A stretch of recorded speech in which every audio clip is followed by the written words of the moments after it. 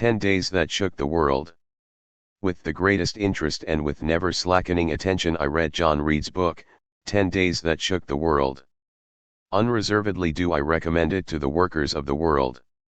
Here is a book which I should like to see published in millions of copies and translated into all languages.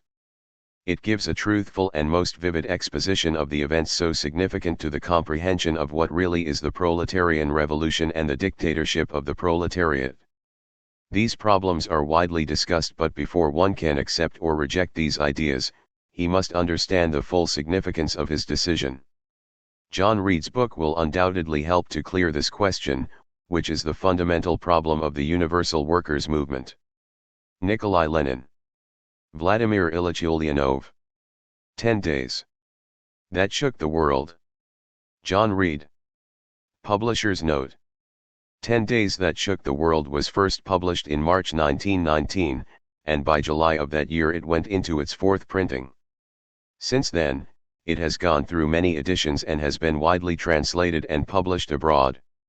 The text of the present edition is reproduced from the first edition as published by Boney and Liv Wright, New York. Lenin's introduction, written at the end of 1919, is reproduced as it appeared in the Boney and Liv Wright edition of 1922, the first time it was published anywhere. The preface by N.K. Krupskaya to the Russian edition of 1923 has been included. Inaccuracies in the original text are corrected in the editor's notes, at the back of the book, where explanatory comments are also to be found. Biographical notes have been added. Reed transliterated Russian names and terms into English in a manner that would convey what seemed to him the equivalent pronunciation. The current usage is given in the biographical notes. A Centennial Foreword. By David Leibmana. When, in 1967, famed screenwriter, and Hollywood 10 defendant, John Howard Lawson wrote his introduction for an earlier international publisher's edition of John Reed's 10 Days That Shook the World, the half-century mark of the Russian Revolution could be celebrated in a vastly different way than is necessary today. At mid-20th century, November 7, 1917, was a much more recent event. Moreover, in the wake of the revolution the Soviet Union had become a major world power, and a system of socialist states had emerged. The defeat of fascism in World War II, resting in large part on the huge efforts and sacrifices of the working people of the USSR, had been accomplished. What we then called the Third World was well on its way to national independence and social development. Finally, the Great Depression had spawned massive working class and popular rebellions in the advanced capitalist world, giving rise to social democracy, inflected capitalisms in Western Europe and the New Deal in the United States. In the half-century that followed, however, as is well known, the imperialist ruling classes have steadily reversed this positive shift in the balance of political and social forces and regained the initiative. In country after country, right-wing agendas have prevailed, wealth and income inequality have become more pronounced, progressive social welfare systems and legislation have been gutted, trade union organization and membership reduced, free market, individualist, racist, and nationalist ideologies more firmly entrenched. Internationally, the phase commonly called neoliberalism has taken a firm hold, with its attendant polarization of income, wealth, and power among nations, and desecration of environmental protections, health and safety regulations, and social welfare generally in the name of free trade agreements. The signal, and tragic, event in this sequence was, of course, the demise of the Soviet Union in 1989–91 and the expulsion of socialist forces from state power in most of the formerly socialist world. We are now at the centennial of Great October, but we are also at the quarter-century anniversary of the reversal, a mild word, to be sure, of that revolution's core achievement. Rereading John Reed's classic in the world of 2017, that new context simply must be faced. Readers will want to study John Howard Lawson's introduction for the background information to be found there about Reed and his partner, Louise Bryant, as well as to visit, or revisit, the intense details of the events chronicled by Reed in and around Petrograd, Russia, in November 1917. But when Lawson concludes, words of hope and brotherhood have become great movements. Socialism spreads, the people of Africa and Asia and Latin America throw off the yoke of imperialism. Reed's book is a tract for our times, the epoch that began in 1917, we must, I think, demur. Clearly, at the 100th anniversary mark, we know that we need to extract the meaning and inspiration to be found in 10 days, and in the great events recounted in the book, in a way that recognizes the nonlinear nature of social transformation and the complexity of revolutionary legacies. I don't want to keep new readers from becoming immersed in the revolution, in the pages that follow, or old readers from reacquainting themselves with it. In this introduction I hope to touch upon very briefly, certainly not to treat exhaustively, 3 issues that arose for me when rereading Reed's text after a half-century. The sheer confusion and intricacy that accompany revolutionary periods on the ground. 2. The problem of insurrection, transcendence of formal electoral systems and its implications for democracy. And, finally, 3. The core question, what did the revolution accomplish, and is that accomplishment still relevant for our time? Revolutions are messy affairs. Readers will want to move quickly into the gritty stories of John Reed's encounters with both leaders and rank-and-file working people. But please don't neglect to read, first, the notes and explanations section following the preface. This section provides an extremely helpful guide to the enormous range of groups, organizations, and personalities that populate the events being recounted. However, even Reed's listings are incomplete. You will have to come to grips with, among others, cadets, liberals, socialist revolutionaries, SRS, left SRS, maximalists, right Mensheviks, left, internationalist, Mensheviks, the Jedinstvo group of Plekhanov, and, of course, Bolsheviks, the Bolsheviki.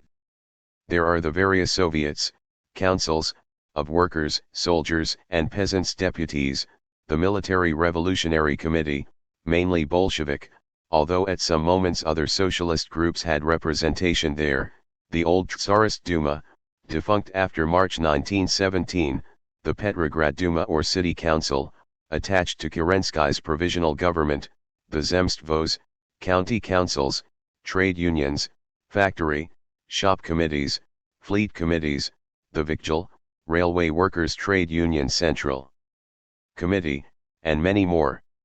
One important element emerges from Reed's narrative, in a period in a country in which revolutionary consciousness has gripped large portions of the working population, everyone is a revolutionary. The bourgeoisie speaks in the name of the revolution. All manner of moderate and sensible socialists speak in the name of the revolution. Everyone, everything, all of the prykrazy, decrees, manifestos, pamphlets, etc., speak in the name of socialism, freedom, emancipation, peace, land, the interests of Russia, and so on. There is no end to the chorus of screeching voices, proclamations, calls to action. In countries, such as the United States at the time of this writing, in which capitalist class power is almost completely hegemonic and is able to keep the social and political discussion within the boundaries of its own ideology, it is hard to grasp the monstrous confusion of a political terrain on which everyone, from the liberal bourgeoisie to the Cossacks to all manner of left and socialist groups, claims to be revolutionary, the true representative of the Narod, the laboring people. Moreover, everyone has a complete and distinctive set of facts. The Bolsheviki destroyed the treasures of Mother Russia when they sacked the Winter Palace. Lenin, the German spy, absconded to Finland with millions of gold rubles. In the lingo of 2017, we can say that Donald Trump was not the first purveyor of alternative facts. What Masha Gessen and Zephyr Teachout recently observed about Trump is dismantling the idea of truth.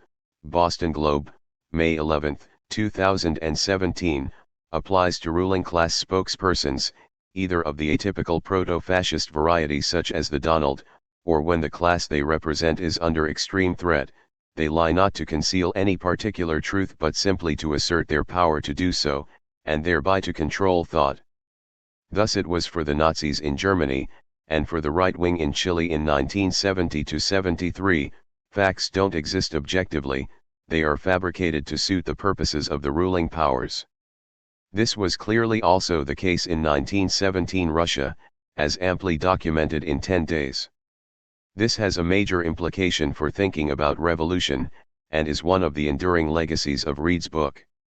To wit, the masses of workers, peasants, and soldiers, organized in the Soviets and increasingly coming over to the side of the Bolsheviks through the summer and fall months of 1917, needed a guide, a lodestar, to orient them amidst the vast array of political entities that donned socialist and revolutionary costumes and sought their allegiance. The only, and ultimate, antidote to the various ideological poisons in circulation was practice. Reading through 10 Days, one gets a sense of the massive degree of organization among the rank and file. Reed spoke of revolutionary Russia as a nation of orators, but it was also a nation of organizers, of workplace committees, committees attached to various Soviets, Red Guards, residence committees. The highly organized base was a feature of the later Soviet economy, with perhaps both positive and negative aspects. In any event, in 1917 the massive structure of participatory bodies provided the practical experience necessary to implement the biblical injunction, "By their deeds ye shall know them." The decisive shift of allegiance in November, using here, as Reed does, the old Russian calendar, toward the Bolsheviks was not the result of superior arguments or clever propaganda, it was, more importantly, due to the fact that the Bolshevik personnel, unlike their competitors, were actively promoting the revolution from inside, that is, from among the ranks of the working strata, through their organizations. 1. There is a downside, however, to the successful Bolshevik emergence out of the morass of disinformation. Yet another means of this emergence was the elevation of certain individuals, Lenin, and, at the time in question, Trotsky, to the status of charismatic leaders, leaders who could be trusted, when trust in individual leaders was the only way allegiance and decisive revolutionary action could be attained. The extreme authoritarianism associated with the cult of personality around leaders, Joseph Stalin, in particular, in a later period, was, I will argue, the central reason for the Soviet demise, and thus a major element requiring explanation and interpretation.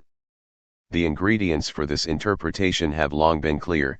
The Bolsheviks faced a pressing need to mobilize the population for arduous tasks and to confront the enemy and uncertainty of uncharted paths of change, against a backdrop of centuries of extreme authoritarian rule, in both the Russian Church and state. To this we may now add, however, the factor mentioned above, the need for a shortcut to political unity in circumstances of 1,000 voices, most of them entirely unprincipled and predatory, and the need for charismatic and trusted leaders to cut through the confusion. I am not sure how this enlargement of thinking about the authoritarian deformation affects the analysis. These are thoughts in progress. But I do find these questions emerging and benefiting from study of John Reed's classic. The messiness of revolutionary change thus finds expression in the extreme ideological confusion and uncertainty so well depicted in 10 Days.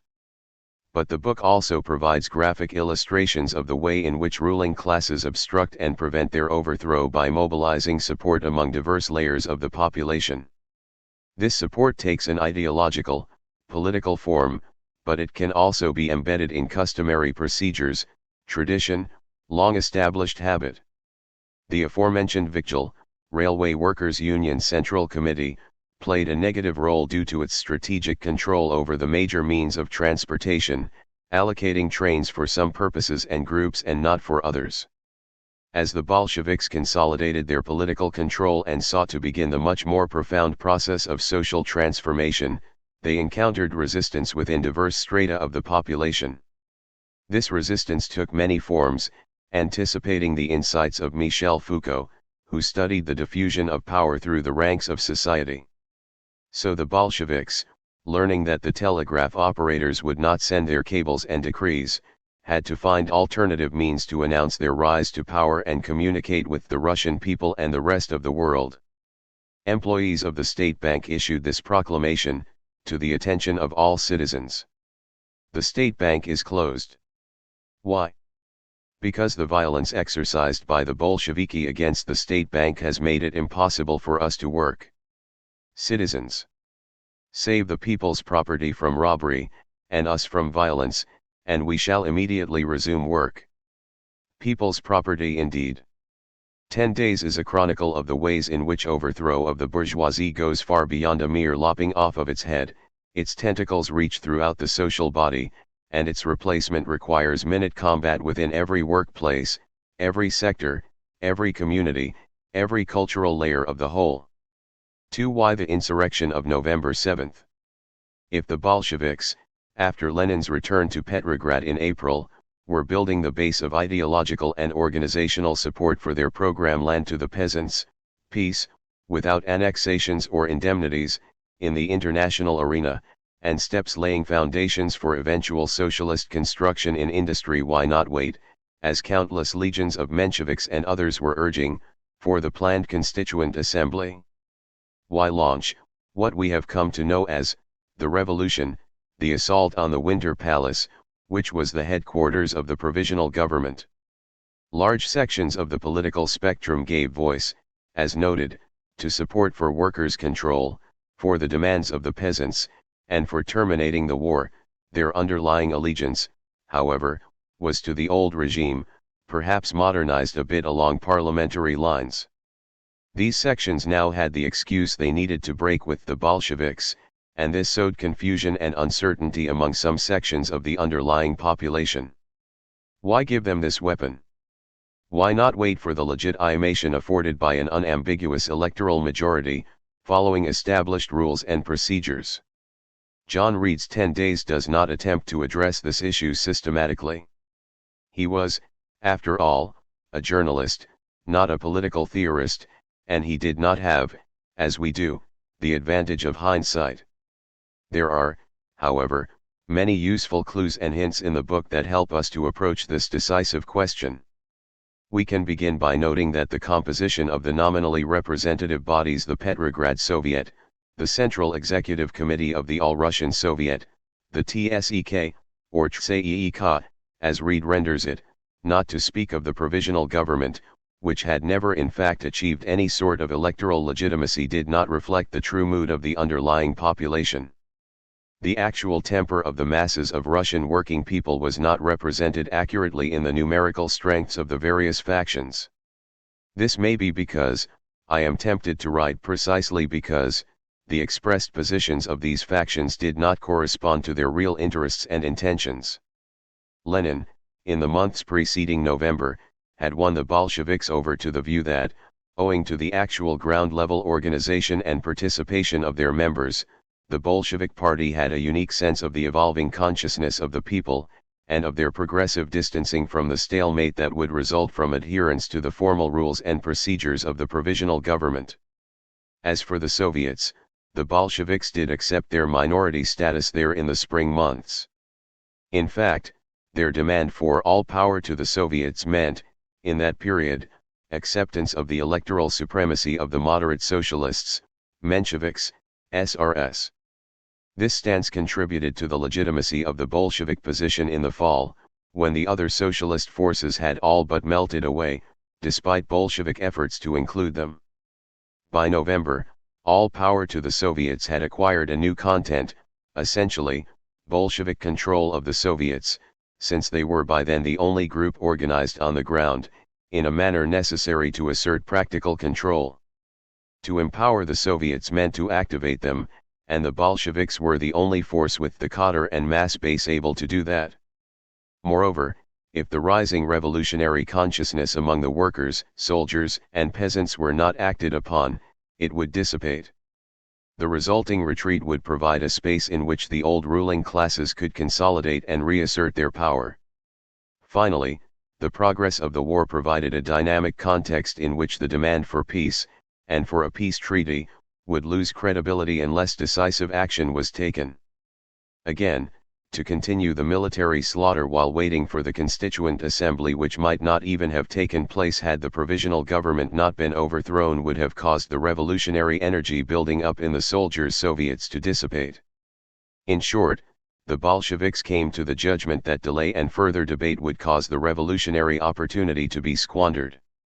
In the conditions prevailing in Russia, in which formal democracy was less than a year old and socio-economic backwardness provided counter-revolution with large reserve areas in which to fester and grow, formal democracy became the enemy of genuine democracy, which meant immediate implementation of the widely held demands for peace, land distribution to the peasants, and the beginnings of worker control of industry and economic planning. Point 2.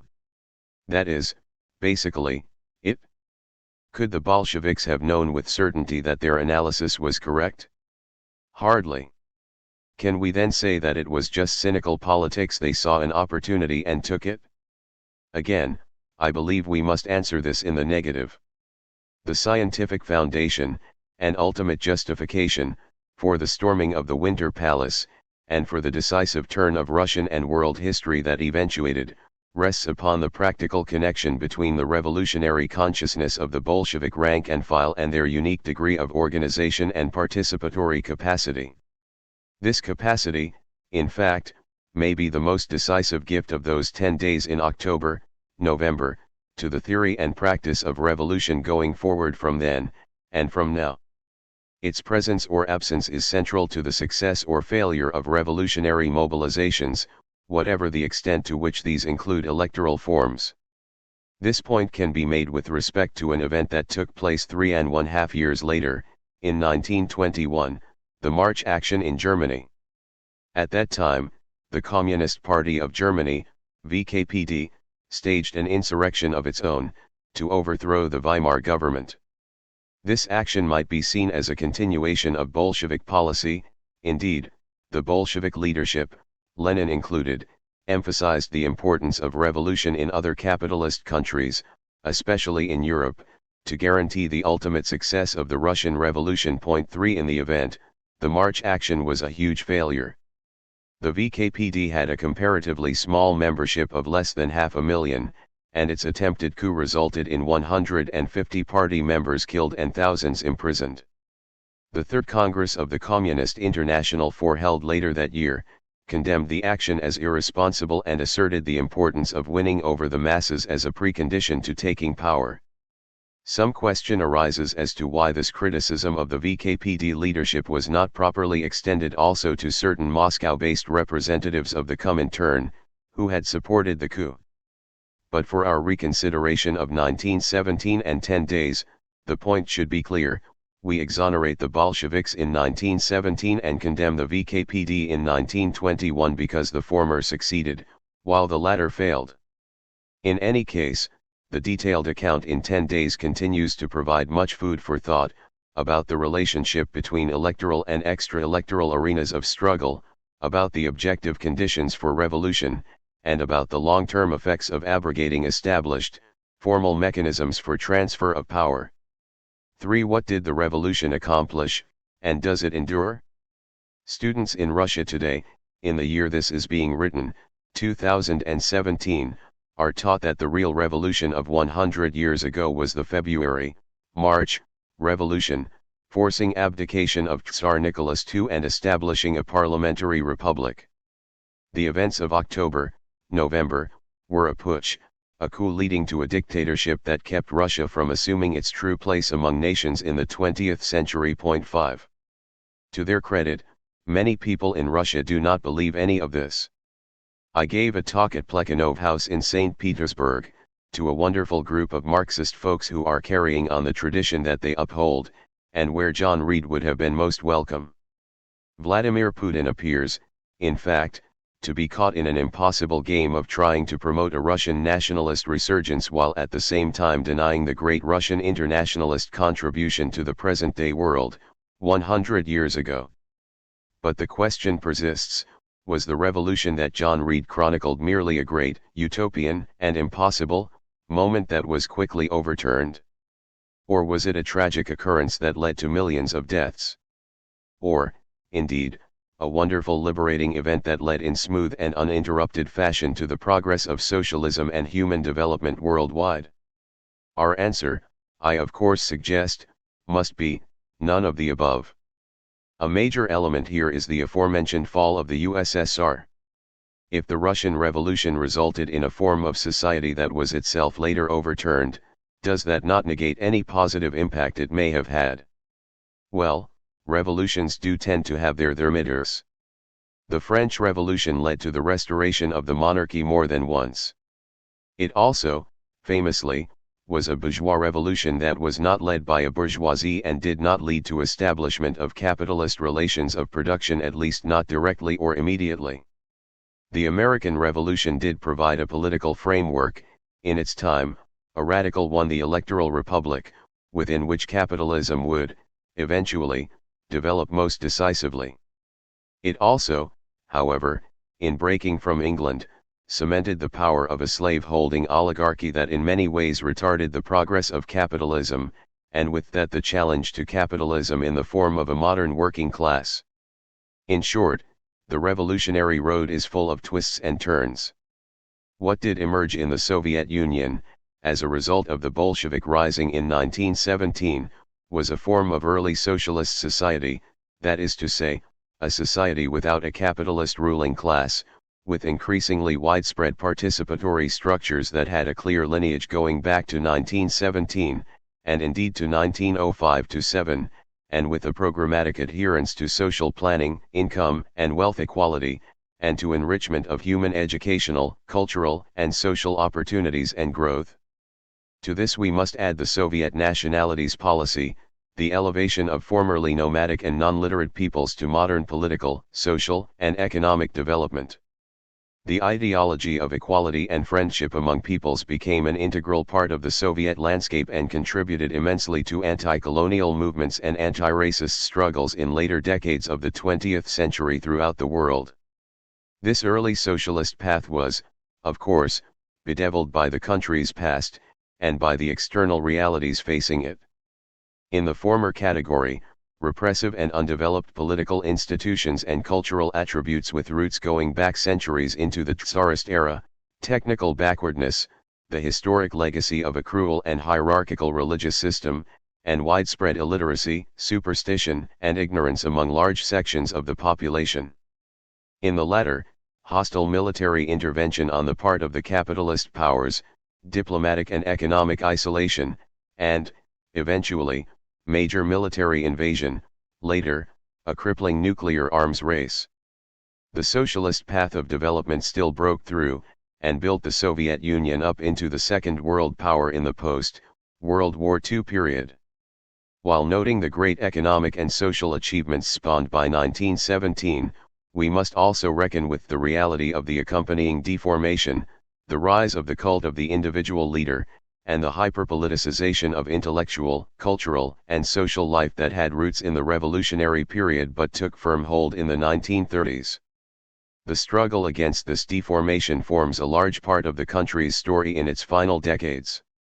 I believe that the accumulated unresolved tension surrounding this history, the truth and reconciliation process that did not proceed to a full conclusion in the early post-war decades when the patriotic commitment of the population was still strong, is what led to the ultimate demise of the USSR as a political entity. Less well known, because this gets to the heart of the revolution's deepest and most enduring accomplishment, is the breakthrough from early socialism to a mature socialist system that took place from circa 1968 on. The key six is the emergence of multi-level iterative planning with both central and decentral elements, culminating in the perestroika movement under Mikhail Gorbachev in the 1980s.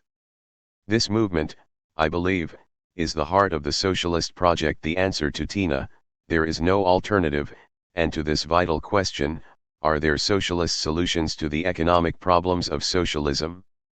The answer to this question, brief but resounding, is yes. Modern mature socialism was not the cause of the crisis that led to the Soviet collapse, it was, potentially, the answer to that crisis, and to our own. This, if true, of course, is truly mind-boggling. It means, for example, that when anyone talks about reform of socialism, as, for example, in Cuba today, or in the eclectic Chinese search for a socialist market economy, conceived as a middle or mixed path, the response can be, reform in which direction? Toward capitalism or further away from capitalism? The political power on which mature socialism rested came to an end, for the present, in Eastern Europe but especially in Russia, 26 years ago. Moreover, the revolution that gave rise to those regimes has been temporarily derailed. This is an undeniable reality, and the continuing relevance of this book can only be affirmed on its basis. However, the foundations of a mature, progressive socialism, based on a modern democratic system of planning that transcends both top-down central planning and uncontrolled decentral, or market-based, enterprise activity, were laid down, mainly in the Soviet Union. These foundations are still the required starting point for serious challenges to the neoliberal capitalist status quo. The revolution chronicled in John Reed's classic account, then, has not been deprived of its historical importance. On the contrary, if this revolution brought forth a vision, and an early reality, of a modern, complex economy and society run by its working people, through massively democratic procedures, ensuring cooperative engagement of the resources of planet Earth toward the ends of human development and preservation of all life, and without a predatory, unprincipled capitalist ruling class imposing its own need for power and wealth between the planet and its working inhabitants, then that reality/vision/revolution will only gain in historical significance, as the world's people return to the offensive. Those people will then need to return to John Reed's amazing account of the struggles and pain, the visions and triumphs, of their 1917 forebears who toppled its Tsarist monarchy, then stared down the country's internal bourgeois elites, the international capitalist empire builders and invaders, and all of the friendly professional problem solvers, to start off on a long and still unwinding road to a future worthy of them and us. I conclude that we must still read 10 Days, and learn from it, because there is so much still to be done. Brooklyn, New York. May, 2017. I must acknowledge, gratefully, the help of Lars Tlich, whose careful reading of a draft of this introduction helped me to avoid numerous factual and conceptual errors. I am, of course, alone responsible for the views and interpretations put forward. 1. The growth in support for the Bolsheviks, of course, may be hard to prove definitively, if we stick entirely to the sort of numerical evidence coming from polls and electoral results. It does, however, receive support from the experiences recounted in 10 Days. See section 2, below. 2. The phrase "in the conditions prevailing in Russia" is italicized above in order to stress that the lessons of Great October for revolutionary change in other, highly different, sets of conditions must be drawn carefully, with due regard for the historical specificity of those conditions. 3. Whether or not this meant that the success or failure of the Russian Revolution depended entirely on the occurrence of similar transformations elsewhere is a debate that came later. 4. See the account in John Riddle, ed., To the Masses, Proceedings of the Third Congress of the Communist International, 1921, Haymarket Books, 2016.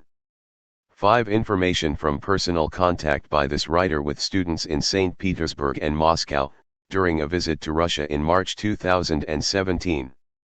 6. A full account is not possible here.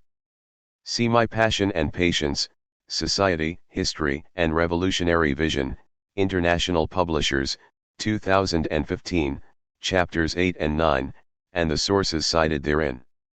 About the author. By John Howard Lawson. In rereading and restudying 10 Days That Shook the World, I find the book more rewarding than in the excitement of its first discovery. I feel a new and contemporary sense of its relevance. As a historical document, a work of art, it looms larger in the 60s than it did in the 20s. There are 2 aspects of the book. It is a first-hand, documented account of the Bolshevik Revolution, with an awareness of political issues and an authenticity which make it a primary source of historical knowledge. It is also a personal testament, which gives the work an added dimension of conviction and emotional force. The historical transcends the personal, so overwhelmingly that it may seem unnecessary to juxtapose the 2 elements. Yet history is not written by people with empty minds. Reed's commitment enables him to understand the events, to interpret their meaning, to foresee their extension in time. The world was shaken, and the results affect our lives, and are hotly disputed, with words and with guns and the threat of nuclear war. It is not possible to encompass 50 years in an introductory essay. I have seen enough of the shocks and surprises of history to be wary of facile generalizations which vulgarize Marxist theory. But the Bolshevik Revolution opened a new era, and the global role of socialism cannot be understood without reference to its origins. It is my purpose here to place Reid's book in a contemporary perspective, to relate it to American and world problems in our time, and to stress its cultural value, its contribution to intellectual history. Education of an American. Reid was born on October 20, 1887, in Portland, Oregon, in a mansion modeled on a French chateau, with a private park around it. The first question that occurs to us is why an American with this background became a committed revolutionary. His mother was a member of a rich Portland family. His father, who came from upstate New York, was a progressive businessman. The boy went to a fashionable school in Morristown, New Jersey, then to Harvard, where he graduated in 1910. Among his fellow students were Walter Lippmann, T.S. Eliot, Van Wyck Brooks, and Robert Edmund Jones. It was a period of radical ferment, and Reid was interested in the activities of the Socialist Club. He was curious about social issues, and increasingly impatient with conformism and convention. After graduation and a few carefree months in Europe, he settled in New York's Greenwich Village. Lincoln Steffens, an old friend of his father's, helped him get a job on the American Magazine, one of a group of periodicals which had won a mass circulation through sensational exposés of political or business corruption. In addition to his editorial tasks, Reid explored the byways of the city and wrote poems.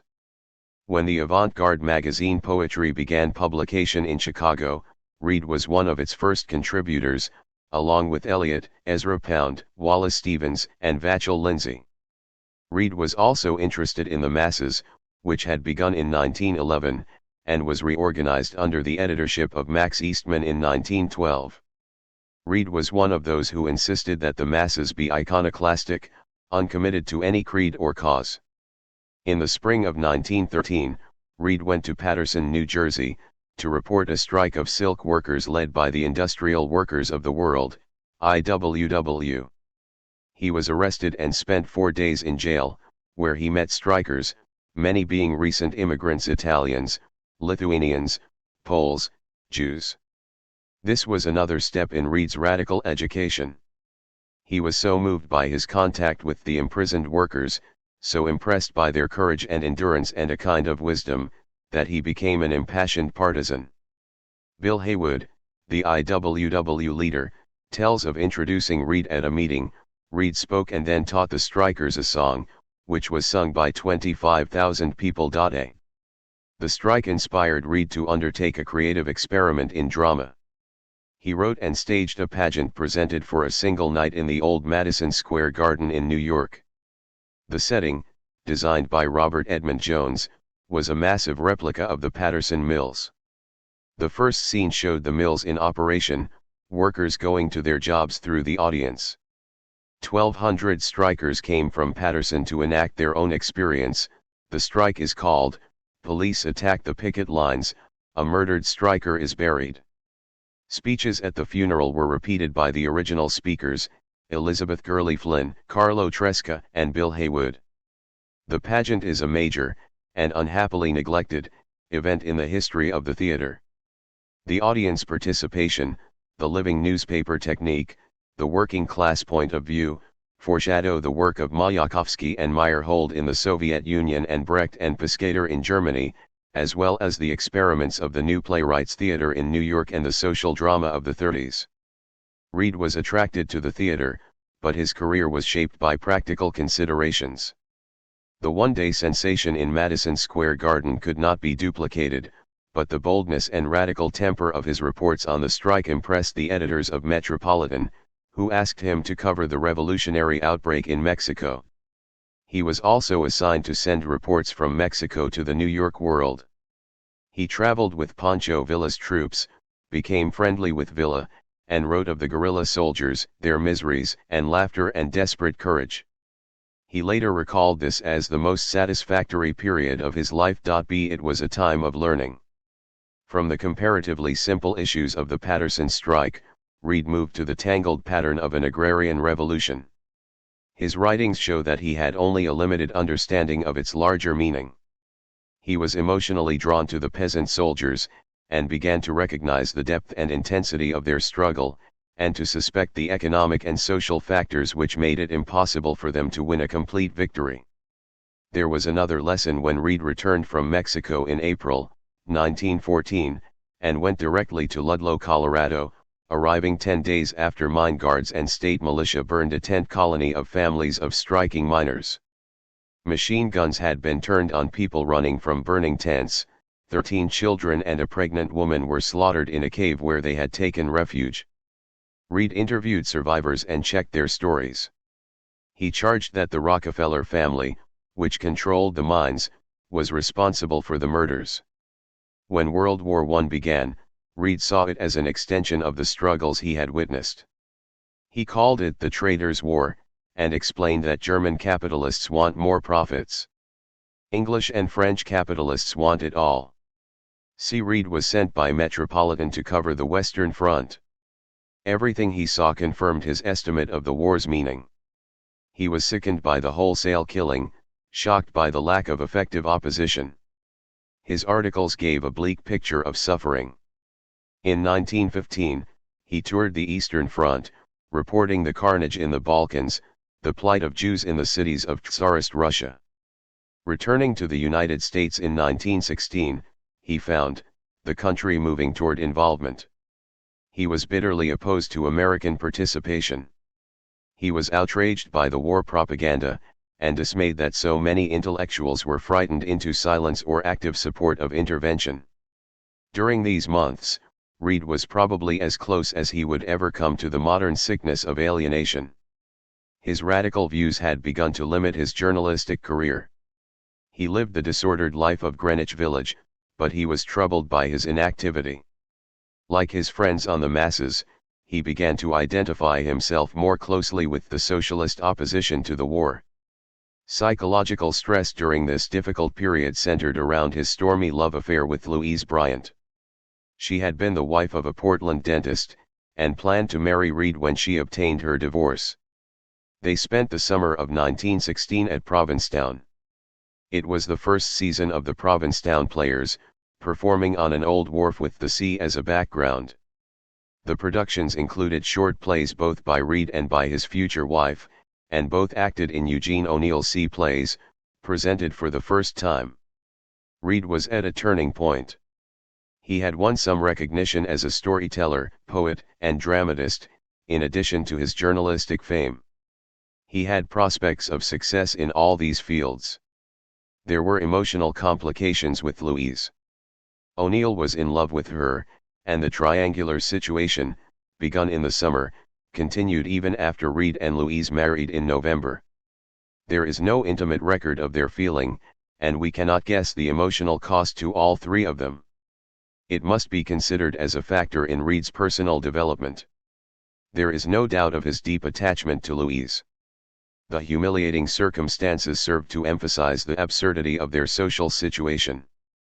The woman and the two men rebelled against bourgeois hypocrisy, but they had found no alternative way of life. O'Neill found tortured fulfillment in the theater. Reed's decision to go to Russia cannot be seen as a rejection of art in favor of politics. This would be a gross oversimplification of his motives.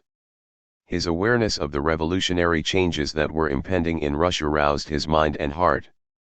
When Louise chose to leave with him in August 1917, she understood and accepted his purpose, and saved their marriage. For Reed, his decision had deep roots in his American education, and it led to his becoming the great chronicler of the revolution and the progenitor of the modern school of creative journalism. Birth of an Epoch. Reed's title for his book reflects his sense of the scope of the revolution, its world-changing effect. The knowledge is woven into the texture of the work, giving it an organic unity. It is journalism raised to the level of the highest art. It has a dramatic form, The three opening chapters constitute a prologue. The first act, chapters 4 and v, shows the rising of the people and is climaxed by their victory. The second act is a classic reversal of fortune, as the fury of the counter-revolution is unleashed. In the final act, the peasants and workers, mobilized throughout Russia, defeat the counter-revolution, chapters 9 and x. Two concluding chapters are an epilogue, summarizing events of the following months. The conflict is centered around an epic theme: the underprivileged classes, the workers and peasants, constituting the majority of the population, assert their rights and take power. Reed was a keen observer. He was moved, as he had been in the past, by his love of people and his sympathy with their needs. He learned quickly, because his recent experiences had prepared him to learn the meaning of the impending conflict. The notes and explanations with which Reed opens his book reveal the care with which he studied the political scene since his arrival in Petrograd in September. His estimates of the political parties and groups fighting among themselves throw considerable light on his own political sympathies and antipathies. The passes issued him by the Soviet authorities refer to him as the correspondent for the American Socialist Press. He had come as the correspondent for the New York Call, the socialist newspaper, the Masses, and the Seven Arts. His report on the victory of the revolution, cabled from Petrograd on November 15 but not appearing in the Call until November 22, delayed by the U.S. censor, was the first full appreciation of the great event to reach this country. During the crucial weeks before November 7, Reed had only second-hand knowledge of the secret meetings of the Bolshevik Central Committee where Lenin's proposal for an armed uprising to overthrow the provisional government was debated and approved.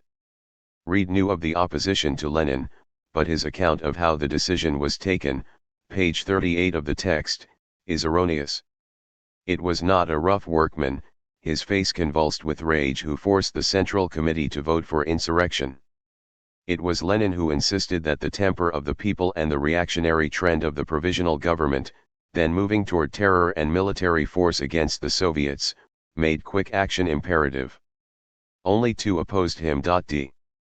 Russia was not a highly industrialized country, but its comparatively small working class had been steeled in struggle against Tsarist oppression. The factory workers of Petrograd and Moscow, along with workers in other industrial centers, formed the vanguard of the revolution. By September, the Bolsheviks had already won a majority of the delegates in both the Moscow and Petrograd Soviets, as well as in other big cities. However, the revolution could not succeed without the support of the peasants and of the armed forces, which were largely of peasant origin. Soldiers and sailors were sick of the senseless slaughter and determined to have peace, and their bitterness against the war was shared by their families, who were brutally exploited by the large landowners. Lenin's judgment was based on his estimate of the situation in the army and the fleet. He also observed an extraordinary change in the attitude of the peasantry. He wrote, "A peasant revolt is growing, the whole Russian Revolution has reached a turning point." These statements were made in October. Even earlier, late in September, he wrote, "We are showing the whole people a sure way out," and he noted the necessity of all power immediately passing into the hands of revolutionary democracy headed by the revolutionary proletariat. Reed quotes Lenin's insistence on the key role of the Congress: "We must have an all-Russian basis for the rising. We must act on the 7th, the day the Congress meets, so that we may say, 'Here is the power. What are you going to do with it?' Here is the power," a simple idea, yet it had never been proposed in this way, and on such a scale, in the course of previous history. Reed was struck by the appearance of the delegates as they gathered in the Great Hall at the Smolny Institute on the night of November 6. The depths of Russia had been stirred, and it was the bottom which was uppermost now. Reed mentions the comment of a young woman on the Credentials Committee, who spoke of them disparagingly as the dark people. No great revolution was ever accomplished with less bloodshed in its initial phases or with more open debate. The arguments in the Congress were duplicated in streets and barracks and wherever crowds gathered. The dark people knew what they wanted: an end of darkness. Their Congress, led by Lenin, carried out their will, in decrees which proclaimed an immediate peace, abolition of all private ownership of land, and the establishment of a workers' and peasants' government. These decrees had a double effect. The counter-revolution mobilized all its resources to crush the rising, and the people moved to defend what they had won. Reed saw the workers pouring out of the Petrograd slums, men, women and children with rifles, picks, rolls of wire, cartridge belts over their working clothes. The decrees of the Congress had their effect on the armed forces, causing large numbers of soldiers to support the revolution, which had won its quick control of Petrograd with the help of sailors from the great naval base at Kronstadt, the cruiser Aurora with its guns trained on the Winter Palace, and the participation of a good part of the Petrograd garrison. Kerensky led an army of Cossacks and White Guards against the city.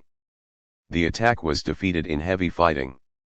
There were similar battles throughout the country, and street fighting in the cities. Within 10 days, Soviet power triumphed nationally. Reed went to Moscow to witness the celebration of victory, symbolized by the capture of the Kremlin after bloody fighting. The funeral march was solemnly triumphant, the dead were carried in 500 coffins, and the tide of people flowed endlessly across Red Square. 3 questions for today. 1. Democracy. Reed had traveled a long road, from Paterson to Petrograd. He wrote of the strikers in the Paterson jail in 1913, they were the strike, not Bill Haywood, not Gurley Flynn, nor any other individual. This was the key to his education. He was outraged by oppression: the peons in Mexico, the miners in Colorado, the soldiers on European battlefields. World War I offered cumulative evidence that the ruling class could order people to kill or be killed, without the slightest respect for their democratic rights. The unprecedented character of the Bolshevik Revolution lay in its concrete application of the democratic principle to the conflict of classes. The principle, of course, was not new. It had been asserted in the Communist Manifesto: the history of all hitherto existing society is the history of class struggles. But the dominant culture in Europe and the United States either sought to hide or to reconcile conflicting class interests by insisting that the state represents all citizens and is a supreme authority dispensing justice. These views are still dominant today, and are proclaimed, especially in the United States, by scholars and politicians and all the most influential organs of opinion. The poor always constitute the majority of the population. They cannot be represented by the ruling class whose money and authority depend on the profits derived from the exploitation of the majority. This was the lesson that the Russian people learned when the democratic regime of Kerensky replaced the Tsarist autocracy. It was not a simple lesson, and Reed does not attempt to simplify it. For him, as well as for the Russians, every one of those 10 days was a new and dangerous testing of what had been learned, and the beginning of a more arduous lesson. Although the Bolsheviks were in the majority, the Second All-Russian Congress of Soviets was not united. Various factions and parties had different policies, which were determined in large part by their relationship to the basic class conflict. Many delegates from the peasant Soviets participated, but the leaders of the All-Russian Soviet of Peasants were absent. The heads of the railroad workers were antagonistic to the Bolsheviks. They took no part in the Congress, nor did the leaders of the postal and telegraph employees. The central committees of both unions had been elected the previous summer and were under the influence of the Mensheviks and socialist revolutionaries. It took time and careful negotiations to reconcile these differences. When the Congress elected its new Central Committee, places were reserved for the absent leaders of important people's organizations. It was weeks later when the heads of the peasant Soviets, along with representatives of the railroad workers and of other unions, took their places at a triumphant unity meeting. Reed's book is rich in incidents which reveal the organizational difficulties, human perplexities, the lack of experience and the prejudices which endanger a great social movement. He tells of a meeting of the Armored Car Division whose vote might affect the fate of Petrograd. There are speeches, arguments, denunciations. The vote is on a resolution that the division remain neutral. There was a moment of hesitation, a still expectancy, and then the crowd began to surge faster and faster, stumbling over one another, to the left. Similar decisions, each one apparently crucial, guaranteed the outcome of the revolution. Functional democracy was the heart of the matter as it is 50 years later. 2. Power. Lenin felt the question of the state was of such significance that he devoted himself to a theoretical examination and restatement of the Marxist view in the months when the revolutionary situation was maturing. Hiding in Finland, he wrote The State and Revolution. He attacked the view that the state is neutral in the conflict of classes. He pointed out that the state is the means of maintaining class power, and this is its function and purpose, an instrument for the exploitation of the oppressed class. Lenin referred to democratic republics, such as the United States, where the coercive power of the state had been exercised indirectly during the 19th century, because the ruling class operated through the direct corruption of officials and an alliance between business and government. At the present time, Lenin wrote, imperialism and the domination of the banks have developed to an unusually fine art both these methods of defending and asserting the omnipotence of wealth in democratic republics of all descriptions. The lines might have been written yesterday, although, of course, the omnipotence of wealth has moved toward more open and repressive control, and the alliance of military and industrial power has adopted new techniques and more dangerously ambitious foreign policies. Lenin praised 10 Days as a book he would like to see published in millions of copies, in order to clarify the nature of the proletarian revolution and the dictatorship of the proletariat. There is no doubt as to Reed's understanding of these terms. He had witnessed the growth of imperialism and the concentration of big business power in the United States. He recognized that the essence of the revolution was the transfer of power. The workers and their allies had to take the governmental authority they had gained or run the risk of losing everything. Reed knew what was good in his country's tradition, and he was deeply influenced by Whitman. He was far more intimate with Whitman's writings than with Lenin's. He would never have made a mechanical comparison between the constitutional system in the United States and the ersatz facade of democracy hastily erected by the provisional government of Kerensky. But Reed's knowledge of the American past and his recent experience left no room for illusions about the exercise of power by American capitalism, which was making millions out of the war to make the world safe for democracy, the same war against which the Russian people rebelled, because they had no appetite for this kind of democracy. Reed frequently noted the class solidarity between Russian and American workers. In Kharkov, striking miners adopted as theirs the preamble to the IWW Constitution. The working class and the employing class have nothing in common. Soldiers asked questions: is it true that Americans sell their votes for money? What is Tammany and how can it control New York for the benefit of a few grafters? Riding in a truck, he was asked why the United States entered the war and what about the Mooney case? The little restaurant across the street from Smolny was nicknamed Uncle Tom's Cabin. Questions of war and peace are still class questions in 1967, questions of profit and power. To many people, the power structure in the United States seems impregnable, but its corruption is exposed, and an increasing number of Americans see that they have no de facto control over the conditions under which they live or die. 3. Alienation and commitment. Reed saw the world being changed, and he committed himself, not to an ideal or a dream, but to the classes which were engaged in changing the world, and proving, in the midst of enormous difficulties, that the task could be accomplished. Today, when American culture is shadowed by bleak despair and threatened by festering corruption and a breakdown of moral values, Reed's experience serves to endow the concepts of alienation and commitment with their real historical and contemporary meaning. Marx treated alienation as a specific manifestation of the real situation and mental outlook of workers under capitalism, because the worker labors for the private profit of the capitalist and has no human or creative interest in the product he makes. This is also true of the professional and intellectual classes. But in modern discourse, the concept of alienation has been divorced from its class basis and has become an ambiguous description of classless, and therefore incurable, discontent. This classless view is paradoxically an expression of acute class consciousness. The middle-class man, and especially the intellectual, frustrated because he cannot free himself from his dependence on the masters of society, guilty because he cannot change a world he never made, moves from self-contemplation to self-contempt. His world has become no bigger than a mirror.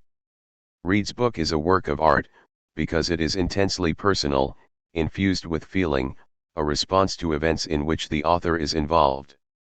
He is inspired, not by illusions, but by the shared passion of great purposes and accomplishment.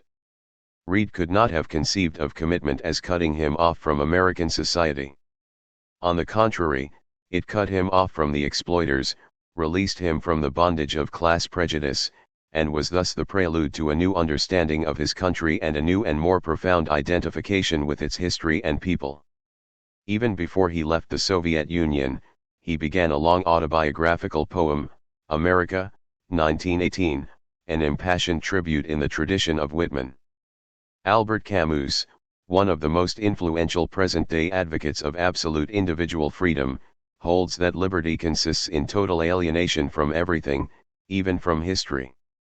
The true rebel, according to Camus, rejects the formal principles and degraded values of history. Camus sometimes equates history with reality, and on other occasions he associates it with violence, politics, the exercise of power. But it does no injustice to Camus to point out that his rejection of history is a political act and is historically motivated. It grows out of the French resistance and his subsequent disillusionment. Like many others, he hoped for a rebirth of France, united, unsullied, and classless. When the hope failed, Camus became obsessively anti-communist. Instead of being a lonely rebel, he found himself allied with people who were unworthy of him. Trying to escape the net of politics, he became more entangled in the net. It is instructive to relate Reed's experience to the very different experience of an alienated European intellectual of the same time. On November 6, 1917, the day when the delegates began gathering at Smolny, Franz Kafka wrote in his diary, "Sheer impotence." A few days later, Kafka abandoned the diary he had kept since 1910, and there is an interval of a year and a half. The first entry in a new diary is dated June 27, 1919, the day before the signing of the Versailles Treaty, which prepared for Czechoslovakian independence. Apparently, Kafka could begin the diary again when a sort of stability was re-established. But there was no relief for his anguish. He writes of his uneasy heart. "Wherever I turn, the black wave rushed down on me." J. Yet Kafka was fascinated by the United States, which he had never visited. Throughout this period, he struggled with his novel, America. In his diary he wrote that he wished to describe the United States in the manner of Dickens, but enhanced by the sharper lights I should have taken from the Times. This is a remarkable intention for a writer who is considered one of the first masters of the cult of alienation. Kafka's view of the United States is even more unexpected. Strikers are attacked by police in the streets of New York. There are stark contrasts of wealth and poverty, the misery of crowded tenements, a millionaire's estate described as a fortress, not a mansion. Kafka looked across the sea to the land which was the last promise of a good bourgeois society. He could never finish the book, his vision dissolved in terrifying fantasies. It was too close to the real America, the same reality which Reed faced. The forces which led Reed to commitment were equally responsible for Kafka's alienation. Kafka was imprisoned in the cage of his sensibility, because what was outside seemed inexplicable, absurd. Yet Kafka was obsessed with the reality of power, law and order, government and money. The reality was absurd enough. What can be more ridiculous than a ruling class which is stripped naked of its moral pretenses? Reed has a keen eye for absurdities. His portrait of Kerensky provides the basis for some of the brilliant moments in Eisenstein's film of the October Revolution. Reed gives a memorable description of the Winter Palace in the first moments after its capture. The old servants standing at attention in their elaborate uniforms, the malachite and gold council chamber with the notes and doodlings of the departed ministers still on the long table. Reed tells how Kerensky rode a white horse at the head of the Cossacks marching against Petrograd. His flight a few hours later, during which he was disguised as a sailor, was both comic and tragic, foreshadowing the tragedies to come. We are still endangered by the anti-communist crusade which began with the ridiculous figure of Kerensky on his white horse. We hear the same pious rhetoric from American politicians defending murder in Vietnam. A currently available American edition of 10 Days, edited with an introduction by Bertram D. Wolfe, is the Cold War version. The editor undertakes the absurd task of discrediting the author. Wolfe admits that Reed was an honest reporter, but he accuses him of being naive, vulnerable to gossip, rumor, and conjecture, and describing a dream revolution.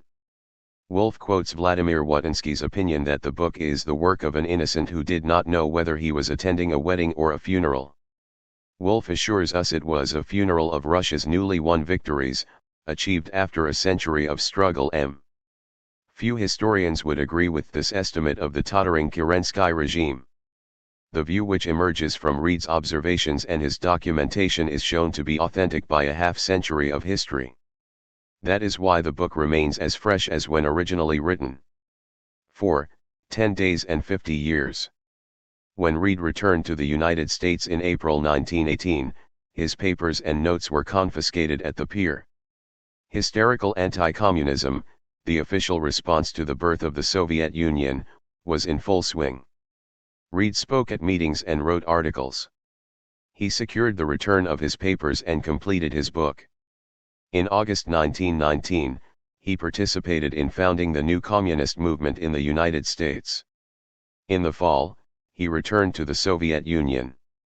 He presented a copy of 10 Days to Lenin, who wrote a foreword, first published in the New York edition of 1922, and then in the first Russian edition of 1923. When Reed was informed that he had been indicted in Chicago along with other communist leaders, he tried to return to stand trial. He was arrested in Finland, and kept in solitary confinement for 11 weeks. When he was released, the American minister refused to give him a passport, and he had no recourse but to return to Moscow. In July 1920, he was a delegate to the Second Congress of the Communist International. Then he attended a Congress of Oriental Nations in Baku. Back in Moscow, his wife joined him. He was planning another and more theoretical book, Kornilov to Brest-Litovsk, covering the history of the revolution up to the German treaty, which he was not to finish. He had contracted typhus in Baku. On Sunday, October 17, 1920, 3 days after his 33rd birthday, he died. During his last hours, he was correcting the speeches he had made at the recent congresses. He was buried, with public honors, in Red Square, by the Kremlin wall. Each year, the processions pass, repeating the first celebration which Reed described, the river of red banners, the mass of people carrying words of hope and brotherhood and stupendous prophecies. Words of hope and brotherhood have become great movements. Socialism spreads, the people of Africa and Asia and Latin America throw off the yoke of imperialism. Reed's book is a tract for our times, the epoch that began in 1917. The Russian people struggled with questions that are still the basis of every mass movement. Preface by N.K. Krupskia. 10 Days That Shook the World is the title that John Reed gave to his remarkable work, which describes with extraordinary drama and power the first days of the October Revolution. The book is far from a simple enumeration of facts or a collection of documents. It is a series of living scenes so genuine that they cannot fail to evoke in the mind of every witness analogous scenes which he himself has observed. Reed's depictions, so true to life, vividly convey the feelings of the masses, thus enabling us to grasp the true meaning of the events of the Great Revolution. At first glance, it may seem strange that such a book was written by a foreigner, by an American unfamiliar with the language and the customs of the country. It would be natural for him to fall into absurd error, to omit some essential factor.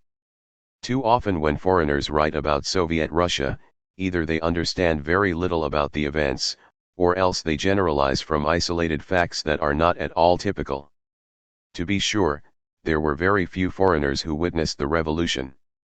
John Reed, of course, was not an indifferent observer. Revolutionary in spirit, a communist, he understood the meaning of the event, the meaning of the great struggle. Out of this consciousness came his acuity of vision, without which it would have been impossible to write such a book. Even the Russians no longer write like this about the October Revolution. Either they evaluate it, or they limit themselves to describing episodes that they have witnessed. Reed's book gives an all-embracing picture of the revolt of the masses as it actually happened. That is why it will have importance for future generations to whom the October Revolution will have become history, particularly for youth. His book is in its way epical. The name John Reed is inseparably linked to the Russian Revolution. Soviet Russia became near and dear to him. He was stricken with typhus and now lies at the base of the Red Wall of the Kremlin. As one who had so well described the deaths of the many martyrs of the revolution, John Reed deserves this honor. Translated from the Russian edition, 1923. Author's Introduction. This book is a slice of intensified history as I saw it. It does not pretend to be anything but a detailed account of the November Revolution, when the Bolsheviki, at the head of the workers and soldiers, seized the state power of Russia and placed it in the hands of the Soviets. Naturally, most of it deals with Red Petrograd, the capital and heart of the insurrection. But the reader must realize that what took place in Petrograd was almost exactly duplicated, with greater or lesser intensity, at different intervals of time, all over Russia. In this book, the first of several which I am writing, I must confine myself to a chronicle of those events which I myself observed and experienced, and those supported by reliable evidence, preceded by 2 chapters briefly outlining the background and causes of the November Revolution. I am aware that these 2 chapters make difficult reading, but they are essential to an understanding of what follows. Many questions will suggest themselves to the mind of the reader. What is Bolshevism? What kind of a governmental structure did the Bolsheviki set up? If the Bolsheviki championed the Constituent Assembly before the November Revolution, why did they disperse it by force of arms afterward? And if the bourgeoisie opposed the Constituent Assembly until the danger of Bolshevism became apparent, why did they champion it afterward? These and many other questions cannot be answered here. In another volume, Kornilov to Brest-Litovsk, I trace the course of the revolution up to and including the German peace. There I explain the origin and functions of the revolutionary organizations, the evolution of popular sentiment, the dissolution of the Constituent Assembly, the structure of the Soviet state, and the course and outcome of the Brest-Litovsk negotiations. In considering the rise of the Bolsheviki, it is necessary to understand that Russian economic life and the Russian army were not disorganized on November 7, 1917, but many months before, as the logical result of a process which began as far back as 1915. The corrupt reactionaries in control of the Tsar's court deliberately undertook to wreck Russia in order to make a separate peace with Germany. The lack of arms on the front, which had caused the great retreat of the summer of 1915, the lack of food in the army and in the great cities, the breakdown of manufactures and transportation in 1916, all these we know now were part of a gigantic campaign of sabotage. This was halted just in time by the March Revolution. For the first few months of the new regime, in spite of the confusion incident upon a great revolution, when 160 million of the world's most oppressed people suddenly achieved liberty, both the internal situation and the combative power of the army actually improved. But the honeymoon was short. The propertied classes wanted merely a political revolution, which would take the power from the Tsar and give it to them. They wanted Russia to be a constitutional republic, like France, or the United States, or a constitutional monarchy, like England. On the other hand, the masses of the people wanted real industrial and agrarian democracy. William English Walling, in his book Russia's Message, an account of the revolution of 1905, describes very well the state of mind of the Russian workers, who were later to support Bolshevism almost unanimously. They, the working people, saw it was possible that even under a free government, if it fell into the hands of other social classes, they might still continue to starve. The Russian workman is revolutionary, but he is neither violent, dogmatic, nor unintelligent. He is ready for barricades, but he has studied them, and alone of the workers of the world he has learned about them from actual experience. He is ready and willing to fight his oppressor, the capitalist class, to a finish. But he does not ignore the existence of other classes. He merely asks that the other classes take one side or the other in the bitter conflict that draws near. They, the workers, were all agreed that our American political institutions were preferable to their own, but they were not very anxious to exchange one despot for another, i.e., the capitalist class. The workingmen of Russia did not have themselves shot down, executed by hundreds in Moscow, Riga, and Odessa, imprisoned by thousands in every Russian jail, and exiled to the deserts and the Arctic regions, in exchange for the doubtful privileges of the workingmen of Goldfields and Cripple Creek. And so developed in Russia, in the midst of a foreign war, the social revolution on top of the political revolution, culminating in the triumph of Bolshevism. Mr. A.J. Sack, director in this country of the Russian Information Bureau, which opposes the Soviet government, has this to say in his book, The Birth of the Russian Democracy. The Bolsheviks organized their own cabinet, with Nicholas Lenin as premier and Leon Trotsky Minister of Foreign Affairs. The inevitability of their coming into power became evident almost immediately after the March Revolution. The history of the Bolsheviki, after the revolution, is a history of their steady growth. Foreigners, and Americans especially, frequently emphasize the ignorance of the Russian workers. It is true they lacked the political experience of the peoples of the West, but they were very well trained in voluntary organization. In 1917 there were more than 12 million members of the Russian consumers' cooperative societies, and the Soviets themselves are a wonderful demonstration of their organizing genius. Moreover, there is probably not a people in the world so well educated in socialist theory and its practical application. William English Walling thus characterizes them. The Russian working people are for the most part able to read and write. For many years the country has been in such a disturbed condition that they have had the advantage of leadership not only of intelligent individuals in their midst, but of a large part of the equally revolutionary educated class, who have turned to the working people with their ideas for the political and social regeneration of Russia. Many writers explain their hostility to the Soviet government by arguing that the last phase of the Russian Revolution was simply a struggle of the respectable elements against the brutal attacks of Bolshevism. However, it was the propertied classes, who, when they realized the growth in power of the popular revolutionary organizations, undertook to destroy them and to halt the revolution. To this end the propertied classes finally resorted to desperate measures. In order to wreck the Kerensky ministry and the Soviets, transportation was disorganized and internal troubles provoked. To crush the factory shop committees, plants were shut down and fuel and raw materials diverted. To break the army committees at the front, capital punishment was restored and military defeat connived at. This was all excellent fuel for the Bolshevik fire. The Bolsheviki retorted by preaching the class war and by asserting the supremacy of the Soviets.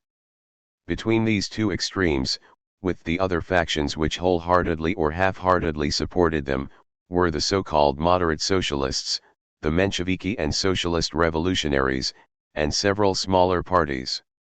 These groups were also attacked by the propertied classes, but their power of resistance was crippled by their theories. Roughly, the Mensheviki and socialist revolutionaries believed that Russia was not economically ripe for a social revolution, that only a political revolution was possible. According to their interpretation, the Russian masses were not educated enough to take over the power. Any attempt to do so would inevitably bring on a reaction, by means of which some ruthless opportunist might restore the old regime. And so it followed that when the moderate socialists were forced to assume the power, they were afraid to use it. They believed that Russia must pass through the stages of political and economic development known to Western Europe, and emerge at last, with the rest of the world, into full-fledged socialism. Naturally, therefore, they agreed with the propertied classes that Russia must first be a parliamentary state, though with some improvements on the Western democracies. As a consequence, they insisted upon the collaboration of the propertied classes in the government. From this it was an easy step to supporting them. The moderate socialists needed the bourgeoisie. But the bourgeoisie did not need the moderate socialists.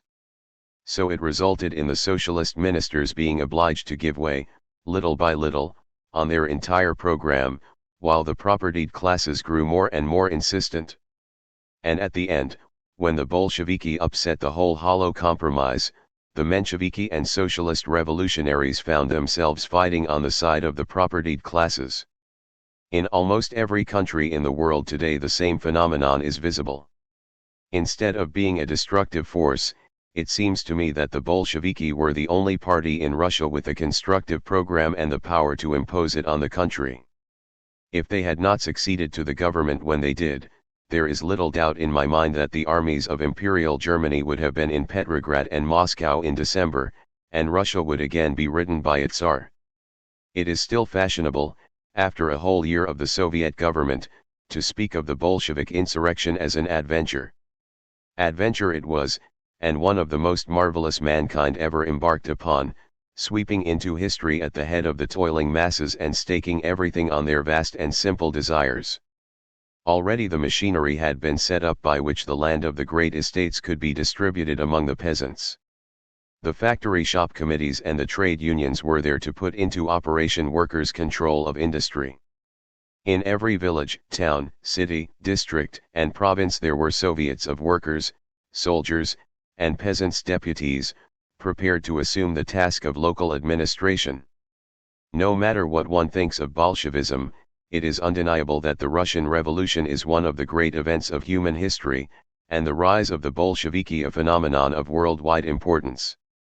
Just as historians search the records for the minutest details of the story of the Paris Commune, so they will want to know what happened in Petrograd in November 1917, the spirit which animated the people, and how the leaders looked, talked, and acted. It is with this in view that I have written this book. In the struggle my sympathies were not neutral. But in telling the story of those great days I have tried to see events with the eye of a conscientious reporter, interested in setting down the truth. J.R. New York, January 1, 1919. *************** Notes and explanations. To the average reader the multiplicity of Russian organizations, political groups, committees, and central committees, Soviets, Dumas and unions will prove extremely confusing. For this reason I am giving here a few brief definitions and explanations. Political parties. In the elections to the Constituent Assembly, there were 17 tickets in Petrograd, and in some of the provincial towns as many as 40, but the following summary of the aims and composition of political parties is limited to the groups and factions mentioned in this book. Only the essence of their programs and the general character of their constituencies can be noticed. 1. Monarchists, of various shades, Octobrists, etc. These once powerful factions no longer existed openly, they either worked underground, or their members joined the cadets, as the cadets came by degrees to stand for their political program. Representatives in this book, Rodchenko, Shulgin. 2. Cadets. So called from the initials of its name, Constitutional Democrats. Its official name is Party of the People's Freedom. Under the Tsar, composed of liberals from the propertied classes, the cadets were the great party of political reform, roughly corresponding to the Progressive Party in America. When the revolution broke out in March 1917, the cadets formed the first provisional government. The cadet ministry was overthrown in April because it declared itself in favor of Allied imperialistic aims, including the imperialistic aims of the Tsar's government. As the revolution became more and more a social economic revolution, the cadets grew more and more conservative. Its representatives in this book, Milyukov, Vanaver, Shatsky. A. Group of public men. After the cadets had become unpopular through their relations with the Kornilov counter-revolution, the group of public men was formed in Moscow. Delegates from the group of public men were given portfolios in the last Kerensky cabinet. The group declared itself nonpartisan, although its intellectual leaders were men like Rodchenko and Shulgin. It was composed of the more modern bankers, merchants, and manufacturers, who were intelligent enough to realize that the Soviets must be fought by their own weapon economic organization. Typical of the group, Lyanizov, Konovalov. 2. Populist Socialists, or Trudoviki, labor group. Numerically a small party, composed of cautious intellectuals, the leaders of the cooperative societies, and conservative peasants. Professing to be socialists, the populists really supported the interests of the petty bourgeoisie clerks, shopkeepers, etc. By direct descent, inheritors of the compromising tradition of the labor group in the Fourth Imperial Duma, which was composed largely of peasant representatives. Kerensky was the leader of the Trudoviki in the Imperial Duma when the Revolution of March 1917 broke out. The populist socialists are a nationalistic party. Their representatives in this book are Peshekhanov, Tchaikovsky. 3. Russian Social Democratic Labor Party. Originally Marxian socialists. At a party congress held in 1903, the party split, on the question of tactics, into two factions: the majority, Bolshinstvo, and the minority, Menshinstvo. From this sprang the names Bolsheviki and Mensheviki, members of the majority and members of the minority. These two wings became two separate parties, both calling themselves Russian Social Democratic Labor Party, and both professing to be Marxians. Since the revolution of 1905, the Bolsheviki were really the minority, becoming again the majority in September 1917. A. Mensheviki. This party includes all shades of socialists who believe that society must progress by natural evolution towards socialism, and that the working class must conquer political power first. Also a nationalistic party. This was the party of the socialist intellectuals, which means all the means of education having been in the hands of the propertied classes, the intellectuals instinctively reacted to their training, and took the side of the propertied classes. Among their representatives in this book, Dan, Lieber, Tsereteli. B. Mensheviki internationalists. The radical wing of the Mensheviki, internationalists and opposed to all coalition with the propertied classes, yet unwilling to break loose from the conservative Mensheviki and opposed to the dictatorship of the working class advocated by the Bolsheviki. Trotsky was long a member of this group.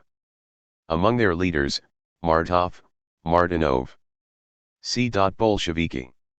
Now call themselves the Communist Party, in order to emphasize their complete separation from the tradition of moderate or parliamentary socialism, which dominates the Mensheviki and the so-called majority socialists in all countries.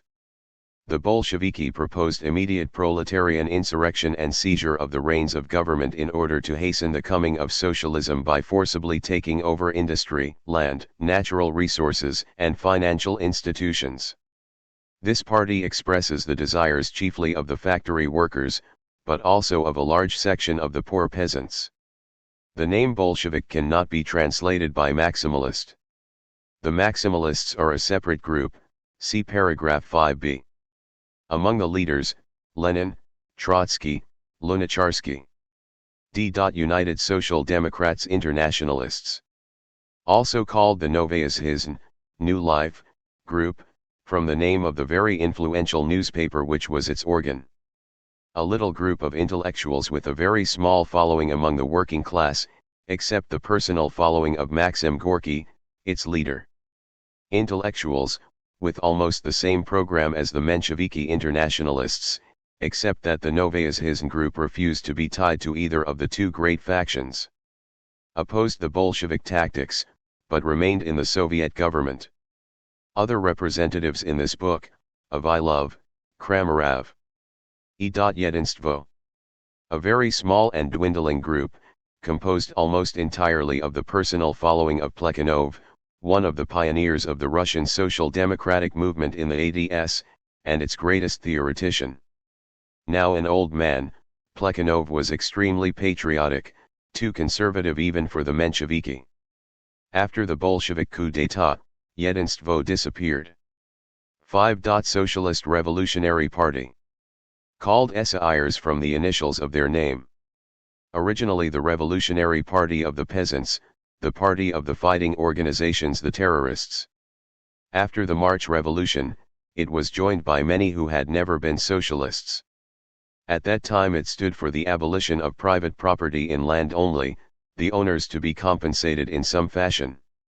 Finally, the increasing revolutionary feeling of peasants forced the SAIers to abandon the compensation clause, and led to the younger and more fiery intellectuals breaking off from the main party in the fall of 1917 and forming a new party, the Left Socialist Revolutionary Party. The SAIers, who were afterward always called by the radical groups Right Socialist Revolutionaries, adopted the political attitude of the Mensheviki, and worked together with them. They finally came to represent the wealthier peasants, the intellectuals, and the politically uneducated populations of remote rural districts. Among them there was, however, a wider difference of shades of political and economic opinion than among the Mensheviki. Among their leaders mentioned in these pages, Avksentiev, Gotz, Kerensky, Chernov, Babushka Breshkovskaya. Left Socialist Revolutionaries. Although theoretically sharing the Bolshevik program of dictatorship of the working class, at first were reluctant to follow the ruthless Bolshevik tactics. However, the left socialist revolutionaries remained in the Soviet government, sharing the cabinet portfolios, especially that of agriculture. They withdrew from the government several times, but always returned. As the peasants left the ranks of the SAIers in increasing numbers, they joined the Left Socialist Revolutionary Party, which became the Great Peasant Party supporting the Soviet government, standing for confiscation without compensation of the great landed estates, and their disposition by the peasants themselves. Among the leaders, Spiridonova, Karelin, Kamkov, Kolagayev. Maximalists. An offshoot of the Socialist Revolutionary Party in the Revolution of 1905, when it was a powerful peasant movement, demanding the immediate application of the maximum socialist program. Now an insignificant group of peasant anarchists. Parliamentary procedure. Russian meetings and conventions are organized after the continental model rather than our own. The first action is usually the election of officers and the presidium. The presidium is a presiding committee, composed of representatives of the groups and political factions represented in the assembly, in proportion to their numbers. The presidium arranges the order of business, and its members can be called upon by the president to take the chair pro turn.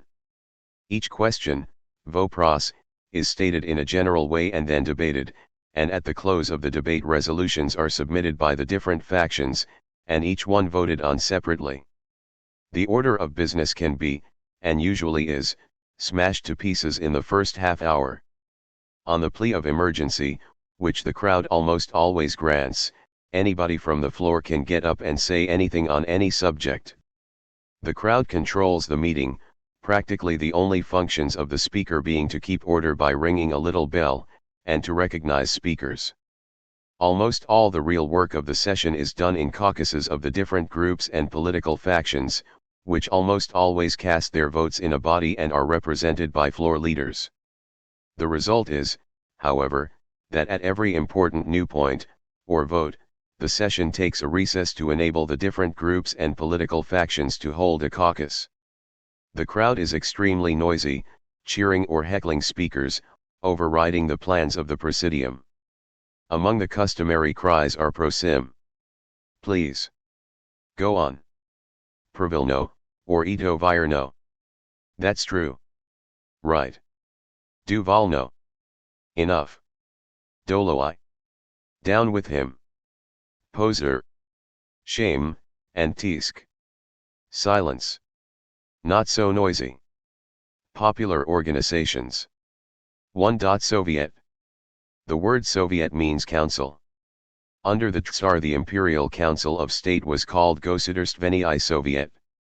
Since the revolution, however, the term Soviet has come to be associated with a certain type of parliament elected by members of working-class economic organizations, the Soviet of Workers, of Soldiers, or of Peasants' Deputies. I have therefore limited the word to these bodies, and wherever else it occurs I have translated it council.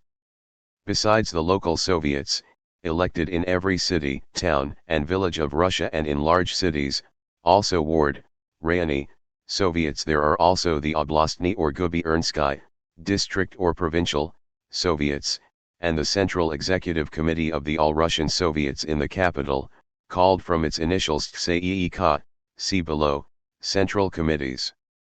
Almost everywhere the Soviets of Workers and of Soldiers deputies combined very soon after the March Revolution. In special matters concerning their peculiar interests, however, the Workers and the Soldiers sections continued to meet separately. The Soviets of Peasants deputies did not join the other two until after the Bolshevik coup d'état. They, too, were organized like the Workers and Soldiers, with an executive committee of the All-Russian Peasants Soviets in the capital. 2. Trade unions. Although mostly industrial in form, the Russian labor unions were still called trade unions, and at the time of the Bolshevik Revolution had from 3 to 4 million members. These unions were also organized in an all-Russian body, a sort of Russian Federation of Labor, which had its central executive committee in the capital. 3. Factory shop committees. These were spontaneous organizations created in the factories by the workers in their attempt to control industry, taking advantage of the administrative breakdown incident upon the revolution. Their function was by revolutionary action to take over and run the factories. The factory shop committees also had their all-Russian organization, with a central committee at Petrograd, which cooperated with the trade unions. 4. Dumas. The word Duma means roughly deliberative body. The old Imperial Duma, which persisted 6 months after the revolution, in a democratized form, died a natural death in September 1917. The City Duma referred to in this book was the reorganized municipal council, often called municipal self-government. It was elected by direct and secret ballot, and its only reason for failure to hold the masses during the Bolshevik Revolution was the general decline in influence of all purely political representation in the fact of the growing power of organizations based on economic groups. 5. Zemstvos. May be roughly translated as county councils. Under the Tsar semi-political, semi-social bodies with very little administrative power, developed and controlled largely by intellectual liberals among the landowning classes. Their most important function was education and social service among the peasants. During the war the Zemstvos gradually took over the entire feeding and clothing of the Russian army, as well as the buying from foreign countries, and work among the soldiers generally corresponding to the work of the American YMCA at the front.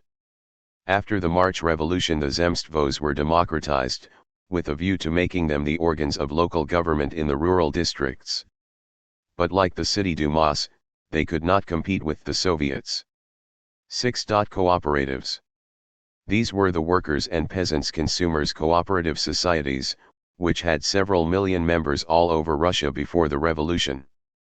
Founded by liberals and moderate socialists, the cooperative movement was not supported by the revolutionary socialist groups, because it was a substitute for the complete transference of means of production and distribution into the hands of the workers. After the March Revolution the cooperatives spread rapidly, and were dominated by populist socialists, Mensheviki and socialist revolutionaries, and acted as a conservative political force until the Bolshevik Revolution. However, it was the cooperatives which fed Russia when the old structure of commerce and transportation collapsed. 7. Army committees. The army committees were formed by the soldiers at the front to combat the reactionary influence of the old regime officers. Every company, regiment, brigade, division, and corps had its committee, over all of which was elected the Army Committee. The Central Army Committee cooperated with the General Staff. The administrative breakdown in the army incident upon the revolution threw upon the shoulders of the army committees most of the work of the quartermaster's department, and in some cases, even the command of troops. 8. Fleet committees. The corresponding organizations in the Navy. Central committees. In the spring and summer of 1917, all Russian conventions of every sort of organization were held at Petrograd.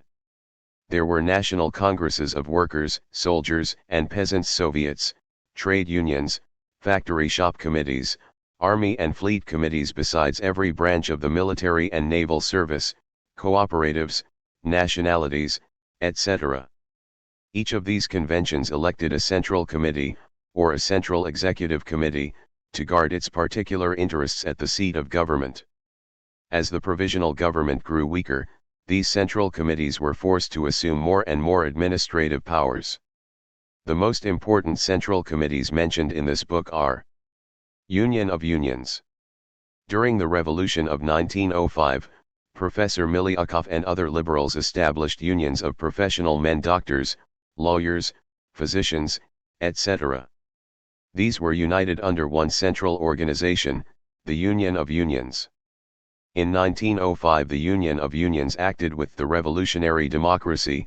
In 1917, however, the Union of Unions opposed the Bolshevik uprising, and united the government employees who went on strike against the authority of the Soviets.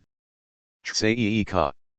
All-Russian Central Executive Committee of the Soviets of Workers and Soldiers Deputies. So called from the initials of its name. Centroflot. Center Fleet, the Central Fleet Committee. Viktual. All-Russian Central Committee of the Railway Workers Union.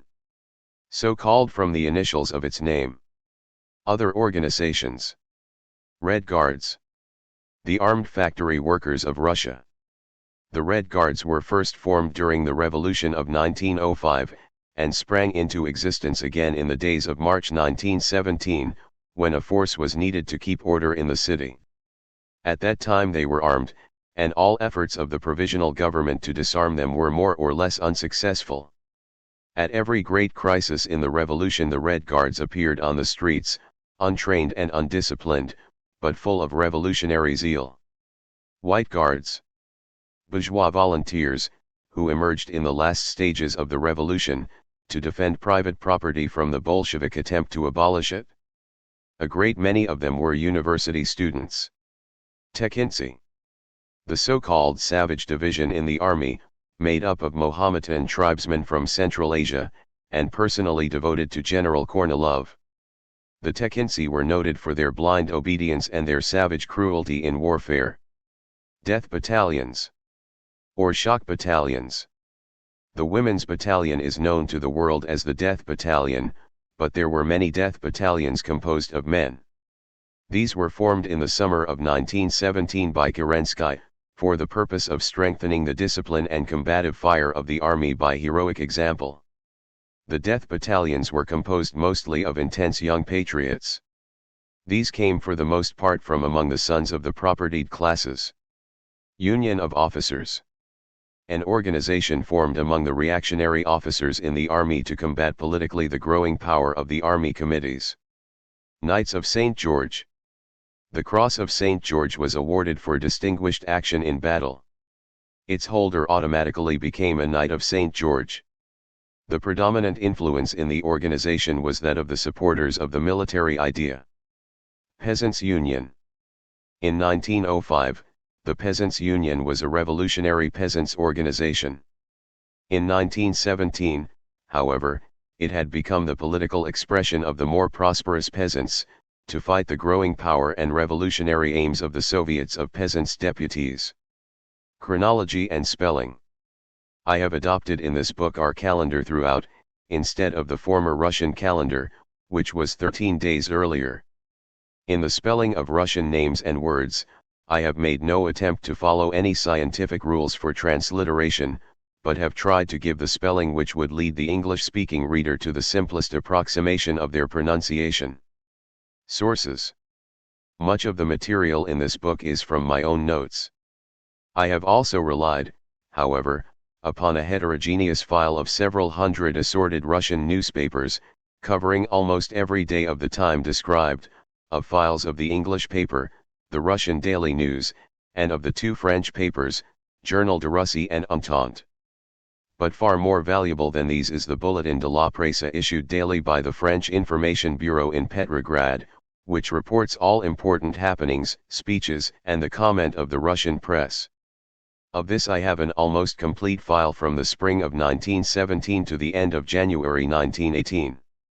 Besides the foregoing, I have in my possession almost every proclamation, decree, and announcement posted on the walls of Petrograd from the middle of September 1917, to the end of January 1918. Also the official publication of all government decrees and orders, and the official government publication of the secret treaties and other documents discovered in the Ministry of Foreign Affairs when the Bolsheviki took it over. Background.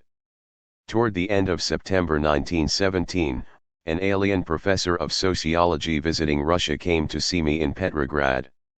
He had been informed by businessmen and intellectuals that the revolution was slowing down.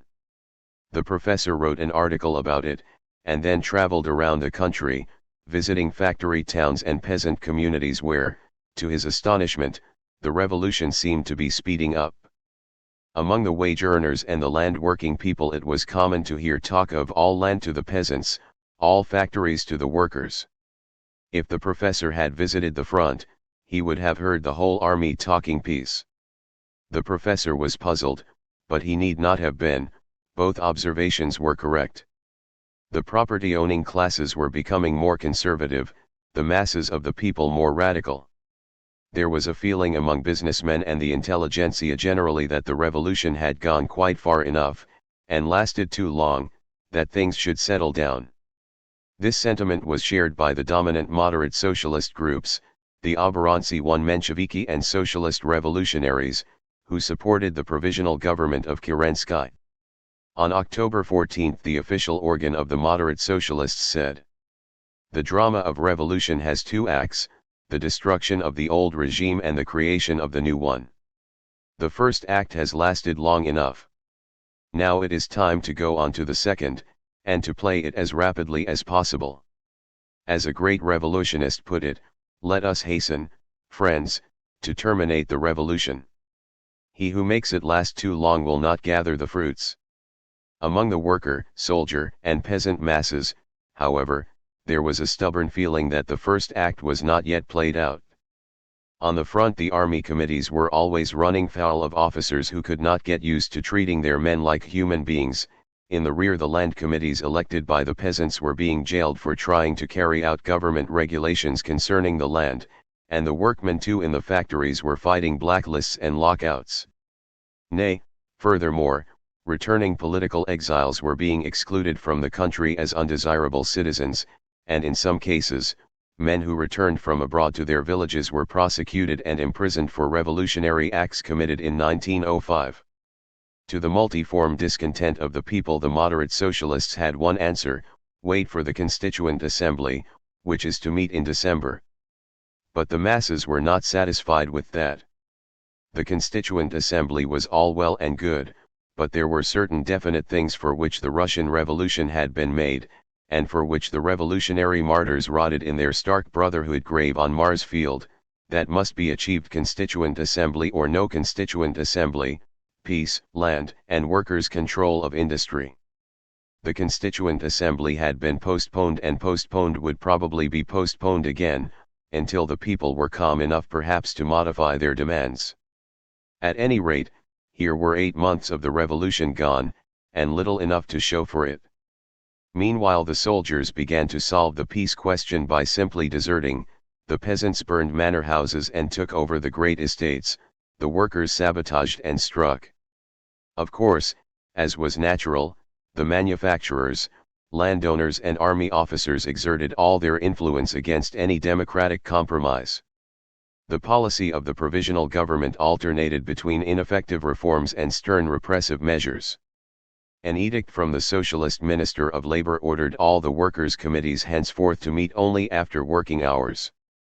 Among the troops at the front, agitators of opposition political parties were arrested, radical newspapers closed down, and capital punishment applied to revolutionary propagandists. Attempts were made to disarm the Red Guard. Cossacks were sent to keep order in the provinces.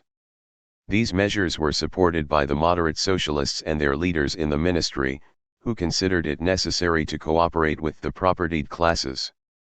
The people rapidly deserted them and went over to the Bolsheviki, who stood for peace, land and workers' control of industry, and a government of the working class. In September 1917, matters reached a crisis.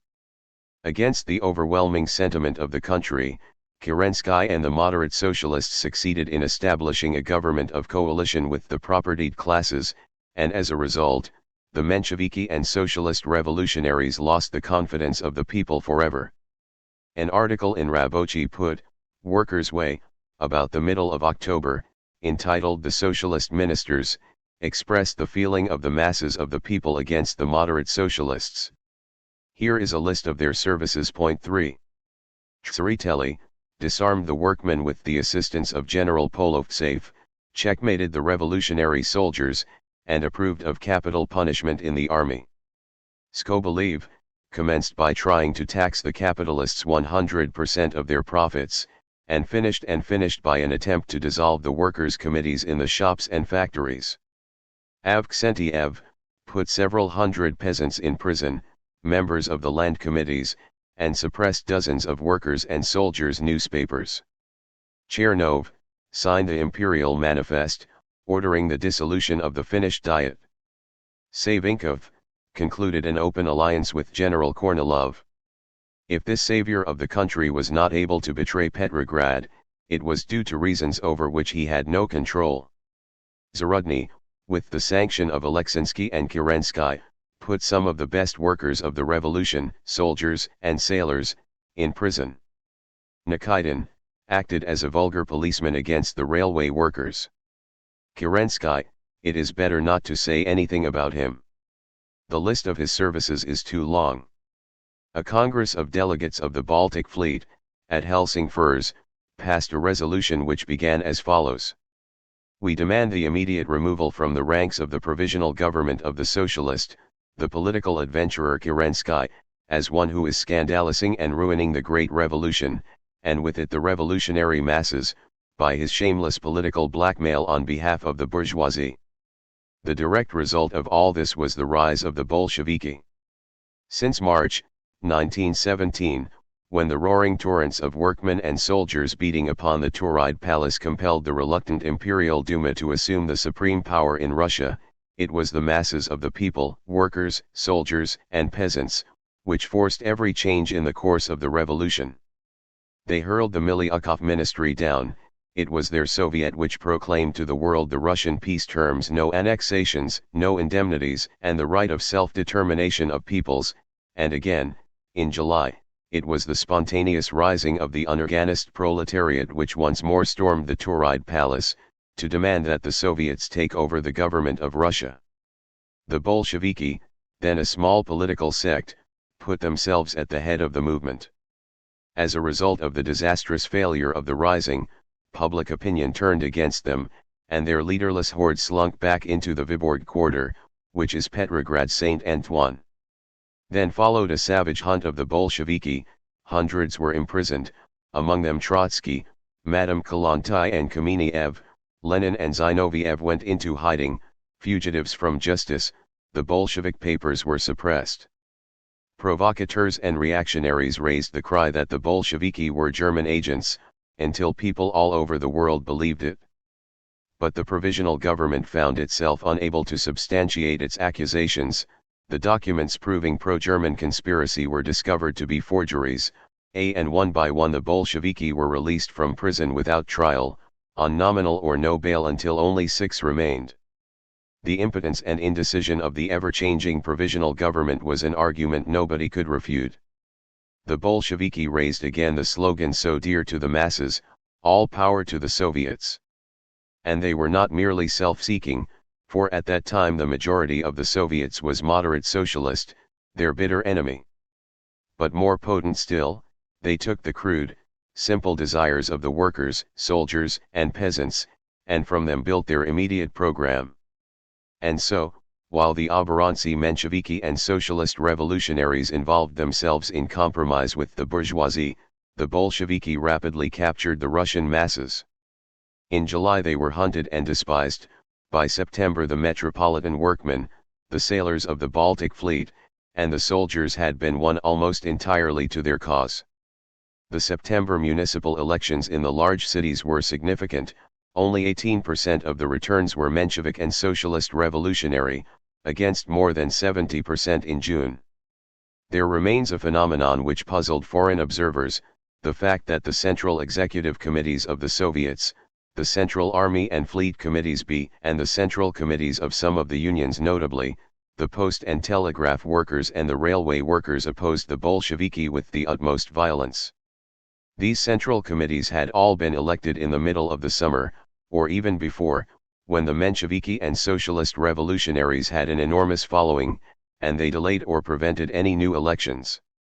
Thus, according to the Constitution of the Soviets of Workers and Soldiers Deputies, the All-Russian Congress should have been called in September, but the Tsay-ee-kab would not call the meeting, on the ground that the Constituent Assembly was only 2 months away, at which time, they hinted, the Soviets would abdicate.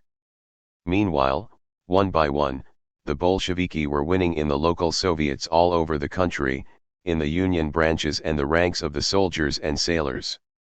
The Peasants' Soviets remained still conservative, because in the sluggish rural districts political consciousness developed slowly, and the Socialist Revolutionary Party had been for a generation the party which had agitated among the peasants. But even among the peasants a revolutionary wing was forming. It showed itself clearly in October, when the left wing of the Socialist Revolutionaries split off and formed a new political faction, the Left Socialist Revolutionaries. At the same time there were signs everywhere that the forces of reaction were gaining confidence. 5 At the Troitsky Farce Theater in Petrograd, for example, a burlesque called Sins of the Tsar was interrupted by a group of monarchists, who threatened to lynch the actors for insulting the emperor. Certain newspapers began to sigh for a Russian Napoleon. It was the usual thing among bourgeois intelligentsia to refer to the Soviets of Workers' Deputies, Rabochik Deputatov, as Sabachik Deputatov, Dogs Deputies. On October 15 I had a conversation with a great Russian capitalist, Stepan Georgievich Lyanizov, known as the Russian Rockefeller, a cadet by political faith. Revolution, he said, is a sickness. Sooner or later the foreign powers must intervene here as one would intervene to cure a sick child, and teach it how to walk. Of course it would be more or less improper, but the nations must realize the danger of Bolshevism in their own countries. Such contagious ideas as proletarian dictatorship, and world social revolution. There is a chance that this intervention may not be necessary. Transportation is demoralized, the factories are closing down, and the Germans are advancing. Starvation and defeat may bring the Russian people to their senses. Mr. Lyanizov was emphatic in his opinion that whatever happened, it would be impossible for merchants and manufacturers to permit the existence of the workers' shop committees, or to allow the workers any share in the management of industry. As for the Bolsheviki, they will be done away with by one of two methods. The government can evacuate Petrograd, then a state of siege declared, and the military commander of the district can deal with these gentlemen without legal formalities. Or if, for example, the Constituent Assembly manifests any utopian tendencies, it can be dispersed by force of arms. Winter was coming on, the terrible Russian winter. I heard businessmen speak of it so. Winter was always Russia's best friend. Perhaps now it will rid us of revolution. On the freezing front miserable armies continued to starve and die, without enthusiasm. The railways were breaking down, food lessening, factories closing. The desperate masses cried out that the bourgeoisie was sabotaging the life of the people, causing defeat on the front. Riga had been surrendered just after General Kornilov said publicly, "Must we pay with Riga the price of bringing the country to a sense of its duty?" See. To Americans it is incredible that the class war should develop to such a pitch. But I have personally met officers on the Northern Front who frankly preferred military disaster to cooperation with the soldiers' committees. The secretary of the Petrograd branch of the Cadet Party told me that the breakdown of the country's economic life was part of a campaign to discredit the revolution. An Allied diplomat, whose name I promised not to mention, confirmed this from his own knowledge. I know of certain coal mines near Kharkov which were fired and flooded by their owners, of textile factories at Moscow whose engineers put the machinery out of order when they left, of railroad officials caught by the workers in the act of crippling locomotives. A large section of the propertied classes preferred the Germans to the revolution, even to the provisional government, and didn't hesitate to say so. In the Russian household where I lived, the subject of conversation at the dinner table was almost invariably the coming of the Germans, bringing law and order. One evening I spent at the house of a Moscow merchant. During tea we asked the 11 people at the table whether they preferred Wilhelm or the Bolsheviki. The vote was 10-1 for Wilhelm. The speculators took advantage of the universal disorganization to pile up fortunes, and to spend them in fantastic revelry or the corruption of government officials. Foodstuffs and fuel were hoarded, or secretly sent out of the country to Sweden. In the first 4 months of the revolution, for example, the reserve food supplies were almost openly looted from the great municipal warehouses of Petrograd, until the 2 years' provision of grain had fallen to less than enough to feed the city for 1 month. According to the official report of the last Minister of Supplies in the Provisional Government, coffee was bought wholesale in Vladivostok for 2 rubles a pound, and the consumer in Petrograd paid 13. In all the stores of the large cities were tons of food and clothing, but only the rich could buy them. In a provincial town I knew a merchant family turned speculator Maruti or bandit, ghoul, the Russians call it. The 3 sons had bribed their way out of military service. One gambled in foodstuffs. Another sold illegal gold from the Lena mines to mysterious parties in Finland. The third owned a controlling interest in a chocolate factory, which supplied the local cooperative societies on condition that the cooperatives furnished him everything he needed. And so, while the masses of the people got a quarter pound of black bread on their bread cards, he had an abundance of white bread, sugar, tea, candy, cake, and butter. Yet when the soldiers at the front could no longer fight from cold, hunger, and exhaustion, how indignantly did this family scream cowards! How ashamed they were to be Russians! When finally the Bolsheviki found and requisitioned vast hoarded stores of provisions, what robbers they were! Beneath all this external rottenness moved the old-time dark forces, unchanged since the fall of Nicholas II, secret still and very active. The agents of the notorious Okhrana still functioned, for and against the Tsar, for and against Kerensky whoever would pay. In the darkness, underground organizations of all sorts, such as the Black Hundreds, were busy attempting to restore reaction in some form or other. In this atmosphere of corruption, of monstrous half-truths, one clear note sounded day after day, the deepening chorus of the Bolsheviki: all power to the Soviets. All power to the direct representatives of millions on millions of common workers, soldiers, peasants. Land, bread, an end to the senseless war, an end to secret diplomacy, speculation, treachery. The revolution is in danger, and with it the cause of the people all over the world. The struggle between the proletariat and the middle class, between the Soviets and the government, which had begun in the first March days, was about to culminate. Having at one bound leaped from the Middle Ages into the 20th century, Russia showed the startled world 2 systems of revolution, the political and the social, in mortal combat. What a revelation of the vitality of the Russian Revolution, after all these months of starvation and disillusionment! The bourgeoisie should have better known its Russia. Not for a long time in Russia will the sickness of revolution have run its course. Looking back, Russia before the November insurrection seems of another age, almost incredibly conservative. So quickly did we adapt ourselves to the newer, swifter life, just as Russian politics swung bodily to the left until the cadets were outlawed as enemies of the people. Kerensky became a counter-revolutionist.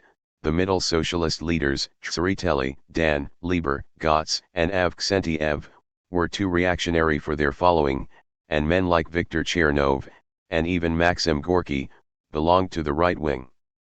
About the middle of December, 1917, a group of socialist revolutionary leaders paid a private visit to Sir George Buchanan, the British ambassador, and implored him not to mention the fact that they had been there, because they were considered too far right. "And to think," said Sir George, "1 year ago my government instructed me not to receive Miliukov, because he was so dangerously left." September and October are the worst months of the Russian year, especially the Petrograd year. Under dull grey skies, in the shortening days, the rain fell drenching, incessant. The mud underfoot was deep, slippery, and clinging, tracked everywhere by heavy boots, and worse than usual because of the complete breakdown of the municipal administration. Bitter damp winds rushed in from the Gulf of Finland, and the chill fog rolled through the streets. At night, for motives of economy as well as fear of Zeppelins, the street lights were few and far between. In private dwellings and apartment houses the electricity was turned on from 6 o'clock until midnight, with candles 40 cents apiece and little kerosene to be had. It was dark from 3 in the afternoon to 10 in the morning. Robberies and housebreakings increased. In apartment houses the men took turns at all-night guard duty, armed with loaded rifles. This was under the provisional government. Week by week food became scarcer. The daily allowance of bread fell from 1.5 pounds to 1 pound, then 3/4, half, and 1/4 pound. Toward the end there was a week without any bread at all. Sugar one was entitled to at the rate of 2 pounds a month if one could get it at all, which was seldom. A bar of chocolate or a pound of tasteless candy cost anywhere from 7 to 10 rubles, at least $1. There was milk for about half the babies in the city. Most hotels and private houses never saw it for months.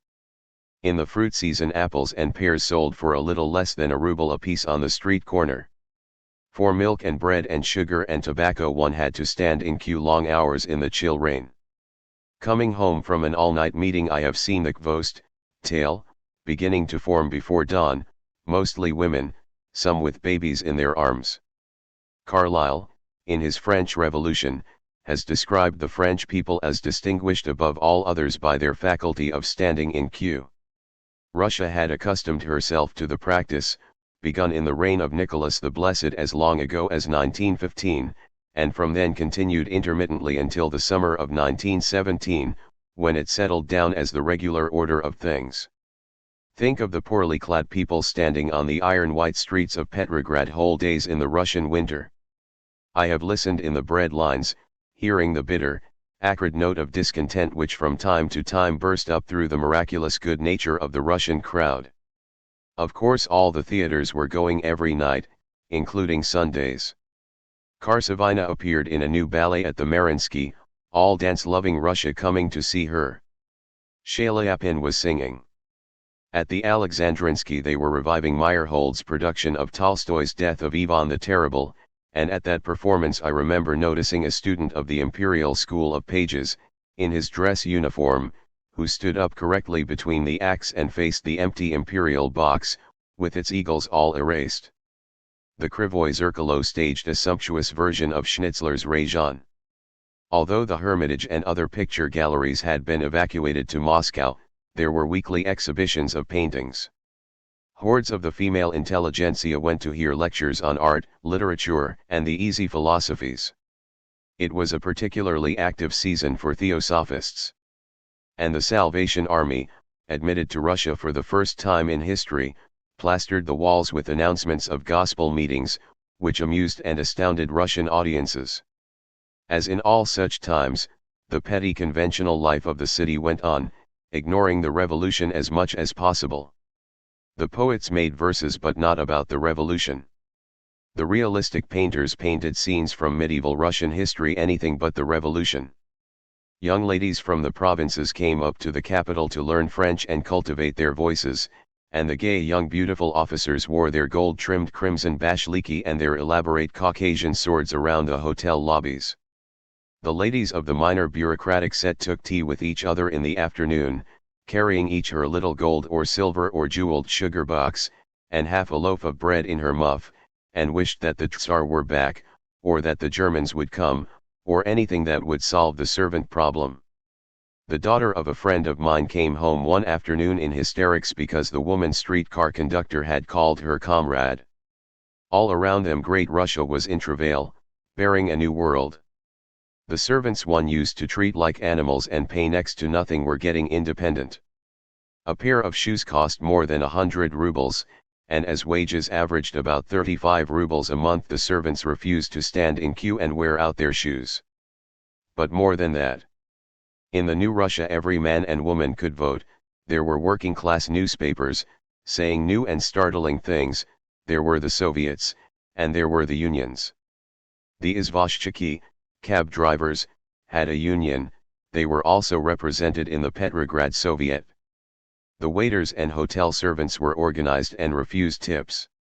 On the walls of restaurants they put up signs which read, "No tips taken here," or, "Just because a man has to make his living waiting on table is no reason to insult him by offering him a tip." At the front the soldiers fought out their fight with the officers and learned self-government through their committees. In the factories, those unique Russian organizations, the factory shop committees, gained experience and strength and a realization of their historical mission by combat with the old order. All Russia was learning to read, and reading politics, economics, history because the people wanted to know. In every city, in most towns, along the front, each political faction had its newspaper, sometimes several. Hundreds of thousands of pamphlets were distributed by thousands of organizations, and poured into the armies, the villages, the factories, the streets. The thirst for education, so long thwarted, burst with the revolution into a frenzy of expression. From Smolny Institute alone, the first 6 months, went out every day tons, carloads, trainloads of literature, saturating the land. Russia absorbed reading matter like hot sand drinks water, insatiable. And it was not fables, falsified history, diluted religion, and the cheap fiction that corrupts, but social and economic theories, philosophy, the works of Tolstoy, Gogol, and Gorky. Then the talk, beside which Carlyle's flood of French speech was a mere trickle. Lectures, debates, speeches in theaters, circuses, schoolhouses, clubs, Soviet meeting rooms, Union headquarters, barracks. Meetings in the trenches at the front, in village squares, factories. What a marvelous sight to see Pudilovsky Zavod, the Pudilov factory, pour out its 40,000 to listen to Social Democrats, socialist revolutionaries, anarchists, anybody, whatever they had to say, as long as they would talk. For months in Petrograd, and all over Russia, every street corner was a public tribune. In railway trains, streetcars, always the spurting up of impromptu debate, everywhere. And the all-Russian conferences and congresses, drawing together the men of 2 continents, conventions of Soviets, of cooperatives, zemstvos nationalities, priests, peasants, political parties, the Democratic Conference, the Moscow Conference, the Council of the Russian Republic. There were always 3 or 4 conventions going on in Petrograd. At every meeting, attempts to limit the time of speakers voted down, and every man free to express the thought that was in him. We came down to the front of the 12th Army, back of Riga, where gaunt and bootless men sickened in the mud of desperate trenches, and when they saw us they started up, with their pinched faces and the flesh showing blue through their torn clothing, demanding eagerly, "Did you bring anything to read?" What though the outward and visible signs of change were many, what though the statue of Catherine the Great before the Alexandrinsky Theatre bore a little red flag in its hand, and others somewhat faded floated from all public buildings, and the imperial monograms and eagles were either torn down or covered up, and in place of the fierce Gorodovoy, city police, a mild-mannered and unarmed citizen militia patrolled the streets still, there were many quaint anachronisms. For example, Peter the Great's tableau rang of table of ranks which he revet upon Russia with an iron hand, still held sway. Almost everybody from the schoolboy up wore his prescribed uniform, with the insignia of the emperor on button and shoulder strap. Along about 5 o'clock in the afternoon the streets were full of subdued old gentlemen in uniform, with portfolios, going home from work in the huge, barrack-like ministries or government institutions, calculating perhaps how great a mortality among their superiors would advance them to the coveted rank, of collegiate assessor, or privy councillor, with the prospect of retirement on a comfortable pension, and possibly the cross of St. Anne. There is the story of Senator Sokolov, who in full tide of revolution came to a meeting of the Senate one day in civilian clothes, and was not admitted because he did not wear the prescribed livery of the Tsar's service. It was against this background of a whole nation in ferment and disintegration that the pageant of the rising of the Russian masses unrolled. 2. The coming storm. In September, General Kornilov marched on Petrograd to make himself military dictator of Russia. Behind him was suddenly revealed the mailed fist of the bourgeoisie, boldly attempting to crush the revolution. Some of the socialist ministers were implicated, even Kerensky was under suspicion. 1 Savinkov, summoned to explain to the Central Committee of his party, the Socialist Revolutionaries, refused and was expelled. Kornilov was arrested by the soldiers' committees. Generals were dismissed, ministers suspended from their functions, and the cabinet fell. Kerensky tried to form a new government, including the Cadets, party of the bourgeoisie. His party, the Socialist Revolutionaries, ordered him to exclude the Cadets. Kerensky declined to obey, and threatened to resign from the cabinet if the socialists insisted. However, popular feeling ran so high that for the moment he did not dare oppose it, and a temporary directorate of 5 of the old ministers, with Kerensky at the head, assumed the power until the question should be settled. The Kornilov affair drew together all the socialist groups, moderates as well as revolutionists, in a passionate impulse of self-defense. There must be no more Kornilovs. A new government must be created, responsible to the elements supporting the revolution. So the THIRD invited the popular organizations to send delegates to a democratic conference, which should meet at Petrograd in September. In the THIRD, 3 factions immediately appeared. The Bolsheviki demanded that the All-Russian Congress of Soviets be summoned, and that they take over the power.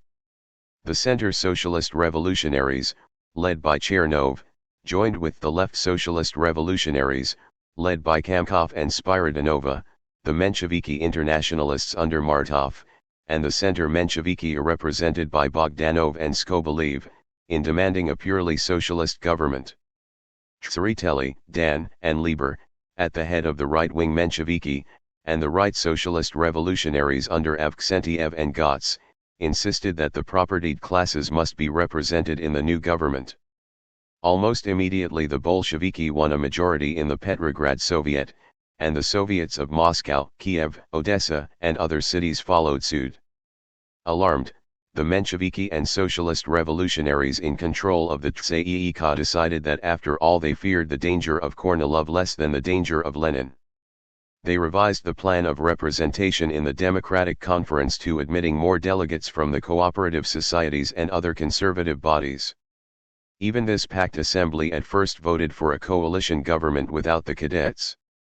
Only Kerensky's open threat of resignation and the alarming cries of the moderate socialists that the Republic is in danger persuaded the conference, by a small majority, to declare in favor of the principle of coalition with the bourgeoisie, and to sanction the establishment of a sort of consultative parliament, without any legislative power, called the Provisional Council of the Russian Republic. In the new ministry the propertied classes practically controlled, and in the Council of the Russian Republic they occupied a disproportionate number of seats. The fact is that the THIRD no longer represented the rank and file of the Soviets and had illegally refused to call another All-Russian Congress of Soviets, due in September. It had no intention of calling this Congress or of allowing it to be called. Its official organ, Izvestia, News, began to hint that the function of the Soviets was nearly at an end and that they might soon be dissolved. At this time, too, the new government announced as part of its policy the liquidation of irresponsible organizations, i.e., the Soviets. The Bolsheviki responded by summoning the All-Russian Soviets to meet at Petrograd on November 2, and take over the government of Russia. At the same time they withdrew from the Council of the Russian Republic, stating that they would not participate in a government of treason to the people. The withdrawal of the Bolsheviki, however, did not bring tranquility to the ill-fated council. The propertied classes, now in a position of power, became arrogant. The Cadets declared that the government had no legal right to declare Russia a republic. They demanded stern measures in the army and navy to destroy the soldiers and sailors' committees, and denounced the Soviets. On the other side of the chamber the Mensheviki internationalists and the left socialist revolutionaries advocated immediate peace, land to the peasants, and workers' control of industry, practically the Bolshevik program. I heard Martov's speech in answer to the cadets. Stooped over the desk of the Tribune like the mortally sick man he was, and speaking in a voice so hoarse it could hardly be heard, he shook his finger toward the right benches. You call us defeatists, but the real defeatists are those who wait for a more propitious moment to conclude peace, insist upon postponing peace until later, until nothing is left of the Russian army, until Russia becomes the subject of bargaining between the different imperialist groups. You are trying to impose upon the Russian people a policy dictated by the interests of the bourgeoisie. The question of peace should be raised without delay. You will see then that not in vain has been the work of those whom you call German agents, of those Zimmerwaldists who in all the lands have prepared the awakening of the conscience of the democratic masses. Between these two groups the Mensheviki and socialist revolutionaries wavered, irresistibly forced to the left by the pressure of the rising dissatisfaction of the masses. Deep hostility divided the chamber into irreconcilable groups. This was the situation when the long-awaited announcement of the Allied Conference in Paris brought up the burning question of foreign policy. Theoretically, all socialist parties in Russia were in favor of the earliest possible peace on democratic terms. As long ago as May 1917, the Petrograd Soviet, then under control of the Mensheviki and socialist revolutionaries, had proclaimed the famous Russian peace conditions. They had demanded that the Allies hold a conference to discuss war aims. This conference had been promised for August, then postponed until September, then until October, and now it was fixed for November 10. The provisional government suggested two representatives, General Alexeyev, reactionary military man, and Terestchenko, Minister of Foreign Affairs. The Soviets chose Skobeliev to speak for them and drew up a manifesto, the famous Nakaz 5 instructions. The provisional government objected to Skobeliev and his Nakaz, the Allied ambassadors protested, and finally Bonner Law in the British House of Commons, in answer to a question, responded coldly, "As far as I know the Paris Conference will not discuss the aims of the war at all, but only the methods of conducting it." At this the conservative Russian press was jubilant, and the Bolsheviki cried, "See where the compromising tactics of the Mensheviki and socialist revolutionaries have led them." Along 1,000 miles of front the millions of men in Russia's armies stirred like the sea rising, pouring into the capital their hundreds upon hundreds of delegations, crying peace. Peace. I went across the river to the Cirque Moderne, to one of the great popular meetings which occurred all over the city, more numerous night after night. The bare, gloomy amphitheater, lit by 5 tiny lights hanging from a thin wire, was packed from the ring up the steep sweep of grimy benches to the very roof, soldiers, sailors, workmen, women, all listening as if their lives depended upon it. A soldier was speaking from the 548th Division, wherever and whatever that was. "Comrades," he cried, and there was real anguish in his drawn face and despairing gestures. "The people at the top are always calling upon us to sacrifice more, while those who have everything are left unmolested. We are at war with Germany. Would we invite German generals to serve on our staff? Well, we're at war with the capitalists too, and yet we invite them into our government. The soldier says, 'Show me what I am fighting for. Is it Constantinople, or is it free Russia? Is it the democracy, or is it the capitalist plunderers?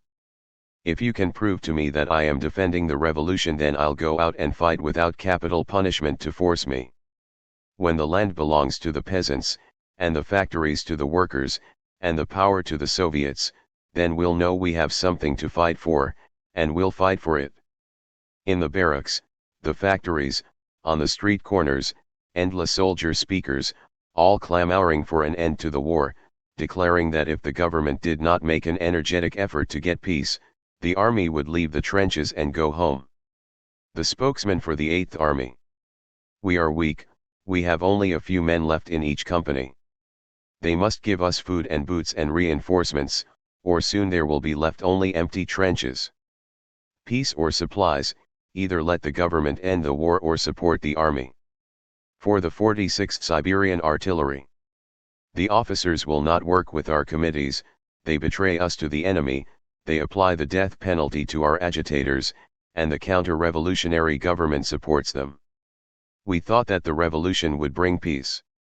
But now the government forbids us even to talk of such things, and at the same time doesn't give us enough food to live on, or enough ammunition to fight with. From Europe came rumors of peace at the expense of Russia. 6. News of the treatment of Russian troops in France added to the discontent. The 1st Brigade had tried to replace its officers with soldiers' committees, like their comrades at home, and had refused an order to go to Salonika, demanding to be sent to Russia. They had been surrounded and starved, and then fired on by artillery, and many killed. 7.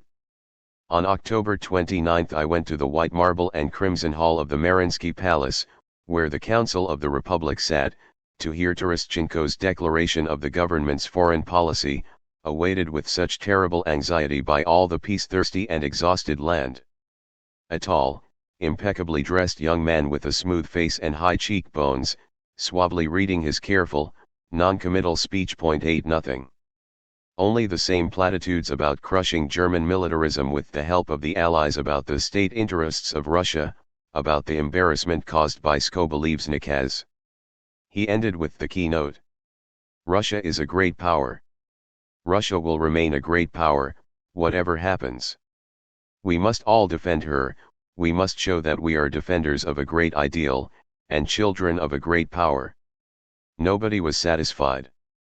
The reactionaries wanted a strong imperialist policy, the democratic parties wanted an assurance that the government would press for peace. I reproduce an editorial in Rabochi I Soldat, Worker and Soldier, organ of the Bolshevik Petrograd Soviet. The government's answer to the trenches. The most taciturn of our ministers, Mr. Terestchenko, has actually told the trenches the following. 1. We are closely united with our allies. Not with the peoples, but with the governments. 2. There is no use for the democracy to discuss the possibility or impossibility of a winter campaign. That will be decided by the governments of our allies. 3. The 1st of July offensive was beneficial and a very happy affair. He did not mention the consequences. 4. It is not true that our allies do not care about us. The minister has in his possession very important declarations. Declarations. What about deeds? What about the behavior of the British fleet? 9. The parleying of the British king with exiled counter-revolutionary General Gurko. The minister did not mention all this. 5. The nakaz to Skobeliev is bad, the Allies don't like it and the Russian diplomats don't like it. In the Allied conference we must all speak one language. And is that all? That is all.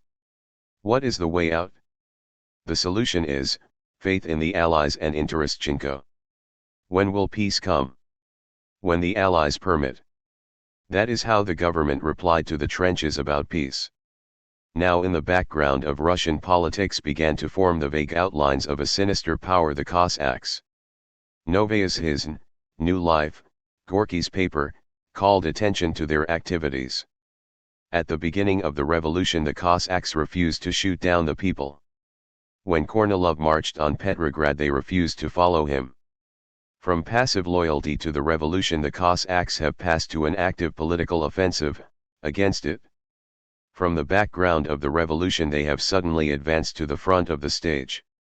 Kaldin, ataman of the Don Cossacks, had been dismissed by the provisional government for his complicity in the Kornilov affair. He flatly refused to resign and, surrounded by 3 immense Cossack armies, lay at Novocherkassk, plotting and menacing.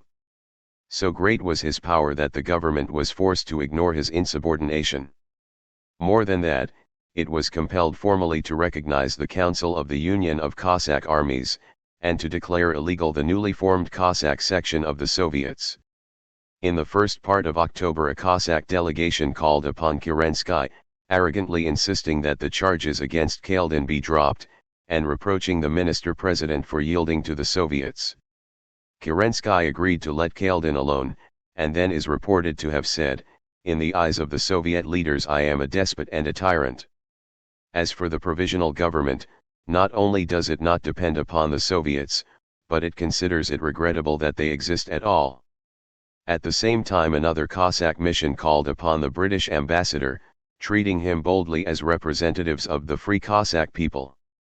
In the Don something very like a Cossack republic had been established. The Kuban declared itself an independent Cossack state.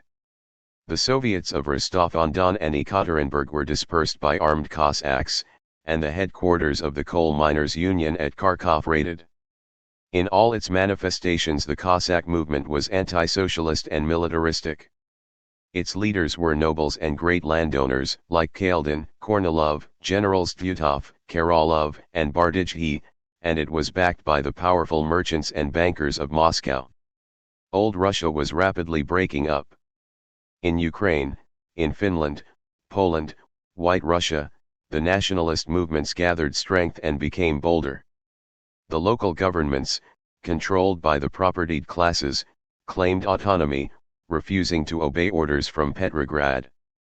At Helsingfors the Finnish Senate declined to loan money to the provisional government, declared Finland autonomous, and demanded the withdrawal of Russian troops.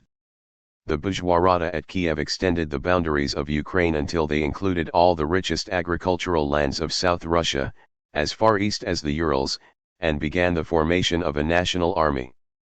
Premier Vinitchenko hinted at a separate peace with Germany and the provisional government was helpless.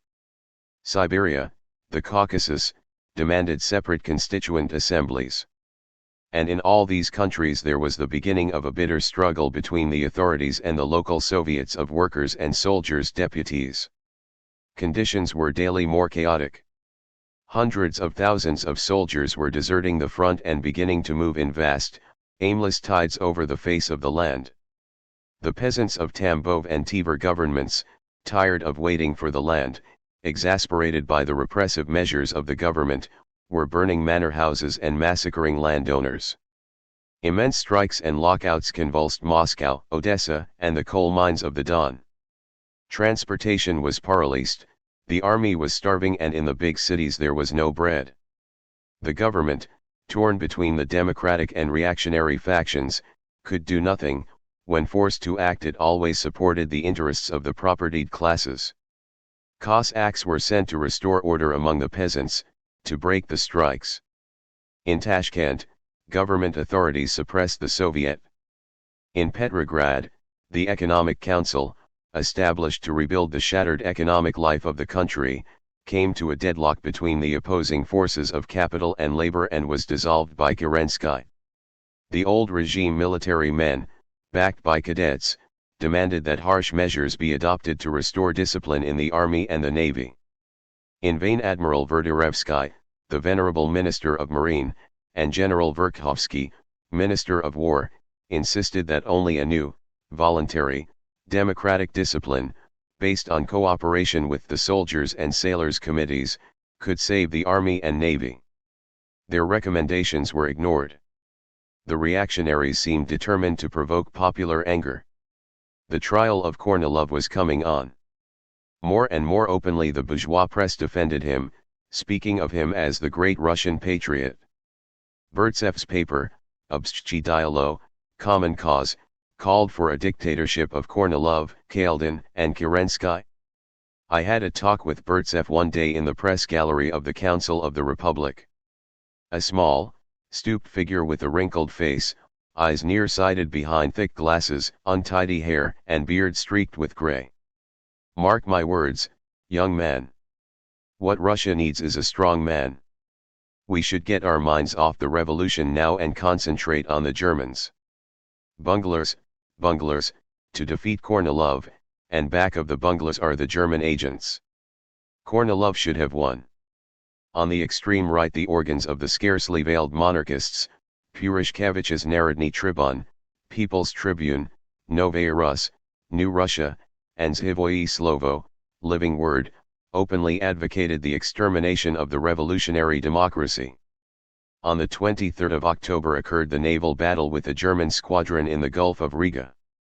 On the pretext that Petrograd was in danger, the provisional government drew up plans for evacuating the capital. First the great munitions works were to go, distributed widely throughout Russia, and then the government itself was to move to Moscow.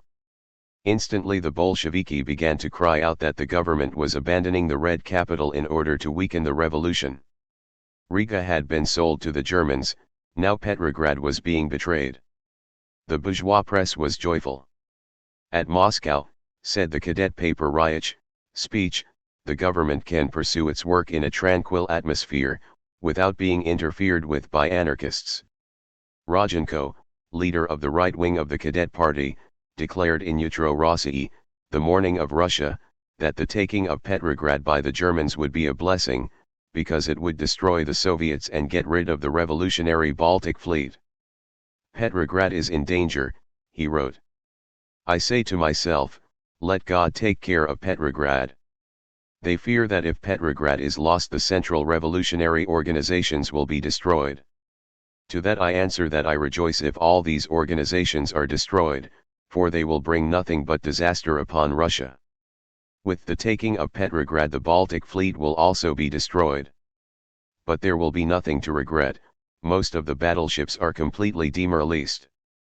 In the face of a storm of popular disapproval, the plan of evacuation was repudiated. Meanwhile, the Congress of Soviets loomed over Russia like a thundercloud, shot through with lightnings. It was opposed, not only by the government but by all the moderate socialists. The Central Army and Fleet Committees, the Central Committees of some of the trade unions, the Peasants' Soviets, but most of all the TSEIK itself, spared no pains to prevent the meeting. Izvyestia and Golos Soldata, Voice of the Soldier, newspapers founded by the Petrograd Soviet but now in the hands of the TSEIK, fiercely assailed it, as did the entire artillery of the Socialist Revolutionary Party press, Dialo Narita, People's Cause, and Volia Narita, People's Will. Delegates were sent through the country, messages flashed by wire to committees in charge of local Soviets, to army committees, instructing them to halt or delay elections to the Congress. Solemn public resolutions against the Congress, declarations that the democracy was opposed to the meeting so near the date of the Constituent Assembly, representatives from the Front, from the Union of Zemstvos, the Peasants' Union, Union of Cossack Armies, Union of Officers, Knights of St. George, Death Battalion C protesting. The Council of the Russian Republic was one chorus of disapproval. The entire machinery set up by the Russian Revolution of March functioned to block the Congress of Soviets. On the other hand was the shapeless will of the proletariat, the workmen, common soldiers, and poor peasants. Many local Soviets were already Bolshevik, then there were the organizations of the industrial workers, the Fabrichno-Zavodsky Komiteatir factory shop committees, and the insurgent army and fleet organizations. In some places the people, prevented from electing their regular Soviet delegates, held rump meetings and chose one of their number to go to Petrograd. In others they smashed the old obstructionist committees and formed new ones. A groundswell of revolt heaved and cracked the crust which had been slowly hardening on the surface of revolutionary fires dormant all those months. Only a spontaneous mass movement could bring about the All-Russian Congress of Soviets. Day after day the Bolshevik orators toured the barracks and factories, violently denouncing this government of civil war. One Sunday we went, on a top-heavy steam tram that lumbered through oceans of mud, between stark factories and immense churches, to Obukhovsky Zavod, a government munitions plant out on the Schlüsselburg Prospect. The meeting took place between the gaunt brick walls of a huge unfinished building, 10,000 black-clothed men and women packed around a scaffolding draped in red, people heaped on piles of lumber and bricks, perched high up on shadowy girders, intent and thunder-voiced. Through the dull, heavy sky now and again burst the sun, flooding reddish light through the skeleton windows upon the mass of simple faces upturned to us. Lunacharsky, a slight, student-like figure with the sensitive face of an artist, was telling why the power must be taken by the Soviets. Nothing else could guarantee the revolution against its enemies, who were deliberately ruining the country, ruining the army, creating opportunities for a new Kornilov. A soldier from the Romanian front, thin, tragical and fierce, cried, "Comrades! We are starving at the front, we are stiff with cold. We are dying for no reason. I ask the American comrades to carry word to America, that the Russians will never give up their revolution until they die. We will hold the fort with all our strength until the peoples of the world rise and help us. Tell the American workers to rise and fight for the social revolution. Then came Petrovsky, slight, slow-voiced, implacable. Now is the time for deeds, not words. The economic situation is bad, but we must get used to it. They are trying to starve us and freeze us. They are trying to provoke us. But let them know that they can go too far, that if they dare to lay their hands upon the organizations of the proletariat, we will sweep them away like scum from the face of the earth. The Bolshevik press suddenly expanded. Besides the two-party papers, Rabotchi Put and Soldat, Soldier, there appeared a new paper for the peasants, Derevensky Obydnota, Village Poorest, poured out in a daily 500,000 edition, and on October 17, Rabotchi I Soldat. Its leading article summed up the Bolshevik point of view. The fourth year's campaign will mean the annihilation of the army and the country. There is danger for the safety of Petrograd. Counter-revolutionists rejoice in the people's misfortunes. The peasants brought to desperation come out in open rebellion, the landlords and government authorities massacre them with punitive expeditions, factories and mines are closing down, workmen are threatened with starvation. The bourgeoisie and its generals want to restore a blind discipline in the army. Supported by the bourgeoisie, the Kornilovцы are openly getting ready to break up the meeting of the Constituent Assembly. The Kerensky government is against the people. He will destroy the country. This paper stands for the people, and by the people the poor classes, workers, soldiers, and peasants. The people can only be saved by the completion of the revolution, and for this purpose the full power must be in the hands of the Soviets. This paper advocates the following: all power to the Soviets both in the capital and in the provinces. Immediate truce on all fronts. An honest peace between peoples. Landlord estates without compensation to the peasants. Workers' control over industrial production. A faithfully and honestly elected Constituent Assembly. It is interesting to reproduce here a passage from that same paper, the organ of those Bolsheviki so well known to the world as German agents. The German Kaiser, covered with the blood of millions of dead people, wants to push his army against Petrograd. Let us call to the German workmen, soldiers, and peasants, who want peace not less than we do, to stand up against this damned war. This can be done only by a revolutionary government, which would speak really for the workmen, soldiers, and peasants of Russia, and would appeal over the heads of the diplomats directly to the German troops, fill the German trenches with proclamations in the German language. Our airmen would spread these proclamations all over Germany. In the Council of the Republic the gulf between the two sides of the chamber deepened day by day. The propertied classes, cried Karelin, for the left socialist revolutionaries, want to exploit the revolutionary machine of the state to bind Russia to the war chariot of the Allies. The revolutionary parties are absolutely against this policy. Old Nicholas Tchaikovsky, representing the populist socialists, spoke against giving the land to the peasants, and took the side of the cadets. We must have immediately strong discipline in the army. Since the beginning of the war I have not ceased to insist that it is a crime to undertake social and economic reforms in wartime. We are committing that crime, and yet I am not the enemy of these reforms, because I am a socialist. Cries from the left, we don't believe you.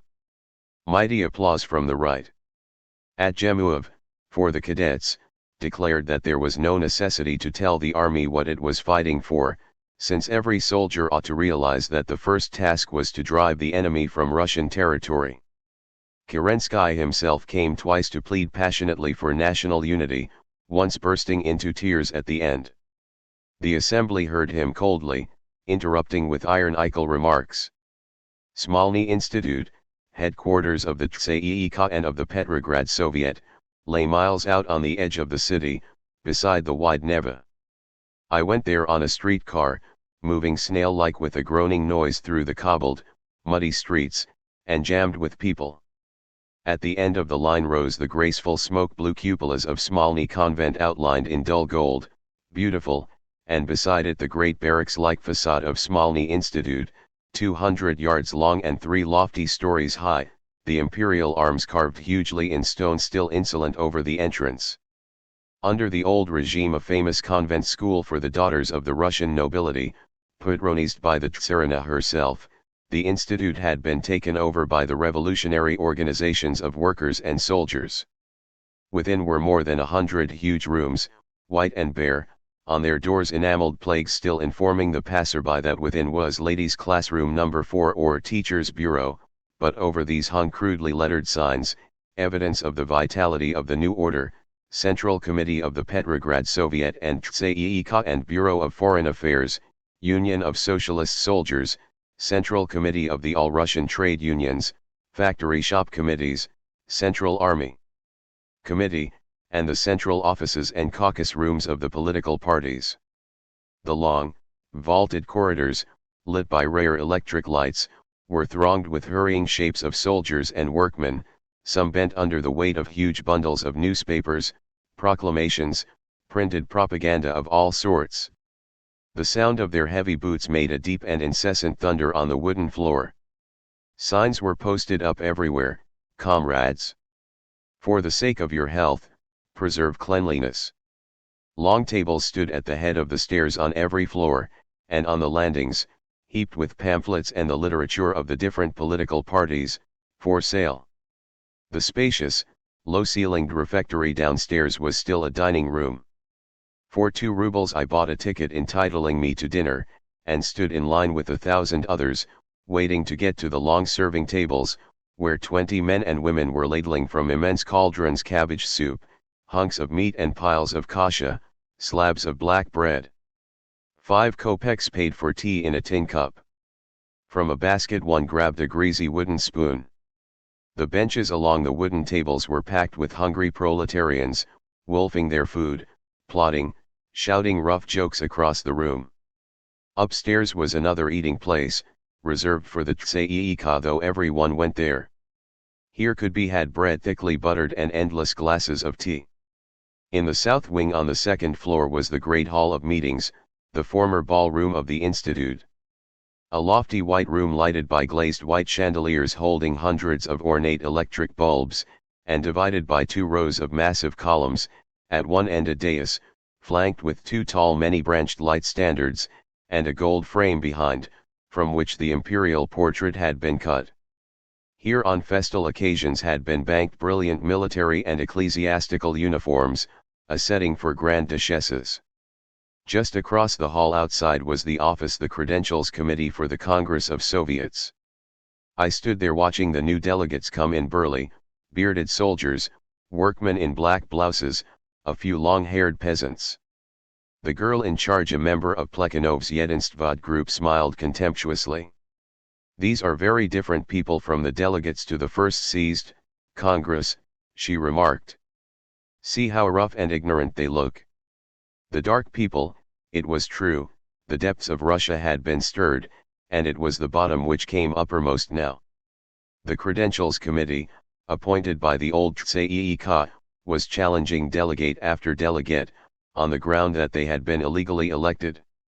Karakhan, member of the Bolshevik Central Committee, simply grinned. "Never mind," he said, "when the time comes we'll see that you get your seats." Rabochi Soldat said. The attention of delegates to the new All-Russian Congress is called to attempts of certain members of the organizing committee to break up the Congress, by asserting that it will not take place, and that delegates had better leave Petrograd. Pay no attention to these lies. Great days are coming. It was evident that a quorum would not come together by November 2nd, so the opening of the Congress was postponed to the 7th. But the whole country was now aroused, and the Mensheviki and socialist revolutionaries, realizing that they were defeated, suddenly changed their tactics and began to wire frantically to their provincial organizations to elect as many moderate socialist delegates as possible. At the same time, the Executive Committee of the Peasants' Soviets issued an emergency call for a Peasants' Congress, to meet December 13th and offset whatever action the workers and soldiers might take. What would the Bolsheviki do? Rumors ran through the city that there would be an armed demonstration, a vystuplennie coming out of the workers and soldiers. The bourgeois and reactionary press prophesied insurrection, and urged the government to arrest the Petrograd Soviet, or at least to prevent the meeting of the Congress. Such sheets as Novaya Rus advocated a general Bolshevik massacre. Gorky's paper, Novaya Zhizn, agreed with the Bolsheviki that the reactionaries were attempting to destroy the revolution, and that if necessary they must be resisted by force of arms, but all the parties of the revolutionary democracy must present a united front. As long as the democracy has not organized its principal forces, so long as the resistance to its influence is still strong, there is no advantage in passing to the attack. But if the hostile elements appeal to force, then the revolutionary democracy should enter the battle to seize the power, and it will be sustained by the most profound strata of the people. Gorky pointed out that both reactionary and government newspapers were inciting the Bolsheviki to violence. An insurrection, however, would prepare the way for a new Kornilov. He urged the Bolsheviki to deny the rumors. Patrasov, in the Menshevik Day, published a sensational story, accompanied by a map, which professed to reveal the secret Bolshevik plan of campaign. As if by magic, the walls were covered with warnings, 10 proclamations, appeals, from the central committees of the moderate and conservative factions and the TSEIK, denouncing any demonstrations, imploring the workers and soldiers not to listen to agitators. For instance, this from the military section of the Socialist Revolutionary Party. Again, rumors are spreading around the town of an intended vystuplennie. What is the source of these rumors? What organization authorizes these agitators who preach insurrection? The Bolsheviki, to a question addressed to them in the TSEIK, denied that they have anything to do with it. But these rumors themselves carry with them a great danger.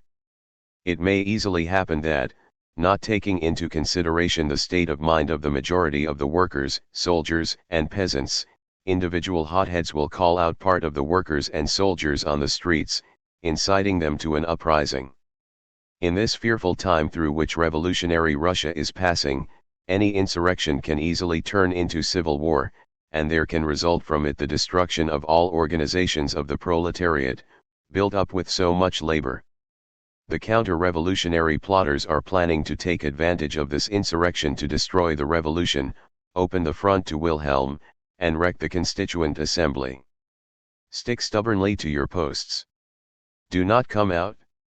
On October 28, in the corridors of Smolny, I spoke with Kameniev, a little man with a reddish pointed beard and Gallic gestures.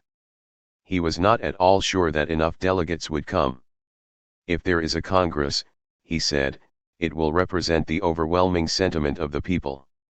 If the majority is Bolshevik, as I think it will be, we shall demand that the power be given to the Soviets, and the provisional government must resign.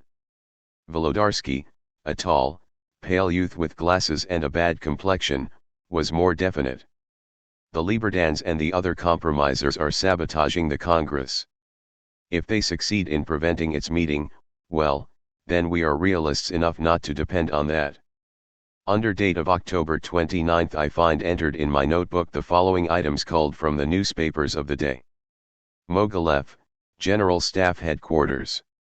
Concentration here of Loyal Guard regiments, the Savage Division, Cossacks, and Death Battalions. The Junkers of the officers' schools of Pavlovsk, Tsarskoye Selo, and Peterhof ordered by the government to be ready to come to Petrograd. Orani and bomb Junkers arrive in the city. Part of the armored car division of the Petrograd garrison stationed in the Winter Palace.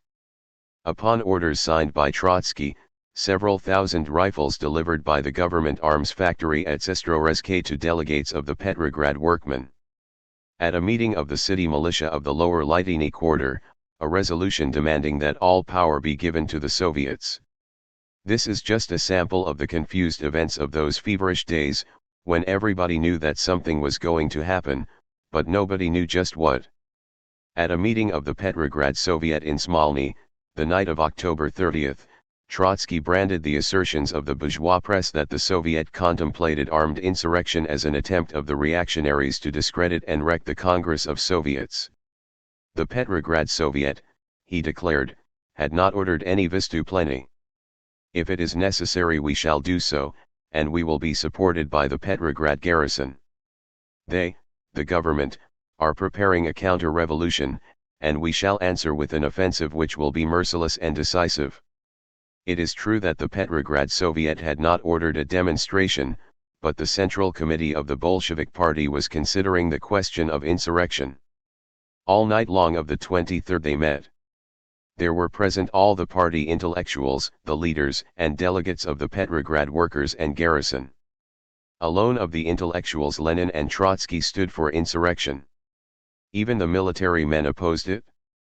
A vote was taken. Insurrection was defeated. Then arose a rough workman, his face convulsed with rage. "I speak for the Petrograd proletariat," he said, harshly. "We are in favor of insurrection. Have it your own way, but I tell you now that if you allow the Soviets to be destroyed, we're through with you." Some soldiers joined him. And after that they voted again. Insurrection won.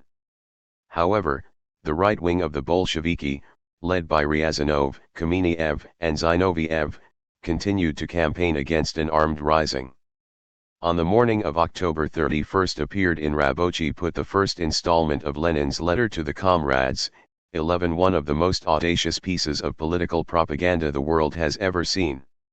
In it Lenin seriously presented the arguments in favor of insurrection, taking as text the objections of Kamenev and Ryazanov.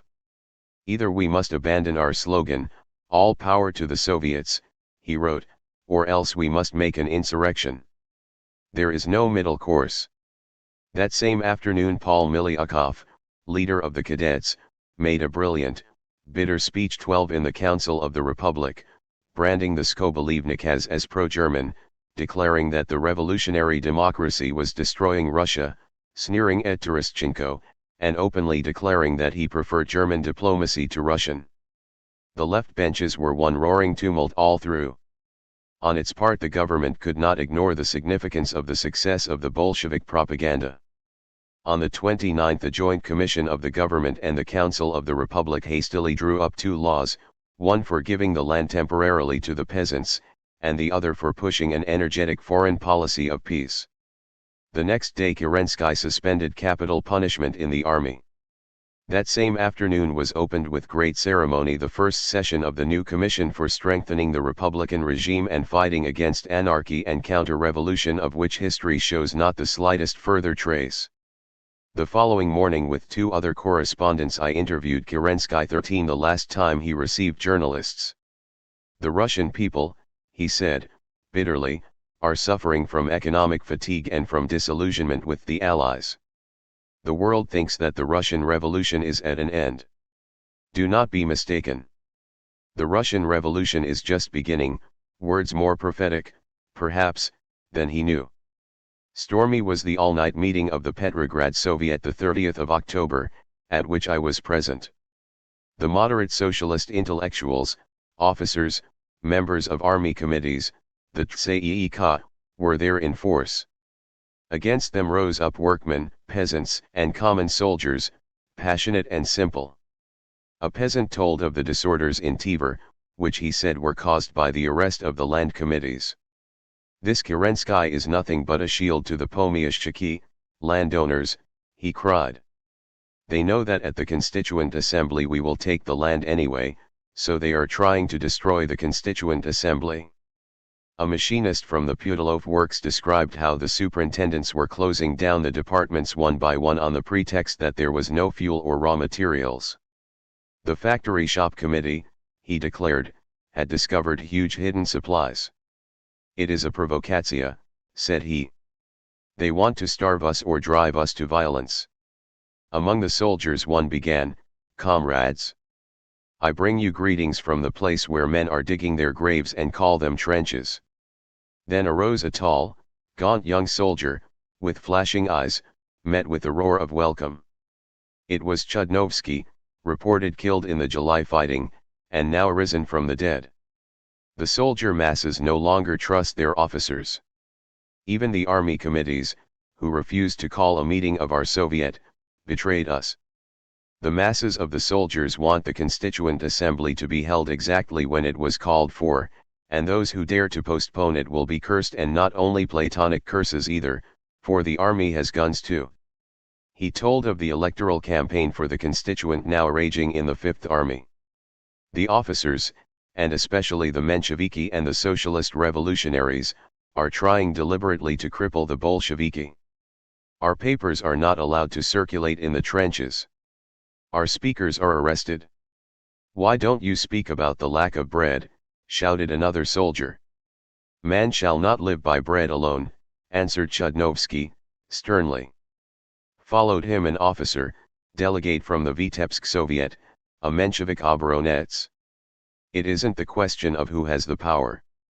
The trouble is not with the government, but with the war, and the war must be won before any change at this," hoots and Iron Eichel cheers. These Bolshevik agitators are demagogues. The hall rocked with laughter. Let us for a moment forget the class struggle, but he got no farther. A voice yelled, "Don't you wish we would?" Petrograd presented a curious spectacle in those days. In the factories the committee rooms were filled with stacks of rifles, couriers came and went, the Red Guard drilled. In all the barracks meetings every night and all day long, interminable hot arguments. On the streets the crowds thickened toward gloomy evening, pouring in slow voluble tides up and down the Nevsky, fighting for the newspapers. Hold ups increased to such an extent that it was dangerous to walk down side streets. On the Sadovaya one afternoon I saw a crowd of several hundred people beat and trample to death a soldier caught stealing. Mysterious individuals circulated around the shivering women who waited in queue long cold hours for bread and milk, whispering that the Jews had cornered the food supply and that while the people starved, the Soviet members lived luxuriously. At Smolny there were strict guards at the door and the outer gates, demanding everybody's pass. The committee rooms buzzed and hummed all day and all night, hundreds of soldiers and workmen slept on the floor, wherever they could find room. Upstairs in the great hall 1,000 people crowded to the uproarious sessions of the Petrograd Soviet. Gambling clubs functioned hectically from dusk to dawn, with champagne flowing and stakes of 20,000 rubles. In the center of the city at night prostitutes in jewels and expensive furs walked up and down, crowded the cafes. Monarchist plots, German spies, smugglers hatching schemes. And in the rain, the bitter chill, the great throbbing city under gray skies rushing faster and faster toward what? 3. On the eve. In the relations of a weak government and a rebellious people there comes a time when every act of the authorities exasperates the masses, and every refusal to act excites their contempt. The proposal to abandon Petrograd raised a hurricane. Kerensky's public denial that the government had any such intention was met with hoots of derision. Pinned to the wall by the pressure of the revolution, cried Rabochi Put, the government of provisional bourgeois tries to get free by giving out lying assurances that it never thought of fleeing from Petrograd, and that it didn't wish to surrender the capital. In Kharkov 30,000 coal miners organized, adopting the preamble of the IWW Constitution. The working class and the employing class have nothing in common. Dispersed by Cossacks, some were locked out by the mine owners, and the rest declared a general strike. Minister of Commerce and Industry Konovalov appointed his assistant, Orlov, with plenary powers, to settle the trouble. Orlov was hated by the miners. But the Tsay-ee-kah not only supported his appointment, but refused to demand that the Cossacks be recalled from the Don Basin. This was followed by the dispersal of the Soviet at Kalyuga. The Bolsheviki, having secured a majority in the Soviet, set free some political prisoners. With the sanction of the government commissar, the Municipal Duma called in troops from Minsk and bombarded the Soviet headquarters with artillery. The Bolsheviki yielded, but as they left the building Cossacks attacked them, crying, "This is what we'll do to all the other Bolshevik Soviets, including those of Moscow and Petrograd." This incident sent a wave of panic and rage throughout Russia. In Petrograd was ending a regional Congress of Soviets of the North, presided over by the Bolshevik Krylenko.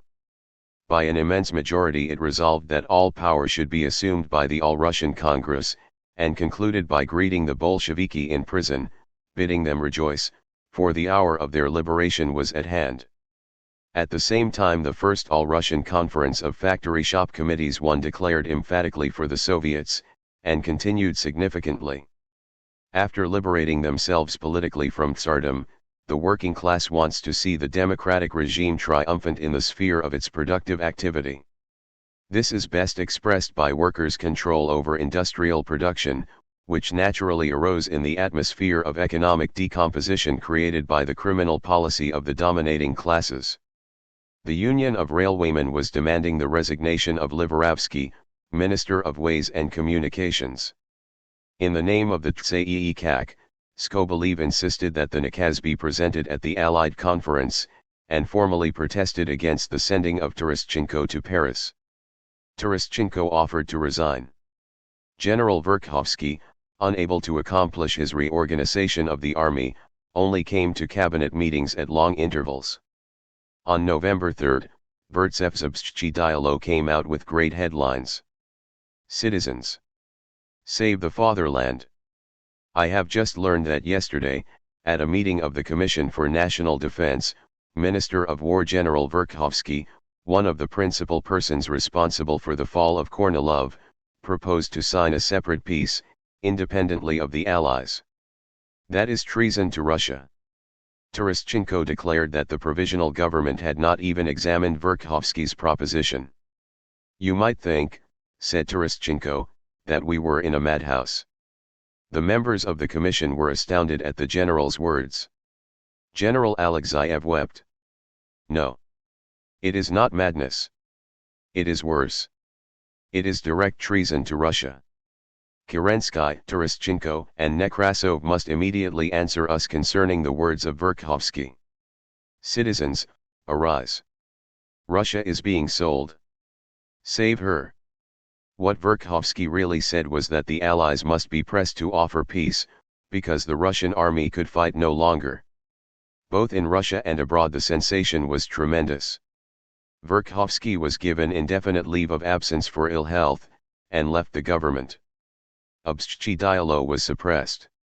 Sunday, November 4, was designated as the day of the Petrograd Soviet, with immense meetings planned all over the city, ostensibly to raise money for the organization and the press, really, to make a demonstration of strength. Suddenly it was announced that on the same day the Cossacks would hold a Krestny Khod procession of the cross in honor of the icon of 1612, through whose miraculous intervention Napoleon had been driven from Moscow. The atmosphere was electric, a spark might kindle civil war. The Petrograd Soviet issued a manifesto, headed Brothers Cossacks. You, Cossacks, are being incited against us, workers and soldiers. This plan of Cain is being put into operation by our common enemies, the oppressors, the privileged classes, generals, bankers, landlords, former officials, former servants of the Tsar. We are hated by all grafters, rich men, princes, nobles, generals, including your Cossack generals. They are ready at any moment to destroy the Petrograd Soviet and crush the revolution. On the 4th of November somebody is organizing a Cossack religious procession. It is a question of the free consciousness of every individual whether he will or will not take part in this procession. We do not interfere in this matter, nor do we obstruct anybody. However, we warn you, Cossacks. Look out and see to it that under the pretext of a Krestny Khod, your Kaldins do not instigate you against workmen, against soldiers. The procession was hastily called off. In the barracks and the working class quarters of the town the Bolsheviki were preaching all power to the Soviets, and agents of the dark forces were urging the people to rise and slaughter the Jews, shopkeepers, socialist leaders. On one side the monarchist press, inciting to bloody repression, on the other Lenin's great voice roaring, insurrection. We cannot wait any longer.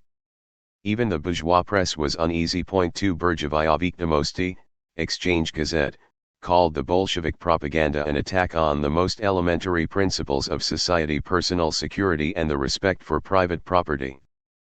But it was the moderate socialist journals which were the most hostile. 3. The Bolsheviki are the most dangerous enemies of the revolution, declared Dialo Narita.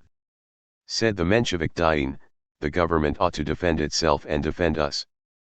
Plekhanov's paper, Jedinstvo, Unity, 4 called the attention of the government to the fact that the Petrograd workers were being armed, and demanded stern measures against the Bolsheviki.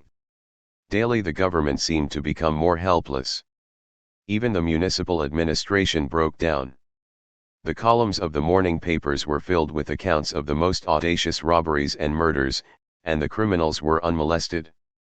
On the other hand, armed workers patrolled the streets at night, doing battle with marauders and requisitioning arms wherever they found them. On the 1st of November, Colonel Pokovnikov, military commander of Petrograd, issued a proclamation. Despite the difficult days through which the country is passing, irresponsible appeals to armed demonstrations and massacres are still being spread around Petrograd, and from day to day robbery and disorder increase. This state of things is disorganizing the life of the citizens, and hinders the systematic work of the government and the municipal institutions. In full consciousness of my responsibility and my duty before my country, I command 1. Every military unit, in accordance with special instructions and within the territory of its garrison, to afford every assistance to the municipality, to the commissars, and to the militia, in the guarding of government institutions. 2. The organization of patrols, in cooperation with the district commander and the representatives of the city militia, and the taking of measures for the arrest of criminals and deserters. 3. The arrest of all persons entering barracks and inciting to armed demonstrations and massacres, and their delivery to the headquarters of the second commander of the city. 4. To suppress any armed demonstration or riot at its start, with all armed forces at hand. 5. To afford assistance to the commissars in preventing unwarranted searches in houses and unwarranted arrests. 6. To report immediately all that happens in the district under charge to the staff of the Petrograd Military District. I call upon all army committees and organizations to afford their help to the commanders in fulfillment of the duties with which they are charged. In the Council of the Republic, Kerensky declared that the government was fully aware of the Bolshevik preparations, and had sufficient force to cope with any demonstration. 5. He accused Novaya Rus and Rabochi Put of both doing the same kind of subversive work. But owing to the absolute freedom of the press, he added, the government is not in a position to combat printed lies, declaring that these were two aspects of the same propaganda, which had for its object the counter-revolution, so ardently desired by the dark forces. He went on. I am a doomed man. It doesn't matter what happens to me, and I have the audacity to say that the other enigmatic part is that of the unbelievable provocation created in the city by the Bolsheviki. On November 2, only 15 delegates to the Congress of Soviets had arrived. Next day there were 100, and the morning after that 175, of whom 103 were Bolsheviki. 400 constituted a quorum, and the Congress was only 3 days off. I spent a great deal of time at Smolny. It was no longer easy to get in. Double rows of sentries guarded the outer gates, and once inside the front door there was a long line of people waiting to be let in, 4 at a time, to be questioned as to their identity and their business. Passes were given out, and the pass system was changed every few hours, 4 spies continually sneaked through. One day as I came up to the outer gate I saw Trotsky and his wife just ahead of me. They were halted by a soldier. Trotsky searched through his pockets, but could find no pass. Never mind, he said finally. You know me. My name is Trotsky. You haven't got a pass, answered the soldier stubbornly. You cannot go in. Names don't mean anything to me. But I am the president of the Petrograd Soviet. Well, replied the soldier, if you're as important a fellow as that you must at least have one little paper. Trotsky was very patient. Let me see the commandant, he said. The soldier hesitated, grumbling something about not wanting to disturb the commandant for every devil that came along. He beckoned finally to the soldier in command of the guard. Trotsky explained matters to him. "My name is Trotsky," he repeated. "Trotsky." The other soldier scratched his head. "I've heard the name somewhere," he said at length. "I guess it's all right. You can go on in, comrade." In the corridor I met Karakhan, member of the Bolshevik Central Committee, who explained to me what the new government would be like. A loose organization, sensitive to the popular will as expressed through the Soviets, allowing local forces full play. At present the provisional government obstructs the action of the local democratic will, just as the Tsar's government did.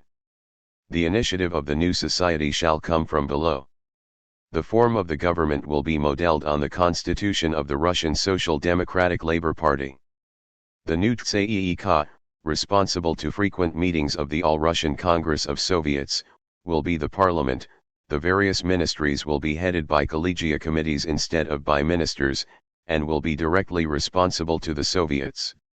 On October 30th, by appointment, I went up to a small, bare room in the attic of Smolny, to talk with Trotsky.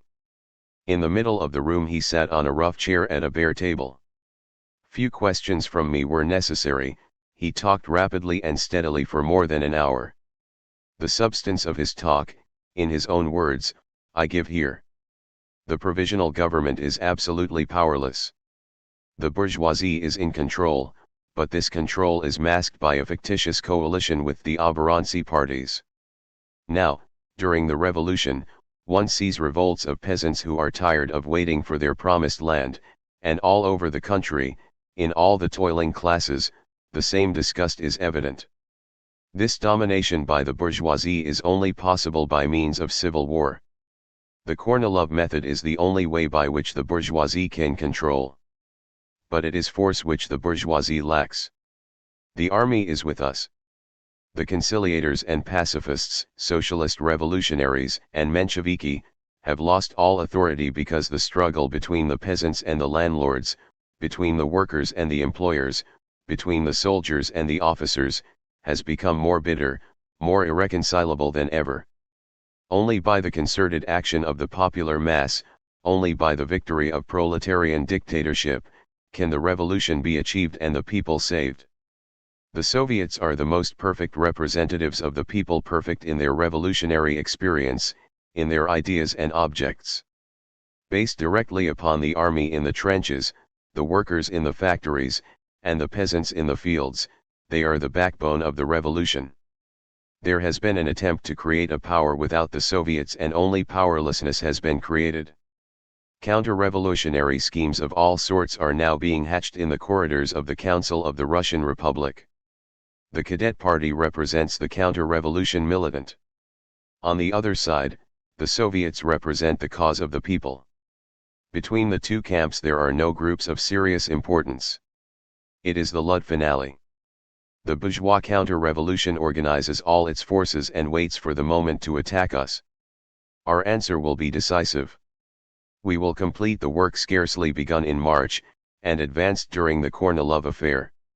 He went on to speak of the new government's foreign policy.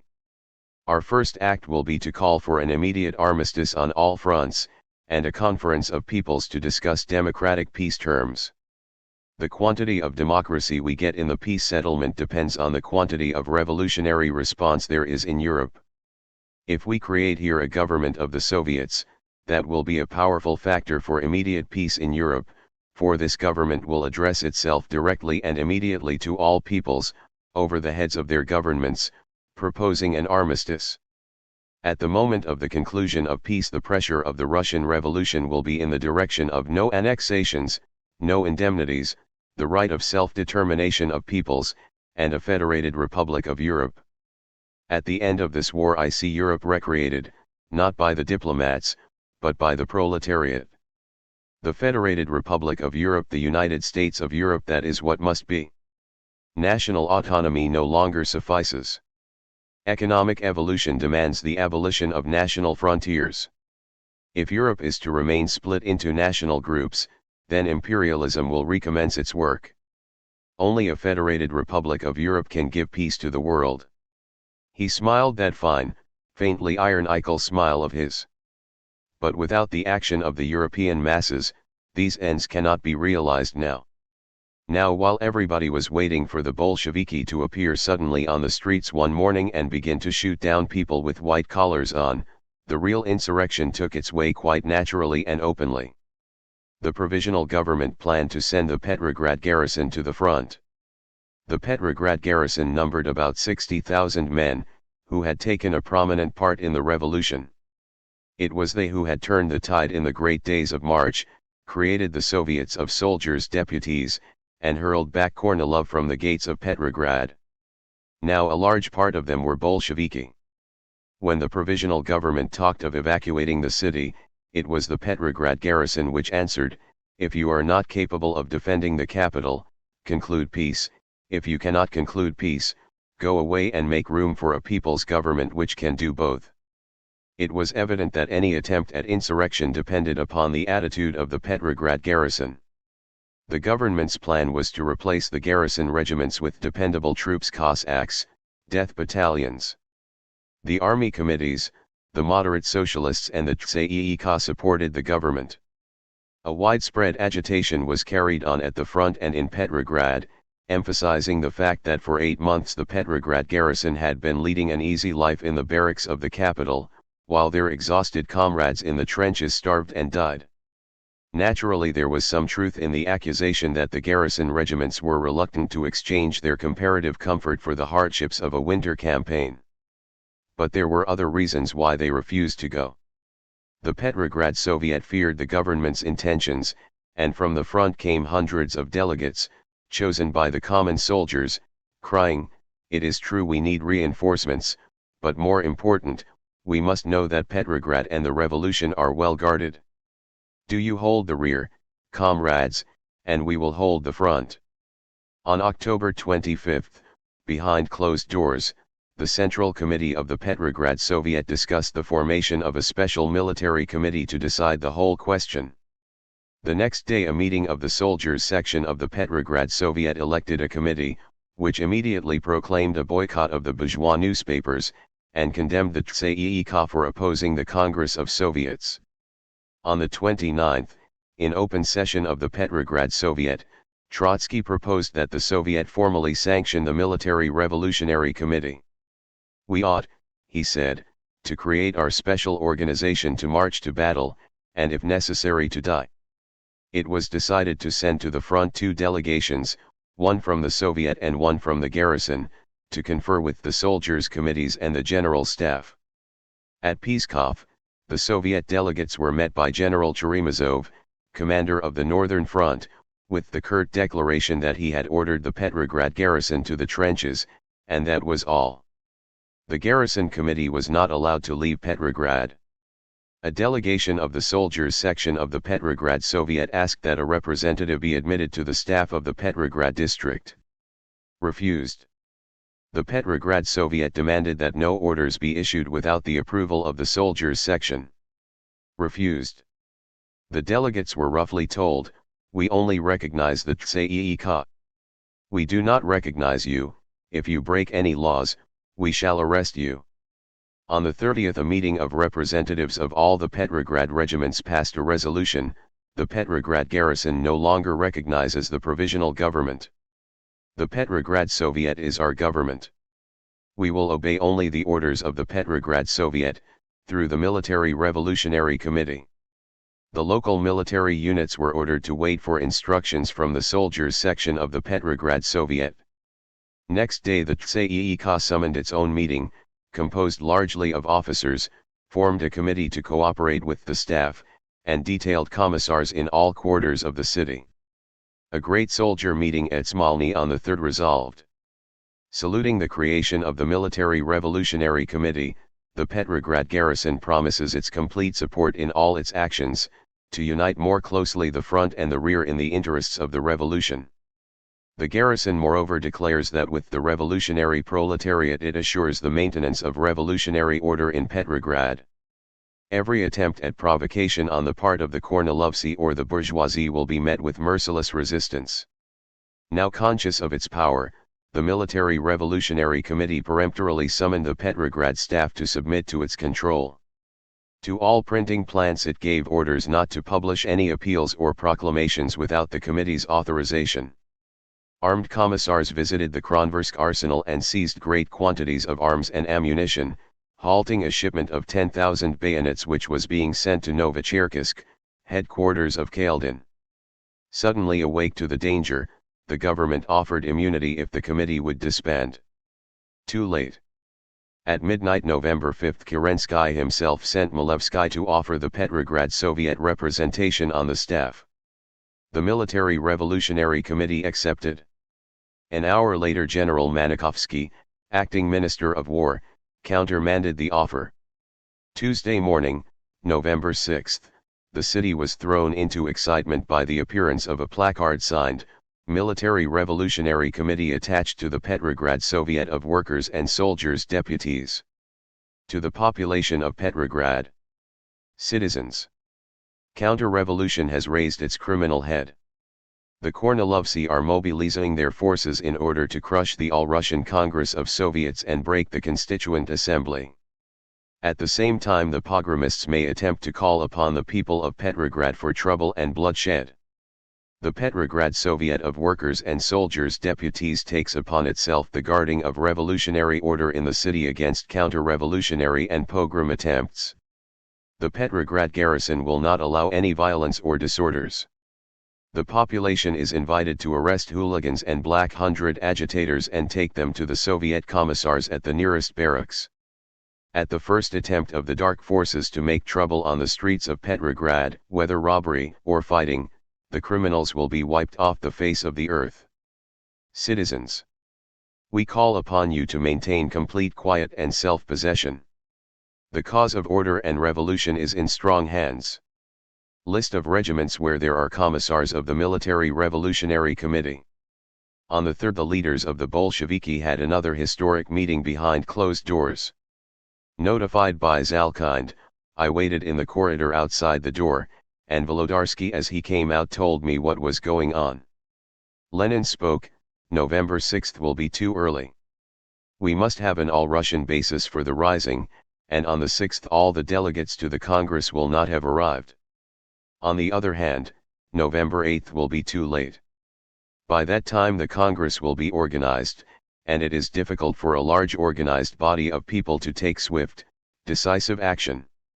We must act on the 7th, the day the Congress meets, so that we may say to it, here is the power. What are you going to do with it? In a certain upstairs room sat a thin-faced, long-haired individual, once an officer in the armies of the Tsar, then revolutionist and exile, a certain Ovsenko, called Antonov, mathematician and chess player. He was drawing careful plans for the seizure of the capital. On its side the government was preparing. Inconspicuously certain of the most loyal regiments, from widely separated divisions, were ordered to Petrograd. The Junker artillery was drawn into the Winter Palace. Patrols of Cossacks made their appearance in the streets, for the first time since the July days. Pokovnikov issued order after order, threatening to repress all insubordination with the utmost energy. Kishkin, Minister of Public Instruction, the worst hated member of the cabinet, was appointed special commissar to keep order in Petrograd. He named as assistants two men no less unpopular, Rutenberg and Polchinsky. Petrograd, Kronstadt, and Finland were declared in a state of siege, upon which the bourgeois Novoye Vremya, New Times, remarked ironically. Why the state of siege? The government is no longer a power. It has no moral authority and it does not possess the necessary apparatus to use force. In the most favorable circumstances it can only negotiate with anyone who consents to parley. Its authority goes no farther. Monday morning, the 5th, I dropped in at the Mariinsky Palace, to see what was happening in the Council of the Russian Republic. Bitter debate on Terestchenko's foreign policy. Echoes of the Burtsev-Verkhovsky affair. All the diplomats present except the Italian ambassador, who everybody said was prostrate by the Carso disaster. As I came in, the left socialist revolutionary Karelin was reading aloud an editorial from the London Times which said, "The remedy for Bolshevism is bullets." Turning to the cadets he cried, "That's what you think, too." Voices from the right, "Yes. Yes. Yes, I know you think so," answered Karelin, hotly. "But you haven't the courage to try it?" Then Skobelev, looking like a matinee idol with his soft blonde beard and wavy yellow hair, rather apologetically defending the Sovietnikaz. Terestchenko followed, assailed from the left by cries of resignation. Resignation. He insisted that the delegates of the government and of the THIRD to Paris should have a common point of view, his own. A few words about the restoration of discipline in the army, about war to victory. Tumult, and over the stubborn opposition of the truculent left, the Council of the Republic passed to the simple order of the day.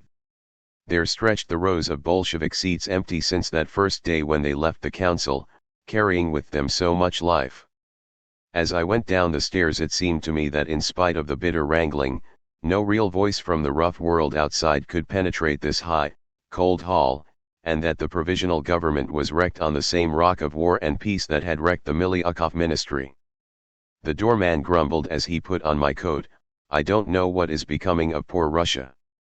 All these Mensheviki and Bolsheviki and Trudoviki. This Ukraine and this Finland and the German imperialists and the English imperialists. I am 45 years old, and in all my life I never heard so many words as in this place."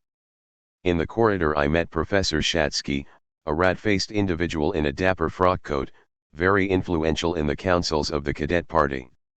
I asked him what he thought of the much talked of Bolshevik vystuplenny. He shrugged, sneering. "They are cattle canile," he answered.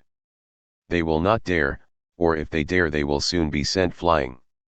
From our point of view it will not be bad, for then they will ruin themselves and have no power in the Constituent Assembly. But, my dear sir, allow me to outline to you my plan for a form of government to be submitted to the Constituent Assembly. You see, I am chairman of a commission appointed from this body, in conjunction with the provisional government, to work out a constitutional project. We will have a legislative assembly of 2 chambers, such as you have in the United States. In the lower chamber will be territorial representatives, in the upper, representatives of the liberal professions, zemstvos, cooperatives, and trade unions. Outside a chill, damp wind came from the west, and the cold mud underfoot soaked through my shoes. 2 companies of Junkers passed swinging up the Morskaya, tramping stiffly in their long coats and singing an old-time crashing chorus, such as the soldiers used to sing under the Tsar. At the first cross street I noticed that the city militiamen were mounted, and armed with revolvers in bright new holsters. A little group of people stood silently staring at them. At the corner of the Nevsky I bought a pamphlet by Lenin, "Will the Bolsheviki be able to hold the power?" paying for it with one of the stamps which did duty for small change. The usual streetcars crawled past, citizens and soldiers clinging to the outside in a way to make Theodore Patience green with envy. Along the sidewalk a row of deserters in uniform sold cigarettes and sunflower seeds. Up the Nevsky in the sour twilight crowds were battling for the latest papers, and knots of people were trying to make out the multitudes of appeal sticks and proclamations pasted in every flat place, from the TSEIK, the Peasants' Soviets, the moderate socialist parties, the army committees threatening, cursing, beseeching the workers and soldiers to stay home, to support the government. An armored automobile went slowly up and down, siren screaming. On every corner, in every open space, thick groups were clustered, arguing soldiers and students. Night came swiftly down, the wide-spaced street lights flickered on, the tides of people flowed endlessly. It is always like that in Petrograd just before trouble. The city was nervous, starting at every sharp sound. But still no sign from the Bolsheviki. The soldiers stayed in the barracks, the workmen in the factories. We went to a moving picture show near the Kazan Cathedral, a bloody Italian film of passion and intrigue. Down front were some soldiers and sailors, staring at the screen in childlike wonder, totally unable to comprehend why there should be so much violent running about, and so much homicide. From there I hurried to Smolny. In room 10 on the top floor, the Military Revolutionary Committee sat in continuous session, under the chairmanship of a tow-headed, 18-year-old boy named Lazimir. He stopped, as he passed, to shake hands rather bashfully. "Peter Paul Fortress has just come over to us," said he, with a pleased grin. "A minute ago we got word from a regiment that was ordered by the government to come to Petrograd. The men were suspicious, so they stopped the train at Gatchina and sent a delegation to us." "What's the matter?" they asked. "What have you got to say?" "We have just passed a resolution, all power to the Soviets." The Military Revolutionary Committee sent back word, "Brothers, we greet you in the name of the revolution. Stay where you are until further instructions." All telephones, he said, were cut off, but communication with the factories and barracks was established by means of military telephonograph apparatus.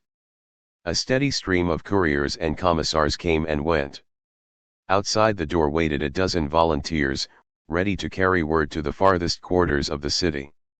One of them, a gypsy-faced man in the uniform of a lieutenant, said in French, "Everything is ready to move at the push of a button."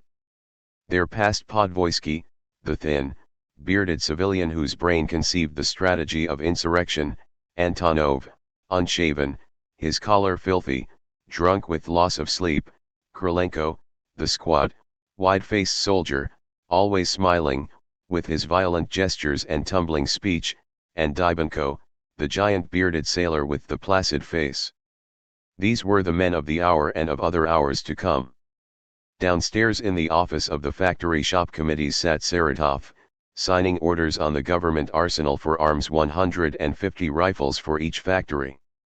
Delegates waited in line, 40 of them. In the hall I ran into some of the minor Bolshevik leaders. One showed me a revolver. "The game is on," he said, and his face was pale. "Whether we move or not, the other side knows it must finish us or be finished." The Petrograd Soviet was meeting day and night. As I came into the great hall, Trotsky was just finishing. "We are asked," he said, "if we intend to have a vystuplennie. I can give a clear answer to that question.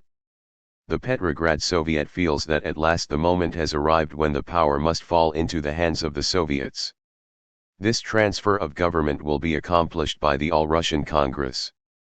Whether an armed demonstration is necessary will depend on those who wish to interfere with the All-Russian Congress. We feel that our government, entrusted to the personnel of the Provisional Cabinet, is a pitiful and helpless government, which only awaits the sweep of the broom of history to give way to a really popular government. But we are trying to avoid a conflict, even now, today. We hope that the All-Russian Congress will take into its hands that power and authority which rests upon the organized freedom of the people. If, however, the government wants to utilize the short period it is expected to live, 24, 48, or 72 hours, to attack us, then we shall answer with counterattacks, blow for blow, steel for iron." Amid cheers he announced that the left socialist revolutionaries had agreed to send representatives into the Military Revolutionary Committee. As I left Smolny, at 3 o'clock in the morning, I noticed that 2 rapid-firing guns had been mounted, one on each side of the door, and that strong patrols of soldiers guarded the gates and the nearby street corners. Bilshatov came bounding up the steps. "Well," he cried, "we're off. Kerensky sent the Junkers to close down our papers, Soldat and Rabochi Put. But our troops went down and smashed the government seals, and now we're sending detachments to seize the bourgeois newspaper offices." Exultantly he slapped me on the shoulder, and ran in. On the morning of the 6th I had business with the censor, whose office was in the Ministry of Foreign Affairs. Everywhere, on all the walls, hysterical appeals to the people to remain calm. Pokhovnikov emitted prikaz after prikaz. "I order all military units and detachments to remain in their barracks until further orders from the staff of the military district. All officers who act without orders from their superiors will be court-martialed for mutiny." I forbid absolutely any execution by soldiers of instructions from other organizations. The morning papers announced that the government had suppressed the papers Novae Rus, Zhivoye Slovo, Rabochi Put, and Soldat, and decreed the arrest of the leaders of the Petrograd Soviet and the members of the Military Revolutionary Committee. As I crossed the palace square, several batteries of Junker artillery came through the Red Arch at a jingling trot and drew up before the palace. The great red building of the General Staff was unusually animated, several armored automobiles ranked before the door, and motors full of officers were coming and going. The censor was very much excited, like a small boy at a circus. Kerensky, he said, had just gone to the Council of the Republic to offer his resignation. I hurried down to the Mariinsky Palace, arriving at the end of that passionate and almost incoherent speech of Kerensky's, full of self-justification and bitter denunciation of his enemies. I will cite here the most characteristic passage from a whole series of articles published in Rabochi Put by Ulyanov Lenin, a state criminal who is in hiding and whom we are trying to find. This state criminal has invited the proletariat and the Petrograd garrison to repeat the experience of the 16th to 18th of July, and insists upon the immediate necessity for an armed rising. Moreover, other Bolshevik leaders have taken the floor in a series of meetings, and also made an appeal to immediate insurrection. Particularly should be noticed the activity of the present president of the Petrograd Soviet, Bronstein Trotsky. I ought to bring to your notice, that the expressions and the style of a whole series of articles in Rabochi Put and Soldat resemble absolutely those of Novaya Rus. We have to do not so much with the movement of such and such political party, as with the exploitation of the political ignorance and criminal instincts of a part of the population, a sort of organization whose object it is to provoke in Russia, cost what it may, an inconscient movement of destruction and pillage, for given the state of mind of the masses, any movement at Petrograd will be followed by the most terrible massacres, which will cover with eternal shame the name of Free Russia. By the admission of Ulyanov Lenin himself, the situation of the extreme left wing of the Social Democrats in Russia is very favorable. Here Kerensky read the following quotation from Lenin's article. Think of it. The German comrades have only one Liebknecht, without newspapers, without freedom of meeting, without a Soviet. They are opposed by the incredible hostility of all classes of society, and yet the German comrades try to act, while we, having dozens of newspapers, freedom of meeting, the majority of the Soviets, we, the best placed international proletarians of the entire world, can we refuse to support the German revolutionists and insurrectionary organizations? Kerensky then continued. The organizers of rebellion recognize thus implicitly that the most perfect conditions for the free action of a political party obtain now in Russia, administered by a provisional government at the head of which is, in the eyes of this party, a usurper and a man who has sold himself to the bourgeoisie, the Minister-President Kerensky. The organizers of the insurrection do not come to the aid of the German proletariat, but of the German governing classes, and they open the Russian front to the iron fists of Wilhelm and his friends.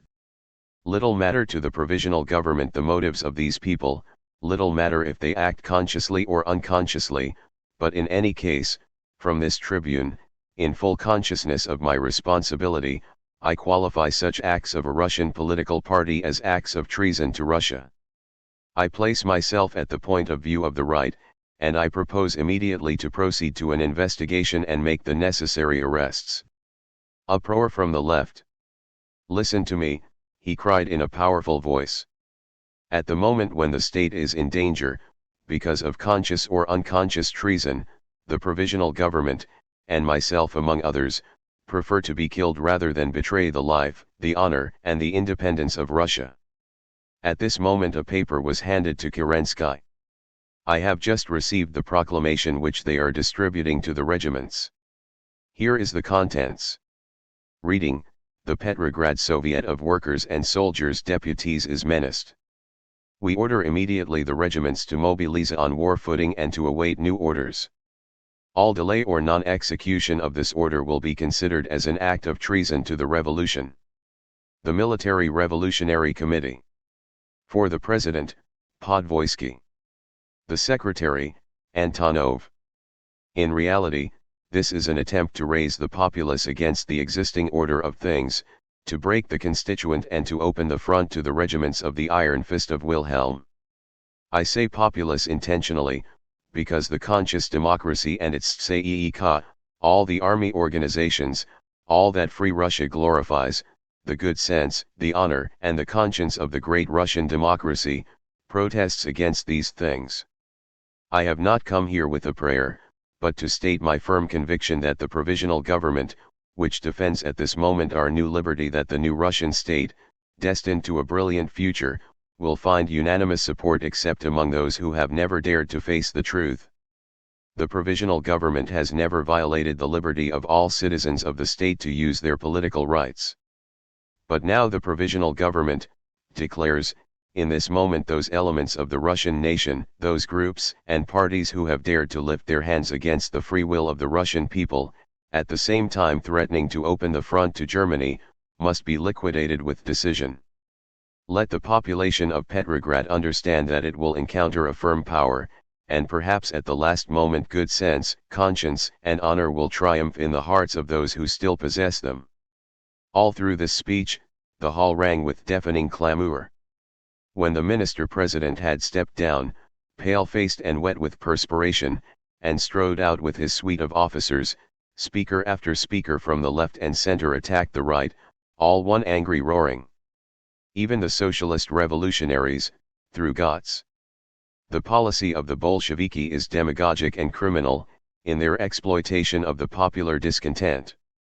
But there is a whole series of popular demands which have received no satisfaction up to now. The questions of peace, land, and the democratization of the army ought to be stated in such a fashion that no soldier, peasant or worker would have the least doubt that our government is attempting, firmly and infallibly, to solve them. We Mensheviki do not wish to provoke a cabinet crisis, and we are ready to defend the provisional government with all our energy, to the last drop of our blood, if only the provisional government, on all these burning questions, will speak the clear and precise words awaited by the people with such impatience. Then Martov, furious. The words of the minister-president, who allowed himself to speak of populace when it is question of the movement of important sections of the proletariat and the army, although led in the wrong direction, are nothing but an incitement to civil war. The order of the day proposed by the left was voted. It amounted practically to a vote of lack of confidence. 1. The armed demonstration which has been preparing for some days past has for its object a coup d'état, threatens to provoke civil war, creates conditions favorable to pogroms and counter-revolution, the mobilization of counter-revolutionary forces, such as the Black Hundreds, which will inevitably bring about the impossibility of convoking the constituent, will cause a military catastrophe, the death of the revolution, paralyze the economic life of the country and destroy Russia. 2. The conditions favorable to this agitation have been created by delay in passing urgent measures, as well as objective conditions caused by the war and the general disorder. It is necessary before everything to promulgate at once a decree transmitting the land to the peasants' land committees, and to adopt an energetic course of action abroad in proposing to the Allies to proclaim their peace terms and to begin peace parleys. 3. To cope with monarchist manifestations and pogromist movements, it is indispensable to take immediate measures to suppress these movements, and for this purpose to create at Petrograd a committee of public safety, composed of representatives of the municipality and the organs of the revolutionary democracy, acting in contact with the provisional government. It is interesting to note that the Mensheviki and socialist revolutionaries all rallied to this resolution. When Kerensky saw it, however, he summoned Avksentiev to the Winter Palace to explain. If it expressed a lack of confidence in the provisional government, he begged Avksentiev to form a new cabinet. Dan, Gotz, and Avksentiev, the leaders of the compromisers, performed their last compromise. They explained to Kerensky that it was not meant as a criticism of the government. At the corner of the Morskaya and the Nevsky, squads of soldiers with fixed bayonets were stopping all private automobiles, turning out the occupants, and ordering them toward the Winter Palace. A large crowd had gathered to watch them. Nobody knew whether the soldiers belonged to the government or the Military Revolutionary Committee. Up in front of the Kazan Cathedral the same thing was happening, machines being directed back up the Nevsky. 5 or 6 sailors with rifles came along, laughing excitedly, and fell into conversation with 2 of the soldiers. On the sailors' hatbands were Avrora and Zarya Svobody, the names of the leading Bolshevik cruisers of the Baltic Fleet. One of them said, "Kronstadt is coming." It was as if, in 1792, on the streets of Paris, someone had said, "The Marseillais are coming." For at Kronstadt were 25,000 sailors, convinced Bolsheviki and not afraid to die. Rabochi I Soldat was just out, all its front page one huge proclamation. Soldiers, workers, citizens, the enemies of the people passed last night to the offensive. The Kornilovists of the staff are trying to draw in from the suburbs Junkers and volunteer battalions. The Oranienbaum Junkers and the Tsarskoye Selo volunteers refuse to come out. A stroke of high treason is being contemplated against the Petrograd Soviet. The campaign of the counter-revolutionists is being directed against the All-Russian Congress of Soviets on the eve of its opening, against the Constituent Assembly, against the people. The Petrograd Soviet is guarding the revolution. The Military Revolutionary Committee is directing the repulse of the conspirators' attack. The entire garrison and proletariat of Petrograd are ready to deal the enemy of the people a crushing blow. The Military Revolutionary Committee decrees. 1. All regimental, division and battleship committees, together with the Soviet commissars, and all revolutionary organizations, shall meet in continuous session, concentrating in their hands all information about the plans of the conspirators. 2. Not one soldier shall leave his division without permission of the committee. 3. To send to Smolny at once 2 delegates from each military unit and 5 from each ward Soviet. 4. All members of the Petrograd Soviet and all delegates to the All-Russian Congress are invited immediately to Smolny for an extraordinary meeting. Counter-revolution has raised its criminal head. A great danger threatens all the conquests and hopes of the soldiers and workers. But the forces of the revolution by far exceed those of its enemies. The cause of the people is in strong hands. The conspirators will be crushed. No hesitation or doubts.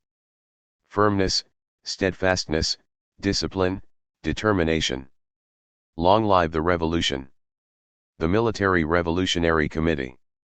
The Petrograd Soviet was meeting continuously at Smolny, a center of storm, delegates falling down asleep on the floor and rising again to take part in the debate, Trotsky, Kamenev, Volodarsky speaking 6, 8, 12 hours a day. I went down to room 18 on the first floor where the Bolshevik delegates were holding caucus, a harsh voice steadily booming, the speaker hidden by the crowd, the compromisers say that we are isolated. Pay no attention to them. Once it begins they must be dragged along with us, or else lose their following. Here he held up a piece of paper. We are dragging them. A message has just come from the Mensheviki and Socialist revolutionaries. They say that they condemn our action, but that if the government attacks us they will not oppose the cause of the proletariat. Exultant shouting.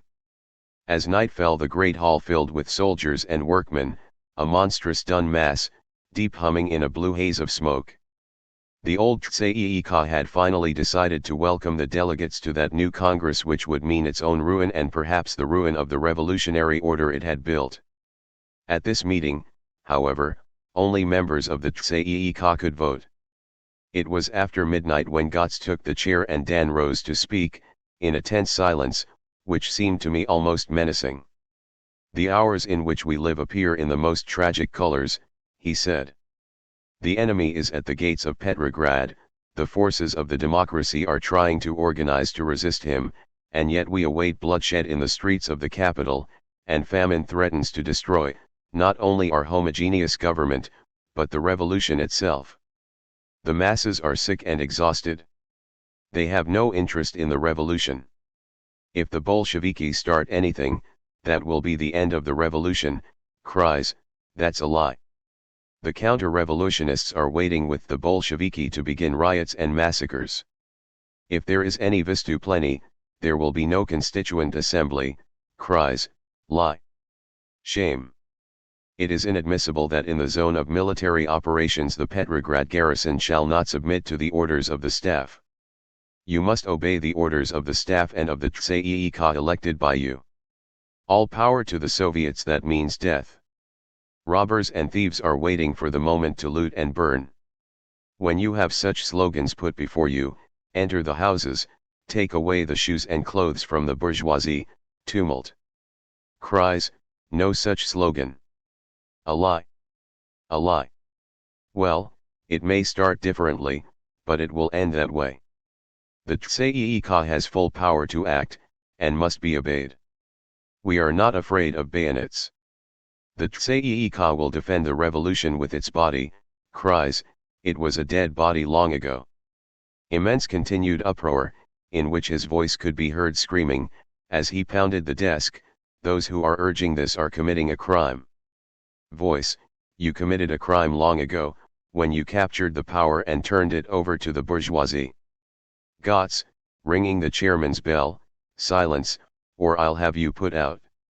Voice, try it. Cheers and whistling. Now concerning our policy about peace. Laughter. Unfortunately, Russia can no longer support the continuation of the war. There is going to be peace, but not permanent peace, not a democratic peace. Today, at the Council of the Republic, in order to avoid bloodshed, we passed an order of the day demanding the surrender of the land to the land committees and immediate peace negotiations. Laughter and cries, too late. Then for the Bolsheviki, Trotsky mounted the tribune, borne on a wave of roaring applause that burst into cheers and a rising house, thunderous. His thin, pointed face was positively Mephistophelian in its expression of malicious irony. Dan's tactics prove that the masses, the great, dull, indifferent masses, are absolutely with him. Titanic mirth. He turned toward the chairman, dramatically. When we spoke of giving the land to the peasants, you were against it. We told the peasants, if they don't give it to you, take it yourselves, and the peasants followed our advice. And now you advocate what we did 6 months ago. I don't think Kerensky's order to suspend the death penalty in the army was dictated by his ideals. I think Kerensky was persuaded by the Petrograd garrison, which refused to obey him. Today Dan is accused of having made a speech in the Council of the Republic which proves him to be a secret Bolshevik. The time may come when Dan will say that the flower of the revolution participated in the rising of July 16 and 18th. In Dan's resolution today at the Council of the Republic there was no mention of enforcing discipline in the army, although that is urged in the propaganda of his party. No. The history of the last 7 months shows that the masses have left the Mensheviki. The Mensheviki and the socialist revolutionaries conquered the cadets, and then when they got the power, they gave it to the cadets. Dan tells you that you have no right to make an insurrection. Insurrection is the right of all revolutionists. When the downtrodden masses revolt, it is their right. Then the long-faced, cruel-tongued Lieber, greeted with groans and laughter. Engels and Marx said that the proletariat had no right to take power until it was ready for it. In a bourgeois revolution like this, the seizure of power by the masses means the tragic end of the revolution. Trotsky, as a social democratic theorist, is himself opposed to what he is now advocating, cries, enough. Down with him. Martov, constantly interrupted, the internationalists are not opposed to the transmission of power to the democracy, but they disapprove of the methods of the Bolsheviki. This is not the moment to seize the power. Again Dan took the floor, violently protesting against the action of the Military Revolutionary Committee, which had sent a commissar to seize the office of Izvestia and censor the paper. The wildest uproar followed. Martov tried to speak, but could not be heard. Delegates of the Army and the Baltic Fleet stood up all over the hall, shouting that the Soviet was their government. Amid the wildest confusion Ehrlich offered a resolution, appealing to the workers and soldiers to remain calm and not to respond to provocations to demonstrate, recognizing the necessity of immediately creating a committee of public safety, and asking the provisional government at once to pass decrees transferring the land to the peasants and beginning peace negotiations. Then up leaped Volodarsky, shouting harshly that the THIRD, on the eve of the Congress, had no right to assume the functions of the Congress. The THIRD was practically dead, he said, and the resolution was simply a trick to bolster up its waning power. As for us, Bolsheviki, we will not vote on this resolution. Whereupon all the Bolsheviki left the hall and the resolution was passed. Toward 4 in the morning I met Zorin in the outer hall, a rifle slung from his shoulder. "We're moving, 7," said he, calmly but with satisfaction. We pinched the Assistant Minister of Justice and the Minister of Religions. They're down cellar now. One regiment is on the march to capture the telephone exchange, another the telegraph agency, another the state bank. The Red Guard is out. On the steps of Smolny, in the chill dark, we first saw the Red Guard, a huddled group of boys in workmen's clothes, carrying guns with bayonets, talking nervously together. Far over the still roofs westward came the sound of scattered rifle fire, where the Junkers were trying to open the bridges over the Neva, to prevent the factory workers and soldiers of the Viborg quarter from joining the Soviet forces in the center of the city, and the Kronstadt sailors were closing them again. Behind us, Great Smolny, bright with lights, hummed like a gigantic hive. One references in this chapter refer to the appendix to chapter 3. See page 350. Athos was not quite candid. The provisional government had suppressed Bolshevik papers before, in July, and was planning to do so again. Be well known in the American labor movement. 4. The fall of the provisional government. Wednesday, November 7, I rose very late. The noon cannon boomed from Peter Paul as I went down the Nevsky. It was a raw, chill day. In front of the state bank some soldiers with fixed bayonets were standing at the closed gates. "What side do you belong to?" I asked. "The government." "No more government," one answered with a grin, "Slava Bogu." Glory to God. That was all I could get out of him. The streetcars were running on the Nevsky, men, women, and small boys hanging on every projection. Shops were open, and there seemed even less uneasiness among the street crowds than there had been the day before. A whole crop of new appeals against insurrection had blossomed out on the walls during the night, to the peasants, to the soldiers at the front, to the workmen of Petrograd. One read from the Petrograd Municipal Duma. The Municipal Duma informs the citizens that in the extraordinary meeting of November 6 the Duma formed a committee of public safety, composed of members of the Central and Ward Dumas, and representatives of the following revolutionary democratic organizations: the TSEIK, the All-Russian Executive Committee of Peasant Deputies, the Army Organizations, the Tsentroflot, the Petrograd Soviet of Workers and Soldiers Deputies, the Council of Trade Unions, and others. Members of the Committee of Public Safety will be on duty in the building of the Municipal Duma. Telephones No 15 to 40, 223 to 77, 138 to 36. November 7, 1917. Though I didn't realize it then, this was the Duma's declaration of war against the Bolsheviki. I bought a copy of Rabochi Put, the only newspaper which seemed on sale, and a little later paid a soldier 50 kopecks for a second-hand copy of Dien. The Bolshevik paper, printed on large-sized sheets in the Concord office of the Russkaya Valia, had huge headlines: "All power to the Soviets of workers, soldiers, and peasants, peace, bread, land." The leading article was signed Zinoviev, Lenin's companion in hiding.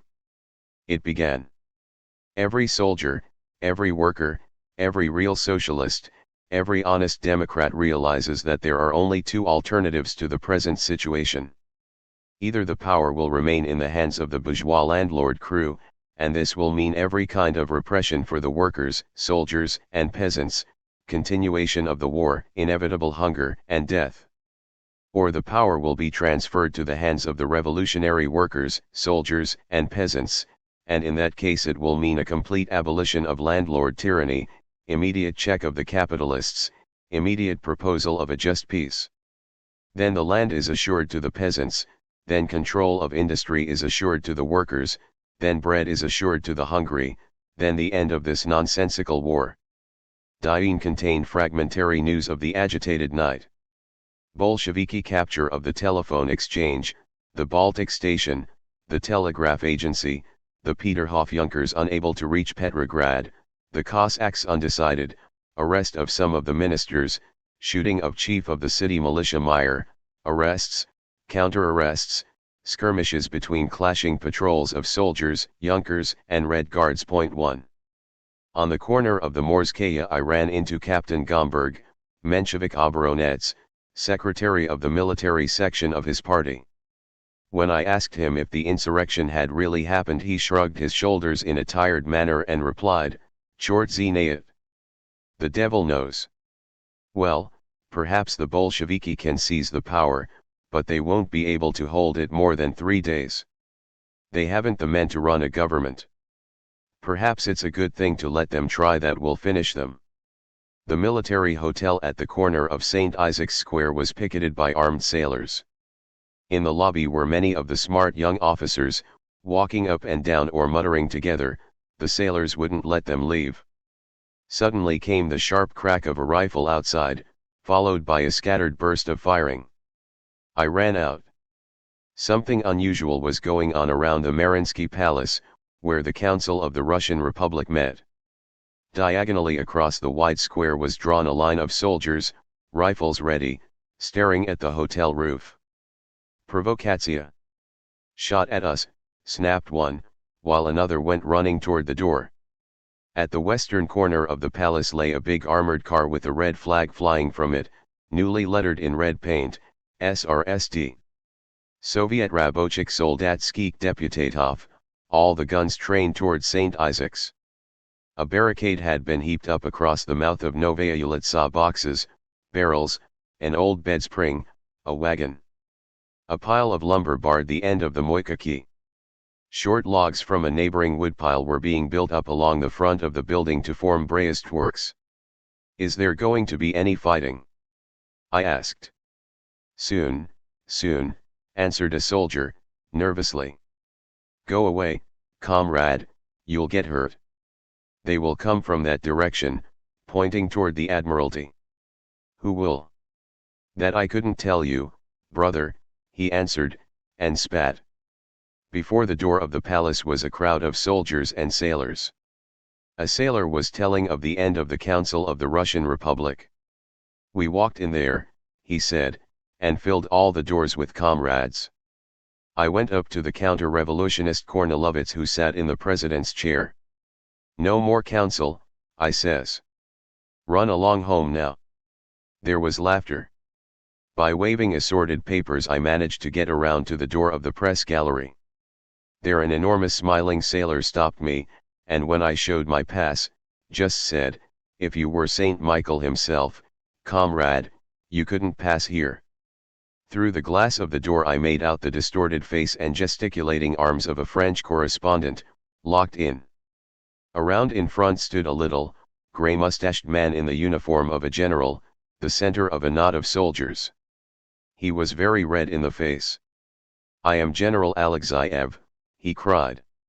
'As your superior officer and as a member of the Council of the Republic, I demand to be allowed to pass.' The guard scratched his head, looking uneasily out of the corner of his eye. He beckoned to an approaching officer, who grew very agitated when he saw who it was and saluted before he realized what he was doing. 'Vashiv Vysokopravaskaditelstvo, Your High Excellency,' he stammered, in the manner of the old regime, 'access to the palace is strictly forbidden. I have no right.' An automobile came by, and I saw Gott sitting inside, laughing apparently with great amusement. A few minutes later another, with armed soldiers on the front seat, full of arrested members of the Provisional Government.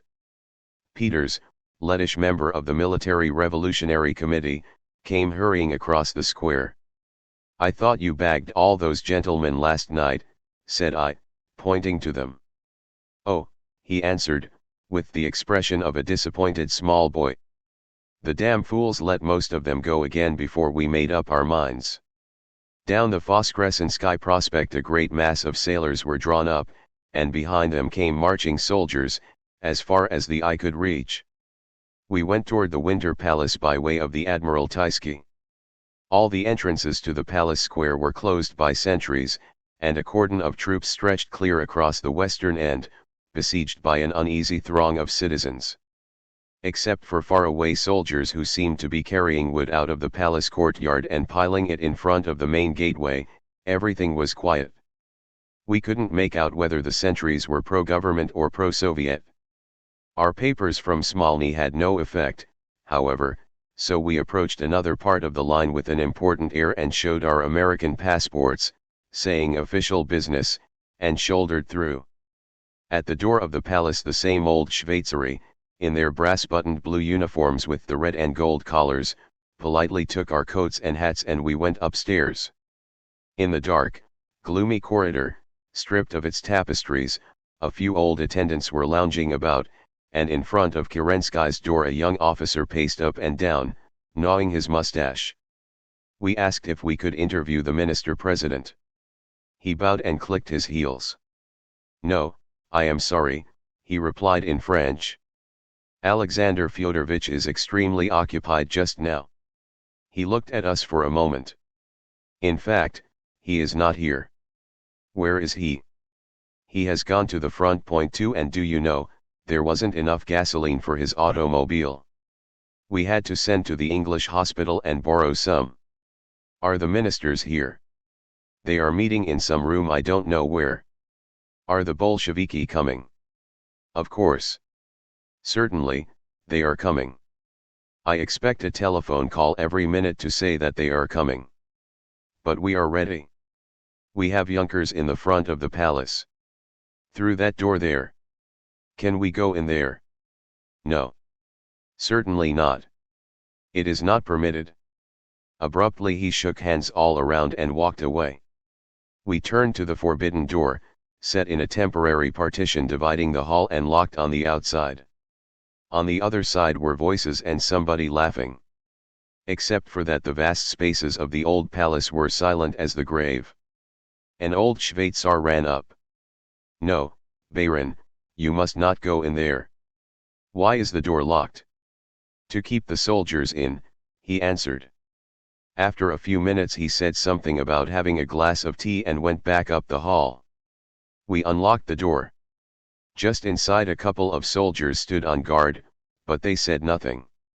At the end of the corridor was a large, ornate room with gilded cornices and enormous crystal lustres, and beyond it several smaller ones, wainscoted with dark wood. On both sides of the parquet floor lay rows of dirty mattresses and blankets, upon which occasional soldiers were stretched out. Everywhere was a litter of cigarette butts, bits of bread, cloth, and empty bottles with expensive French labels. More and more soldiers, with the red shoulder straps of the Junker schools, moved about in a stale atmosphere of tobacco smoke and unwashed humanity. One had a bottle of white Burgundy, evidently filched from the cellars of the palace.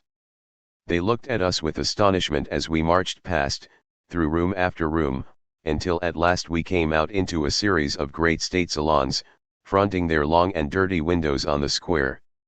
The walls were covered with huge canvases in massive gilt frames, historical battle scenes. October 12, 1812 and November 6, 1812 and 16/28 August 1813. One had a gash across the upper right-hand corner. The place was all a huge barrack, and evidently had been for weeks, from the look of the floor and walls. Machine guns were mounted on window sills, rifles stacked between the mattresses. As we were looking at the pictures an alcoholic breath assailed me from the region of my left ear, and a voice said in thick but fluent French, "I see, by the way you admire the paintings, that you are foreigners." He was a short, puffy man with a baldish head as he removed his cap. "Americans." "Enchanted. I am Stabs-Kapitan Vladimir Artsabashev, absolutely at your service." It did not seem to occur to him that there was anything unusual in four strangers, one a woman, wandering through the defenses of an army awaiting attack. He began to complain of the state of Russia. "Not only these Bolsheviki," he said, but the fine traditions of the Russian army are broken down. Look around you. These are all students in the officers' training schools. But are they gentlemen? Kerensky opened the officers' schools to the ranks, to any soldier who could pass an examination. Naturally there are many who are contaminated by the revolution. Without consequence he changed the subject. I am very anxious to go away from Russia. I have made up my mind to join the American army. Will you please go to your consul and make arrangements? I will give you my address. In spite of our protestations he wrote it on a piece of paper, and seemed to feel better at once. I have it still. Orani and Bomskia Shkola Propershchikov 2nd, Staraya Peterhof. We had a review this morning early, he went on, as he guided us through the rooms and explained everything. The women's battalion decided to remain loyal to the government. Are the women soldiers in the palace? Yes, they are in the back rooms, where they won't be hurt if any trouble comes. He sighed. It is a great responsibility, said he. For a while we stood at the window, looking down on the square before the palace, where 3 companies of long-coated yunkers were drawn up under arms, being harangued by a tall, energetic-looking officer I recognized as Stankievich, chief military commissar of the provisional government.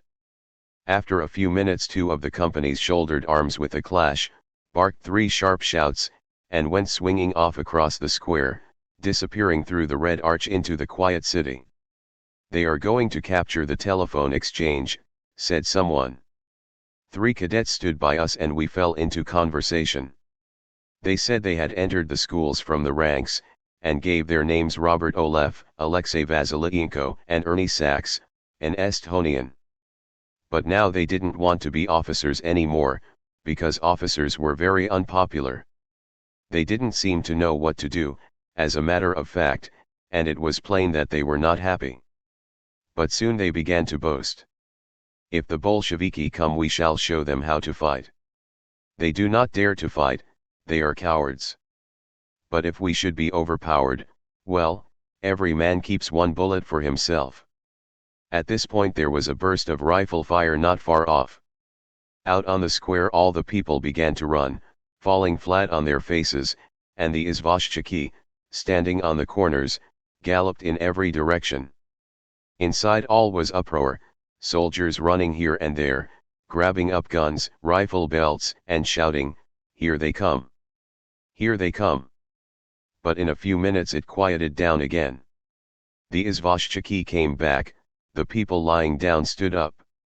Through the Red Arch appeared the yunkers, marching a little out of step, one of them supported by 2 comrades. It was getting late when we left the palace. The sentries in the square had all disappeared. The great semicircle of government buildings seemed deserted. We went into the Hotel France for dinner, and right in the middle of soup the waiter, very pale in the face, came up and insisted that we move to the main dining room at the back of the house, because they were going to put out the lights in the cafe. There will be much shooting, he said. When we came out on the Morskaya again it was quite dark, except for 1 flickering street light on the corner of the Nevsky. Under this stood a big armored automobile, with racing engine and oil smoke pouring out of it. A small boy had climbed up the side of the thing and was looking down the barrel of a machine gun. Soldiers and sailors stood around, evidently waiting for something. We walked back up to the Red Arch, where a knot of soldiers was gathered staring at the brightly lit Winter Palace and talking in loud tones. "No, comrades," one was saying. "How can we shoot at them? The women's battalion is in there. They will say we have fired on Russian women." As we reached the Nevsky again another armored car came around the corner, and a man poked his head out of the turret top. "Come on," he yelled. "Let's go on through and attack." The driver of the other car came over, and shouted so as to be heard above the roaring engine. "The committee says to wait. They have got artillery behind the woodpiles in there." Here the streetcars had stopped running, few people passed, and there were no lights, but a few blocks away we could see the trams, the crowds, the lighted shop windows and the electric signs of the moving picture shows, life going on as usual. We had tickets to the ballet at the Mariinsky Theater. All the theaters were open, but it was too exciting out of doors. In the darkness we stumbled over lumber piles barricading the police bridge, and before the Stroganov Palace made out some soldiers wheeling into position a 3-inch field gun. Men in various uniforms were coming and going in an aimless way, and doing a great deal of talking. Up the Nevsky the whole city seemed to be out promenading. On every corner immense crowds were massed around a core of hot discussion.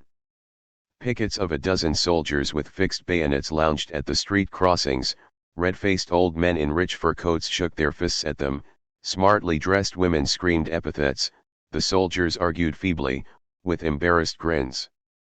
Armored cars went up and down the street, named after the first Tsars Oleg, Rurik, Sviatoslav, and daubed with huge red letters, RSDRP. Rossiyskaya Sotsial-Demokraticheskaya Rabochaya Parsha, Dada. At the Mikhailovsky a man appeared with an armful of newspapers, and was immediately stormed by frantic people, offering a ruble, 5 rubles, 10 rubles, tearing at each other like animals. It was Rabochi I Soldat, announcing the victory of the proletarian revolution, the liberation of the Bolsheviki still in prison, calling upon the army front and rear for support, a feverish little sheet of 4 pages, running to enormous type, containing no news. On the corner of the Sadovaya about 2,000 citizens had gathered, staring up at the roof of a tall building, where a tiny red spark glowed and waned. "See," said a tall peasant, pointing to it. "It is a provocateur. Presently he will fire on the people." Apparently no one thought of going to investigate. Asterisk asterisk asterisk asterisk asterisk asterisk. The massive facade of Smolny blazed with lights as we drove up, and from every street converged upon it streams of hurrying shapes dim in the gloom.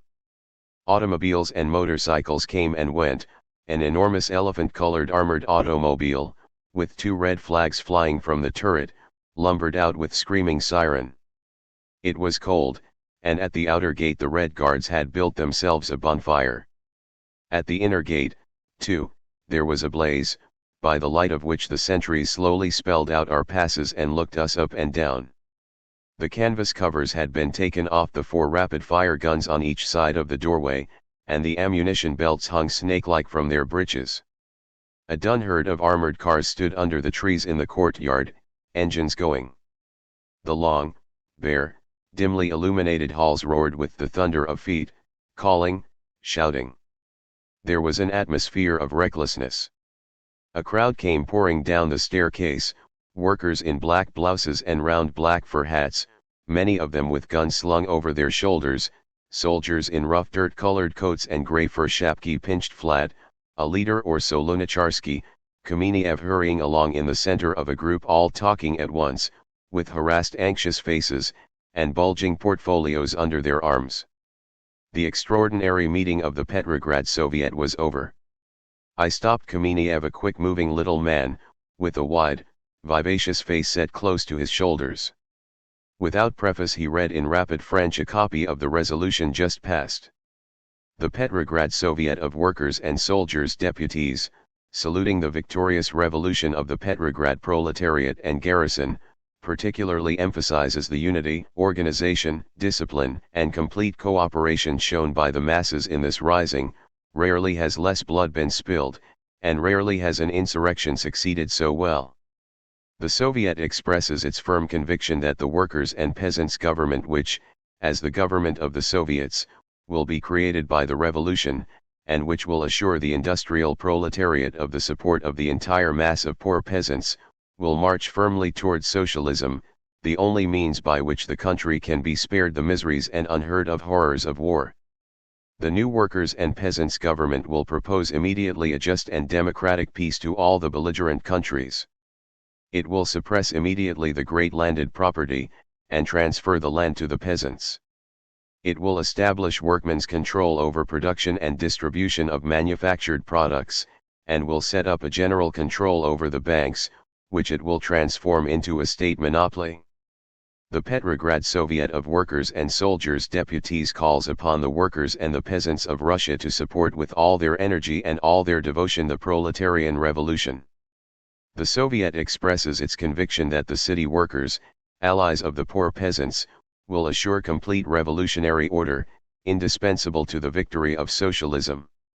The Soviet is convinced that the proletariat of the countries of Western Europe will aid us in conducting the cause of socialism to a real and lasting victory. You consider it won then? He lifted his shoulders. There is much to do. Horribly much. It is just beginning. On the landing I met Ryazanov, vice president of the trade unions, looking black and biting his gray beard. It's insane. Insane, he shouted. The European working class won't move. All Russia. He waved his hand distractedly and ran off. Ryazanov and Kamenev had both opposed the insurrection, and felt the lash of Lenin's terrible tongue. It had been a momentous session. In the name of the Military Revolutionary Committee, Trotsky had declared that the provisional government no longer existed. The characteristic of bourgeois governments, he said, is to deceive the people. We, the Soviets of workers, soldiers, and peasants' deputies, are going to try an experiment unique in history. We are going to found a power which will have no other aim but to satisfy the needs of the soldiers, workers, and peasants. Lenin had appeared, welcomed with a mighty ovation, prophesying worldwide social revolution. And Zinoviev, crying, "This day we have paid our debt to the international proletariat, and struck a terrible blow at the war, a terrible body blow at all the imperialists and particularly at Wilhelm the executioner." Then Trotsky, that telegrams had been sent to the front announcing the victorious insurrection, but no reply had come. Troops were said to be marching against Petrograd. A delegation must be sent to tell them the truth. Cries, "You are anticipating the will of the All-Russian Congress of Soviets." Trotsky, coldly, "The will of the All-Russian Congress of Soviets has been anticipated by the rising of the Petrograd workers and soldiers." So we came into the great meeting hall, pushing through the clamorous mob at the door. In the rows of seats, under the white chandeliers, packed immovably in the aisles and on the sides, perched on every window sill, and even the edge of the platform, the representatives of the workers and soldiers of all Russia waited in anxious silence or wild exultation the ringing of the chairman's bell. There was no heat in the hall but the stifling heat of unwashed human bodies. A foul blue cloud of cigarette smoke rose from the mass and hung in the thick air. Occasionally someone in authority mounted the tribune and asked the comrades not to smoke. Then everybody, smokers and all, took up the cry, "Don't smoke, comrades," and went on smoking. Petrovsky, anarchist delegate from the Obukhov factory, made a seat for me beside him. Unshaven and filthy, he was reeling from 3 nights' sleepless work on the Military Revolutionary Committee. On the platform sat the leaders of the old THIRD for the last time, dominating the turbulent Soviets, which they had ruled from the first days, and which were now arisen against them. It was the end of the first period of the Russian Revolution, which these men had attempted to guide in careful ways. The 3 greatest of them were not there: Kerensky, flying to the front through country towns all doubtfully heaving up; Chij, the old eagle, who had contemptuously retired to his own Georgian mountains, there to sicken with consumption; and the high-souled Tsereteli, also mortally stricken, who, nevertheless, would return and pour out his beautiful eloquence for a lost cause. Gott sat there, Dan, Lieber, Bogdanov, Broido, Filipovsky, white-faced, hollow-eyed and indignant. Below them the second seized of the All-Russian Soviets boiled and swirled, and over their heads the Military Revolutionary Committee functioned white-hot, holding in its hands the threads of insurrection and striking with a long arm. It was 10:40 p.m. Dan, a mild-faced, baldish figure in a shapeless military surgeon's uniform, was ringing the bell. Silence fell sharply, intense, broken by the scuffling and disputing of the people at the door. "We have the power in our hands," he began sadly, stopped for a moment, and then went on in a low voice. "Comrades, the Congress of Soviets is meeting in such unusual circumstances and in such an extraordinary moment that you will understand why the THIRD considers it unnecessary to address you with a political speech. This will become much clearer to you if you will recollect that I am a member of the THIRD, and that at this very moment our party comrades are in the Winter Palace under bombardment, sacrificing themselves to execute the duty put on them by the THIRD. Confused uproar. I declare the first session of the Second Congress of Soviets of Workers and Soldiers Deputies open. The election of the Presidium took place amid stir and moving about. Avanasov announced that by agreement of the Bolsheviki, left socialist revolutionaries and Mensheviki internationalists, it was decided to base the Presidium upon proportionality. Several Mensheviki leaped to their feet protesting. A bearded soldier shouted at them, "Remember what you did to us Bolsheviki when we were the minority." Result: 14 Bolsheviki, 7 socialist revolutionaries, 3 Mensheviki and 1 internationalist, Gorky's group. Handelman, for the right and center socialist revolutionaries, said that they refused to take part in the Presidium, the same from Kinchuk, for the Mensheviki, and from the Mensheviki internationalists, that until the verification of certain circumstances, they too could not enter the Presidium. Scattering applause and hoots. One voice: "Renegades, you call yourselves socialists." A representative of the Ukrainian delegates demanded, and received, a place. Then the old TSAEK stepped down, and in their places appeared Trotsky, Kamenev, Lunacharsky, Madame Kolentai, Nogin. The hall rose, thundering. How far they had soared, these Bolsheviki, from a despised and hunted sect less than 4 months ago, to this supreme place, the helm of Great Russia in full tide of insurrection. The order of the day, said Kamenev, was first, organization of power, second, war and peace, and third, the Constituent Assembly. Lazovsky, rising, announced that upon agreement of the Bureau of all factions, it was proposed to hear and discuss the report of the Petrograd Soviet, then to give the floor to members of the TSAEK and the different parties, and finally to pass to the order of the day. But suddenly a new sound made itself heard, deeper than the tumult of the crowd, persistent, disquieting the dull shock of guns. People looked anxiously toward the clouded windows, and a sort of fever came over them. Martov, demanding the floor, croaked hoarsely, "The civil war is beginning, comrades. The first question must be a peaceful settlement of the crisis. On principle and from a political standpoint we must urgently discuss a means of averting civil war. Our brothers are being shot down in the streets." At this moment, when before the opening of the Congress of Soviets the question of power is being settled by means of a military plot organized by one of the revolutionary parties, for a moment he could not make himself heard above the noise. All of the revolutionary parties must face the fact. The first vopros, question, before the Congress is the question of power, and this question is already being settled by force of arms in the streets. We must create a power which will be recognized by the whole democracy. If the Congress wishes to be the voice of the revolutionary democracy, it must not sit with folded hands before the developing civil war, the result of which may be a dangerous outburst of counter-revolution. The possibility of a peaceful outcome lies in the formation of a united democratic authority. We must elect a delegation to negotiate with the other socialist parties and organizations. Always the methodical muffled boom of cannon through the windows, and the delegates, screaming at each other. So, with the crash of artillery, in the dark, with hatred, and fear, and reckless daring, new Russia was being born. The left socialist revolutionaries and the United Social Democrats supported Martov's proposition. It was accepted. A soldier announced that the All-Russian Peasants' Soviets had refused to send delegates to the Congress. He proposed that a committee be sent with a formal invitation. "Some delegates are present," he said. "I move that they be given votes." Accepted. Karash, wearing the epaulets of a captain, passionately demanded the floor.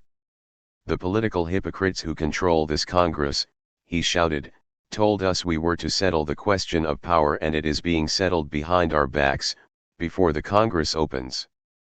Blows are being struck against the Winter Palace, and it is by such blows that the nails are being driven into the coffin of the political party which has risked such an adventure.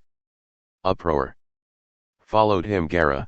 While we are here discussing propositions of peace, there is a battle on in the streets. The socialist revolutionaries and the Mensheviki refuse to be involved in what is happening, and call upon all public forces to resist the attempt to capture the power. Kuchin, delegate of the 12th Army and representative of the Trudoviki, I was sent here only for information, and I am returning at once to the front, where all the army committees consider that the taking of power by the Soviets, only 3 weeks before the Constituent Assembly, is a stab in the back of the army and a crime against the people. Shouts of lie. You lie. When he could be heard again, let's make an end of this adventure in Petrograd. I call upon all delegates to leave this hall in order to save the country and the revolution. As he went down the aisle in the midst of a deafening noise, people surged in upon him, threatening. Then Kinchuk, an officer with a long brown goatee, speaking suavely and persuasively, I speak for the delegates from the front. The army is imperfectly represented in this Congress, and furthermore, the army does not consider the Congress of Soviets necessary at this time, only 3 weeks before the opening of the constituent. Shouts and stamping, always growing more violent. The army does not consider that the Congress of Soviets has the necessary authority. Soldiers began to stand up all over the hall. Who are you speaking for? What do you represent? They cried. The Central Executive Committee of the Soviet of the 5th Army, the 2nd F Regiment, the 1st N Regiment, the 3rd S Rifles. When were you elected? You represent the officers, not the soldiers. What do the soldiers say about it? Jeers and hoots. We, the front group, disclaim all responsibility for what has happened and is happening, and we consider it necessary to mobilize all self-conscious revolutionary forces for the salvation of the revolution. The front group will leave the Congress. The place to fight is out on the streets. Immense bawling outcry. You speak for the staff, not for the army. I appeal to all reasonable soldiers to leave this Congress. Kornilovitz, counter-revolutionist, provocateur, were hurled at him. On behalf of the Mensheviki, Kinchuk then announced that the only possibility of a peaceful solution was to begin negotiations with the provisional government for the formation of a new cabinet, which would find support in all strata of society. He could not proceed for several minutes. Raising his voice to a shout, he read the Menshevik declaration. Because the Bolsheviki have made a military conspiracy with the aid of the Petrograd Soviet, without consulting the other factions and parties, we find it impossible to remain in the Congress, and therefore withdraw, inviting the other groups to follow us and to meet for discussion of the situation. Deserter. At intervals in the almost continuous disturbance, Handelman, for the socialist revolutionaries, could be heard protesting against the bombardment of the Winter Palace. We are opposed to this kind of anarchy. Scarcely had he stepped down when a young, lean-faced soldier, with flashing eyes, leaped to the platform, and dramatically lifted his hand. Comrades, he cried, and there was a hush. My familia, name, is Peterson. I speak for the 2nd Lettish Rifles. You have heard the statements of 2 representatives of the army committees. These statements would have some value if their authors had been representatives of the army. Wild applause. But they do not represent the soldiers. Shaking his fist. The 12th Army has been insisting for a long time upon the re-election of the Great Soviet and the Army Committee, but just as your own THIRD-WORLDISM, our committee refused to call a meeting of the representatives of the masses until the end of September, so that the reactionaries could elect their own false delegates to this Congress. I tell you now, the Lettish soldiers have many times said, no more resolutions. No more talk. We want deeds. The power must be in our hands. Let these impostor delegates leave the Congress. The army is not with them. The hall rocked with cheering. In the first moments of the session, stunned by the rapidity of events, startled by the sound of cannon, the delegates had hesitated. For an hour hammer blow after hammer blow had fallen from that tribune, welding them together but beating them down. Did they stand then alone? Was Russia rising against them? Was it true that the army was marching on Petrograd? Then this clear-eyed young soldier had spoken, and in a flash they knew it for the truth. This was the voice of the soldiers. The stirring millions of uniformed workers and peasants were men like them, and their thoughts and feelings were the same. More soldiers.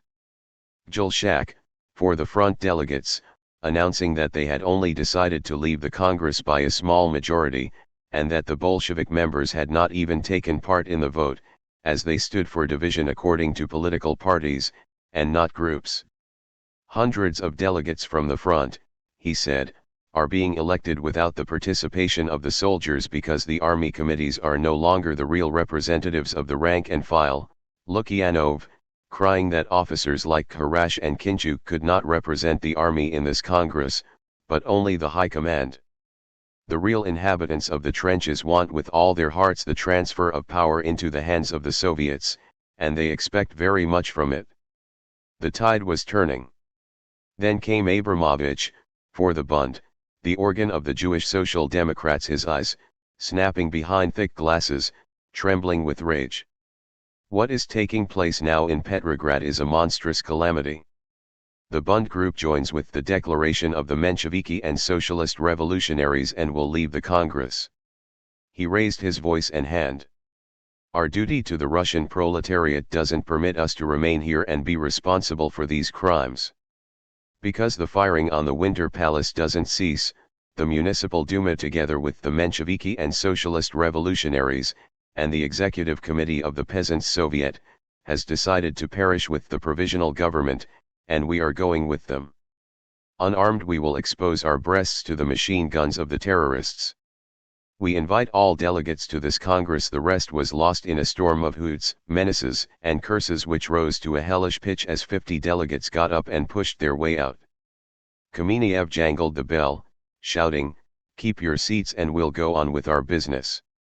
And Trotsky, standing up with a pale, cruel face, letting out his rich voice in cool contempt, "All these so-called socialist compromisers, these frightened Mensheviki, socialist revolutionaries, Bund, let them go. They are just so much refuse which will be swept into the garbage heap of history." Ryazanov, for the Bolsheviki, stated that at the request of the City Duma the Military Revolutionary Committee had sent a delegation to offer negotiations to the Winter Palace. In this way we have done everything possible to avoid bloodshed. We hurried from the place, stopping for a moment at the room where the Military Revolutionary Committee worked at furious speed, engulfing and spitting out panting couriers, dispatching commissars armed with power of life and death to all the corners of the city, amid the buzz of the telephonographs. The door opened, a blast of stale air and cigarette smoke rushed out. We caught a glimpse of disheveled men bending over a map under the glare of a shaded electric light. Comrade Joseph Tukvinsky, a smiling youth with a mop of pale yellow hair, made out passes for us. When we came into the chill night, all the front of Smolny was one huge park of arriving and departing automobiles, above the sound of which could be heard the far-off slow beat of the cannon. A great motor truck stood there, shaking to the roar of its engine. Men were tossing bundles into it, and others receiving them, with guns beside them. "Where are you going?" I shouted. "Downtown, all over, everywhere," answered a little workman, grinning, with a large exultant gesture. We showed our passes. "Come along," they invited. "But there'll probably be shooting." We climbed in, the clutch slid home with a raking jar, the great car jerked forward, we all toppled backward on top of those who were climbing in, past the huge fire by the gate, and then the fire by the outer gate, glowing red on the faces of the workmen with rifles who squatted around it, and went bumping at top speed down the Suvorovsky Prospect, swaying from side to side. One man tore the wrapping from a bundle and began to hurl handfuls of papers into the air. We imitated him, plunging down through the dark street with a tail of white papers floating and eddying out behind. The late passerby stooped to pick them up, the patrols around bonfires on the corners ran out with uplifted arms to catch them. Sometimes armed men loomed up ahead, crying "Shtoi," and raising their guns, but our chauffeur only yelled something unintelligible and we hurtled on. I picked up a copy of the paper, and under a fleeting streetlight read. To the citizens of Russia. The provisional government is deposed. The state power has passed into the hands of the organ of the Petrograd Soviet of Workers and Soldiers Deputies, the Military Revolutionary Committee, which stands at the head of the Petrograd proletariat and garrison. The cause for which the people were fighting, immediate proposal of a democratic peace, abolition of landlord property rights over the land, labor control over production, creation of a Soviet government. That cause is securely achieved. Long live the revolution of workmen, soldiers, and peasants. Military Revolutionary Committee. Petrograd Soviet of Workers and Soldiers Deputies. A slant-eyed, Mongolian-faced man who sat beside me, dressed in a goatskin Caucasian cape, snapped, "Look out! Here the provocateurs always shoot from the windows." We turned into Znamensky Square, dark and almost deserted, careened around Trubetskoy's brutal statue and swung down the wide Nevsky, 3 men standing up with rifles ready, peering at the windows. Behind us the street was alive with people running and stooping. We could no longer hear the cannon, and the nearer we drew to the Winter Palace end of the city the quieter and more deserted were the streets. The city Duma was all brightly lit. Beyond that we made out a dark mass of people, and a line of sailors, who yelled furiously at us to stop. The machine slowed down, and we climbed out. It was an astonishing scene. Just at the corner of the Ekaterina Canal, under an arc light, a cordon of armed sailors was drawn across the Nevsky, blocking the way to a crowd of people in columns of 4s. There were about 300 or 400 of them, men in frock coats, well-dressed women, officers, all sorts and conditions of people. Among them we recognized many of the delegates from the Congress, leaders of the Mensheviki and Socialist Revolutionaries, Avksentiev, the lean, red-bearded president of the Peasants' Soviets, Sorokin, Kerensky's spokesman, Kinchuk, Abramovich, and at the head white-bearded old Schreider, mayor of Petrograd, and Prokopovich, minister of supplies in the provisional government, arrested that morning and released. I caught sight of Malkin, reporter for the Russian Daily News. "Going to die in the Winter Palace," he shouted cheerfully. The procession stood still, but from the front of it came loud argument. Schreider and Prokopovich were bellowing at the big sailor who seemed in command. "We demand to pass," they cried. "See, these comrades come from the Congress of Soviets. Look at their tickets. We are going to the Winter Palace." The sailor was plainly puzzled. He scratched his head with an enormous hand, frowning. "I have orders from the committee not to let anybody go to the Winter Palace," he grumbled. "But I will send a comrade to telephone to Smolny. We insist upon passing. We are unarmed. We will march on whether you permit us or not," cried old Schreider, very much excited. "I have orders," repeated the sailor sullenly. "Shoot us if you want to. We will pass." "Forward," came from all sides. "We are ready to die, if you have the heart to fire on Russians and comrades. We bare our breasts to your guns." "No," said the sailor, looking stubborn, "I can't allow you to pass." "What will you do if we go forward? Will you shoot?" "No, I'm not going to shoot people who haven't any guns. We won't shoot unarmed Russian people. We will go forward." "What can you do?" "We will do something," replied the sailor, evidently at a loss. "We can't let you pass." "We will do something." "What will you do? What will you do?" Another sailor came up, very much irritated. "We will spank you," he cried, energetically. "And if necessary we will shoot you too. Go home now, and leave us in peace." At this there was a great clamour of anger and resentment. Prokopovich had mounted some sort of box, and, waving his umbrella, he made a speech. "Comrades and citizens," he said. "Force is being used against us. We cannot have our innocent blood upon the hands of these ignorant men. It is beneath our dignity to be shot down here in the street by switchmen. What he meant by switchmen I never discovered. Let us return to the Duma and discuss the best means of saving the country and the revolution. Whereupon, in dignified silence, the procession marched around and back up the Nevsky, always in column of fours. And taking advantage of the diversion, we slipped past the guards and set off in the direction of the Winter Palace. Here it was absolutely dark, and nothing moved but pickets of soldiers and Red Guards grimly intent. In front of the Kazan Cathedral a 3-inch field gun lay in the middle of the street, slid sideways from the recoil of its last shot over the roofs. Soldiers were standing in every doorway talking in low tones and peering down toward the police bridge. I heard one voice saying, "It is possible that we have done wrong."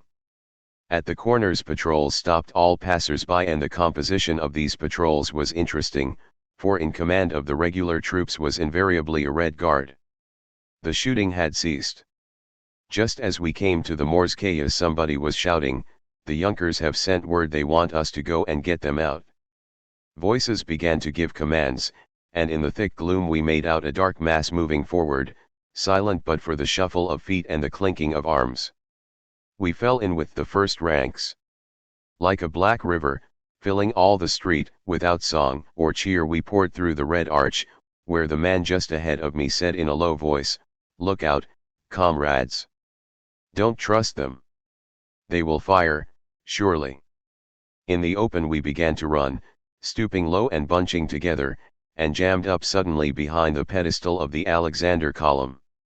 "How many of you did they kill?" I asked. "I don't know. About 10.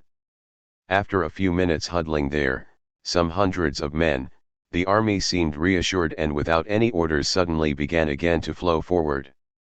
By this time, in the light that streamed out of all the Winter Palace windows, I could see that the first 200 or 300 men were Red Guards, with only a few scattered soldiers. Over the barricade of firewood we clambered, and leaping down inside gave a triumphant shout as we stumbled on a heap of rifles thrown down by the Junkers who had stood there.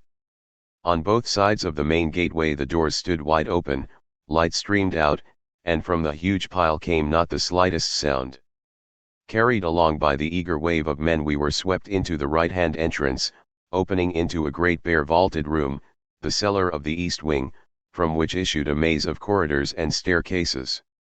A number of huge packing cases stood about, and upon these the Red Guards and soldiers fell furiously, battering them open with the butts of their rifles, and pulling out carpets, curtains, linen, porcelain plates, glassware.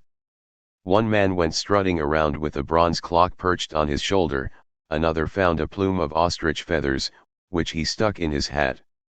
The looting was just beginning when somebody cried, "Comrades! Don't touch anything. Don't take anything. This is the property of the people." Immediately 20 voices were crying, "Stop! Put everything back. Don't take anything. Property of the people." Many hands dragged the spoilers down.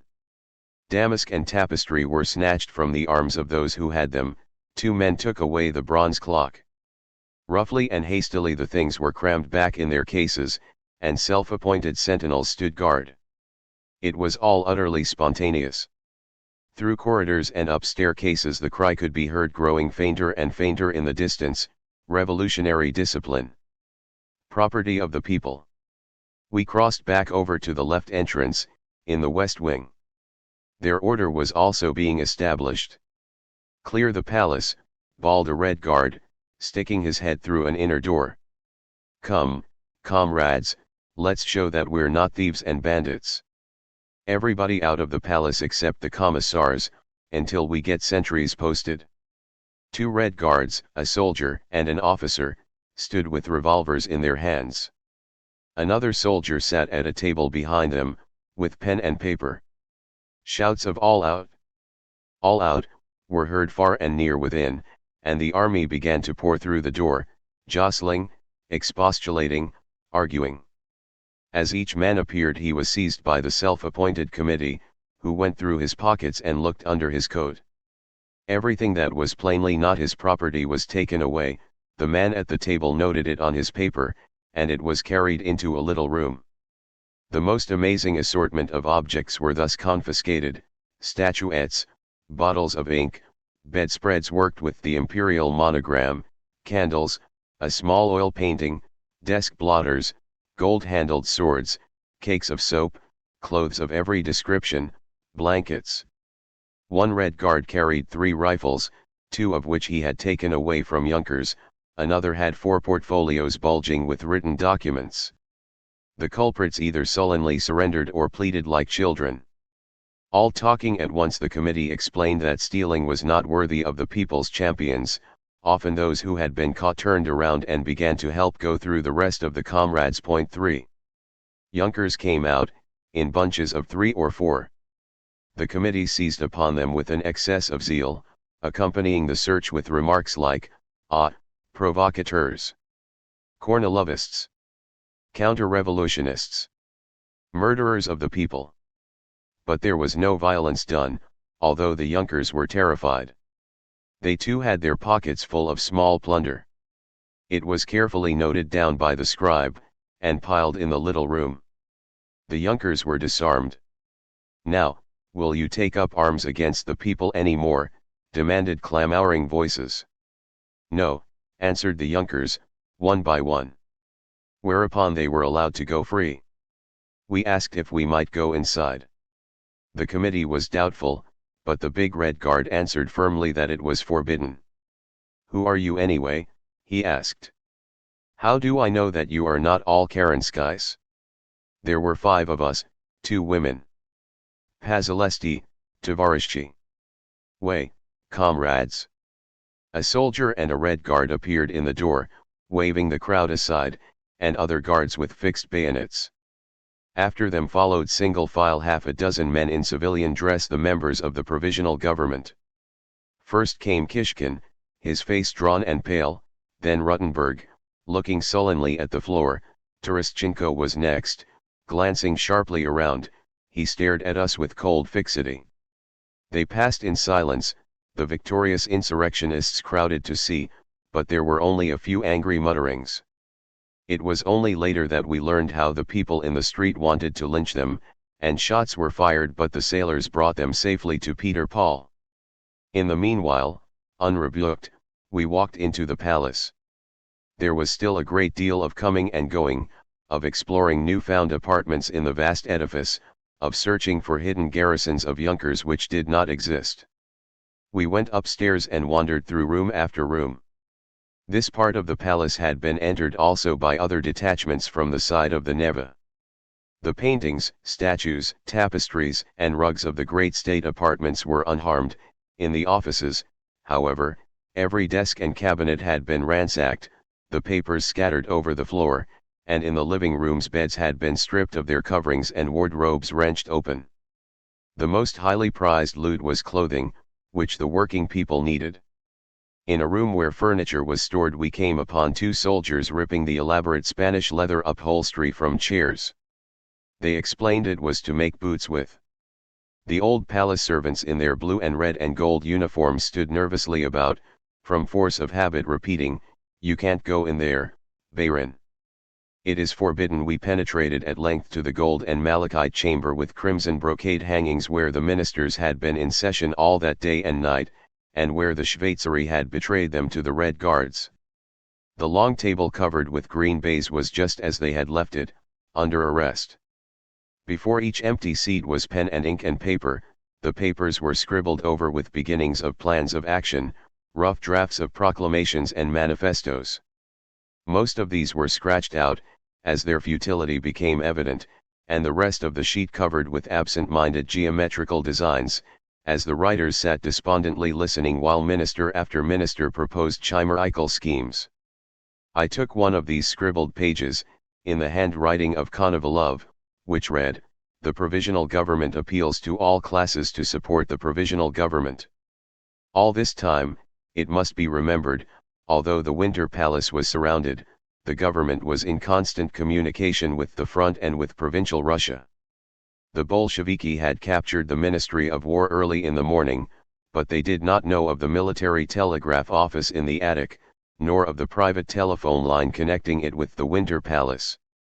In that attic a young officer sat all day, pouring out over the country a flood of appeals and proclamations, and when he heard that the palace had fallen, put on his hat and walked calmly out of the building. Interested as we were, for a considerable time we didn't notice a change in the attitude of the soldiers and Red Guards around us. As we strolled from room to room a small group followed us, until by the time we reached the great picture gallery where we had spent the afternoon with the Junkers, about 100 men surged in after us. One giant of a soldier stood in our path, his face dark with sullen suspicion. "Who are you?" he growled. "What are you doing here?" The others massed slowly around, staring and beginning to mutter. "Provocateurs," I heard somebody say. "Looters." I produced our passes from the Military Revolutionary Committee. The soldier took them gingerly, turned them upside down and looked at them without comprehension. Evidently he could not read.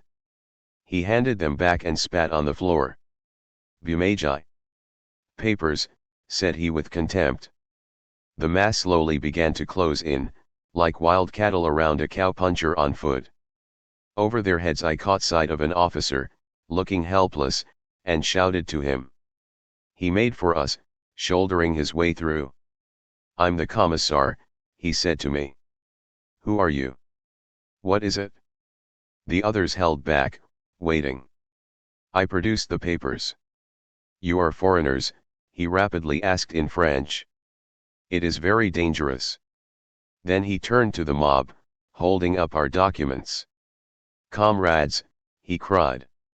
"These people are foreign comrades from America. They have come here to be able to tell their countrymen about the bravery and the revolutionary discipline of the proletarian army." "How do you know that?" replied the big soldier. "I tell you they are provocateurs. They say they came here to observe the revolutionary discipline of the proletarian army, but they have been wandering freely through the palace, and how do we know they haven't got their pockets full of loot?" "Provilno," snarled the others, pressing forward. "Comrades! Comrades!" appealed the officer, sweat standing out on his forehead. "I am Commissar of the Military Revolutionary Committee. Do you trust me? Well, I tell you that these passes are signed with the same names that are signed to my pass."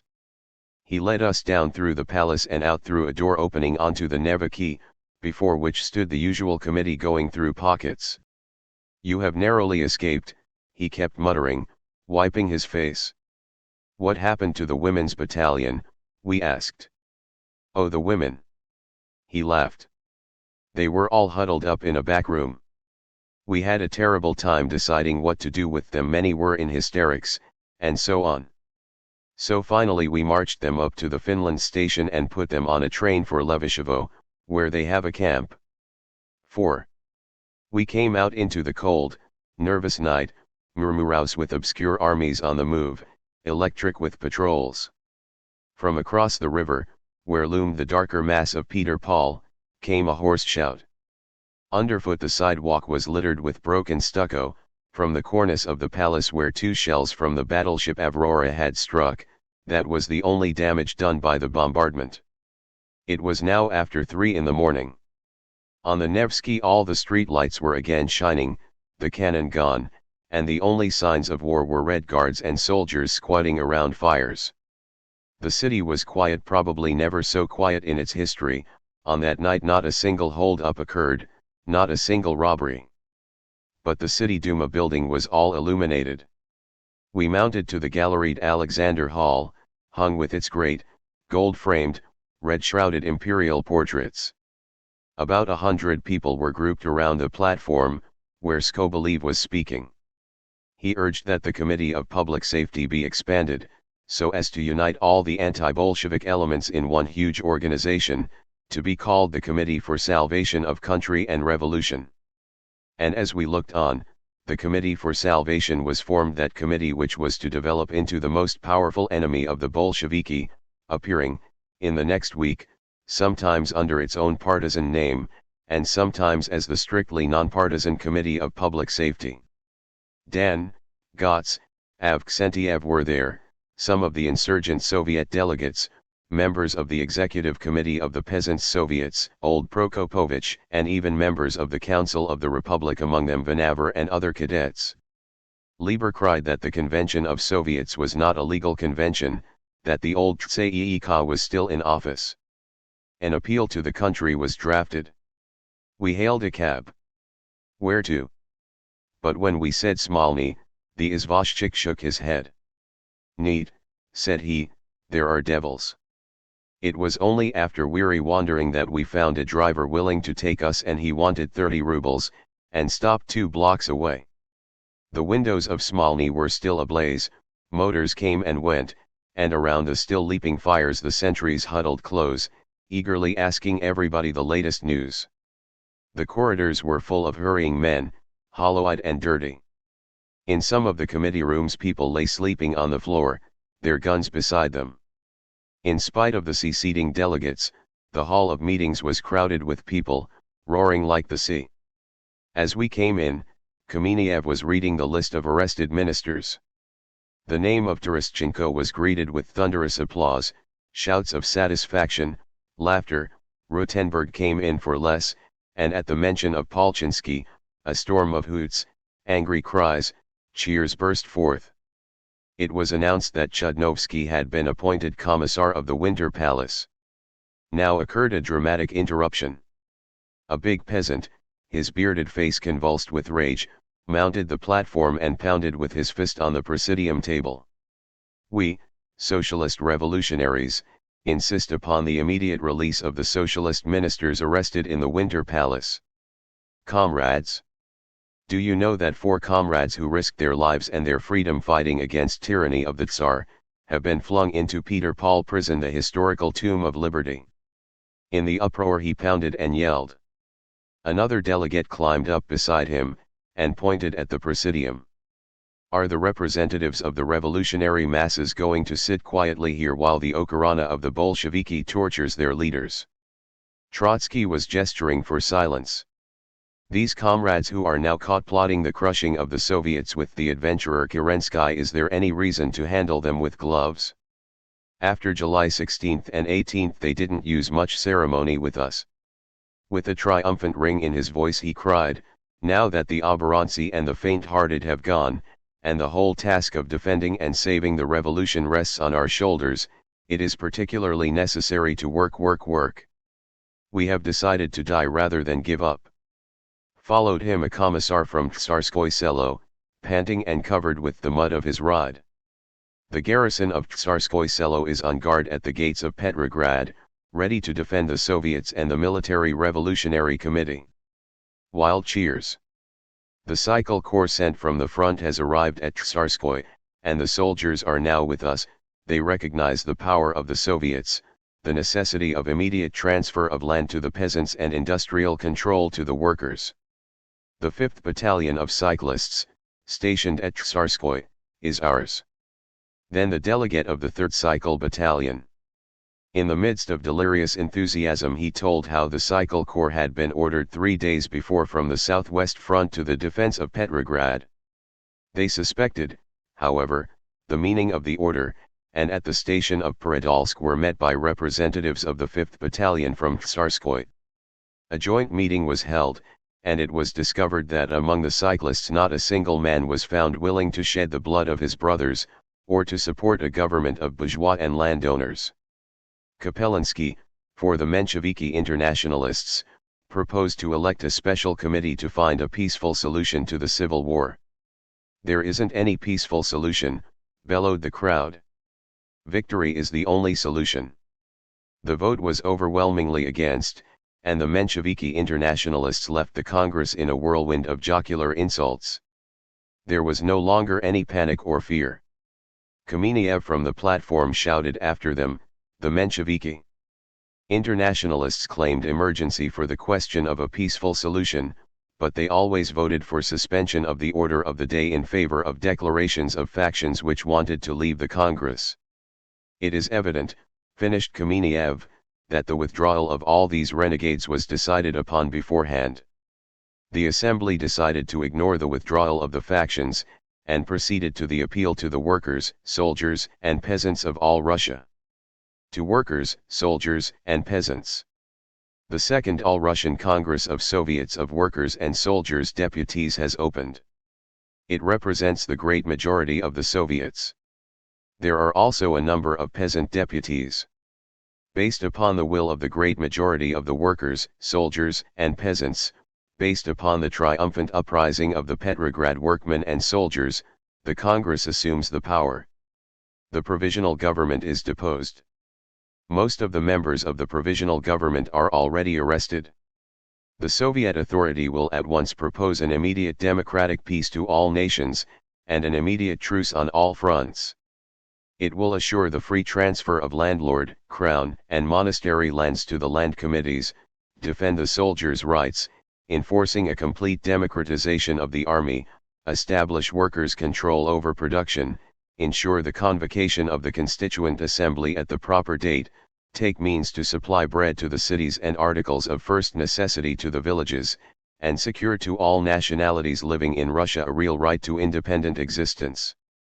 The Congress resolves, that all local power shall be transferred to the Soviets of Workers, Soldiers, and Peasants Deputies, which must enforce revolutionary order. The Congress calls upon the soldiers in the trenches to be watchful and steadfast. The Congress of Soviets is sure that the revolutionary army will know how to defend the revolution against all attacks of imperialism, until the new government shall have brought about the conclusion of the democratic peace which it will directly propose to all nations. The new government will take all necessary steps to secure everything needful to the revolutionary army, by means of a determined policy of requisition and taxation of the propertied classes, and also to improve the situation of soldiers' families.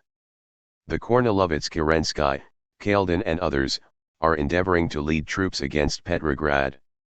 Several regiments, deceived by Kerensky, have sided with the insurgent people. Soldiers.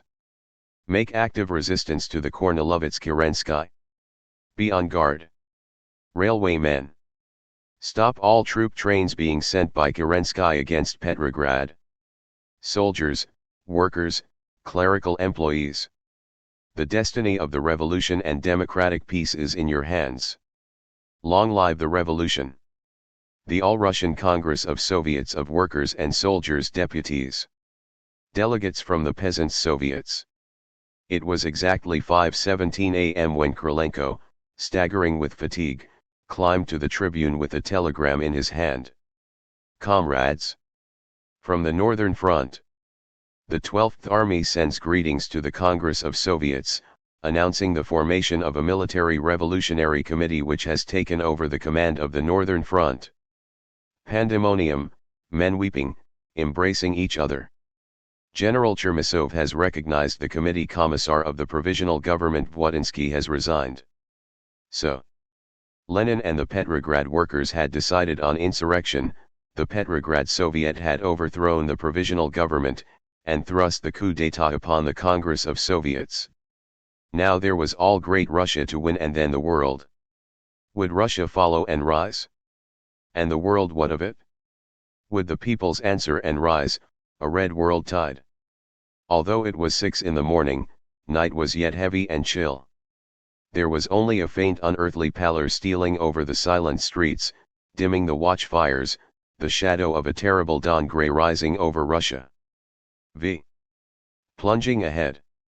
Thursday, November 8th.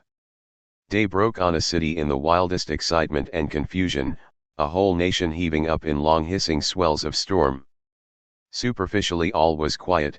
Hundreds of thousands of people retired at a prudent hour, got up early, and went to work. In Petrograd the streetcars were running, the stores and restaurants open, theaters going, an exhibition of paintings advertised. All the complex routine of common life humdrum even in wartime proceeded as usual. Nothing is so astounding as the vitality of the social organism, how it persists, feeding itself, clothing itself, amusing itself, in the face of the worst calamities. The air was full of rumors about Kerensky, who was said to have raised the front, and to be leading a great army against the capital. Volia Narita published a prikaz launched by him at Pskov. The disorders caused by the insane attempt of the Bolsheviki place the country on the verge of a precipice, and demand the effort of our entire will, our courage, and the devotion of every one of us, to win through the terrible trial which the fatherland is undergoing. Until the declaration of the composition of the new government, if one is formed, every one ought to remain at his post and fulfill his duty toward bleeding Russia. It must be remembered that the least interference with existing army organizations can bring on irreparable misfortunes, by opening the front to the enemy. Therefore it is indispensable to preserve at any price the morale of the troops, by assuring complete order and the preservation of the army from new shocks, and by maintaining absolute confidence between officers and their subordinates. I order all the chiefs and commissars, in the name of the safety of the country, to stay at their posts, as I myself retain the post of Supreme Commander, until the Provisional Government of the Republic shall declare its will. In answer, this placard on all the walls. From the All-Russian Congress of Soviets. The ex-ministers Konovalov, Kishkin, Terestchenko, Malyantovich, Nikitin, and others have been arrested by the Military Revolutionary Committee. Kerensky has fled. All army organizations are ordered to take every measure for the immediate arrest of Kerensky and his conveyance to Petrograd. All assistance given to Kerensky will be punished as a serious crime against the state. With breaks released, the Military Revolutionary Committee whirled, throwing off orders, appeals, decrees, like sparks. 1 Kornilov was ordered brought to Petrograd. Members of the peasant land committees imprisoned by the provisional government were declared free. Capital punishment in the army was abolished. Government employees were ordered to continue their work, and threatened with severe penalties if they refused. All pillage, disorder, and speculation were forbidden under pain of death. Temporary commissars were appointed to the various ministries: Foreign Affairs, Vuritsky and Trotsky; Interior and Justice, Rykov; Labor, Shlyapnikov; Finance, Menzinsky; Public Welfare, Madame Kalantai; Commerce, Ways and Communications, Ryazanov; Navy, the Sailor Corps; Posts and Telegraphs, Spiro; Theaters, Muravyov; State Printing Office, Gorbachev; for the city of Petrograd, Lieutenant Nestorov; for the Northern Front, Pozern. To the army, appeal to set up military revolutionary committees. To the railway workers, to maintain order, especially not to delay the transport of food to the cities and the front. In return, they were promised representation in the Ministry of Ways and Communications. Cossack brothers, said one proclamation, you are being led against Petrograd. They want to force you into battle with the revolutionary workers and soldiers of the capital. Do not believe a word that is said by our common enemies, the landowners and the capitalists. At our Congress are represented all the conscious organizations of workers, soldiers, and peasants of Russia. The Congress wishes also to welcome into its midst the worker Cossacks. The generals of the Black Band, henchmen of the landowners, of Nikolai the Cruel, are our enemies. They tell you that the Soviets wish to confiscate the lands of the Cossacks. This is a lie. It is only from the great Cossack landlords that the revolution will confiscate the land to give it to the people.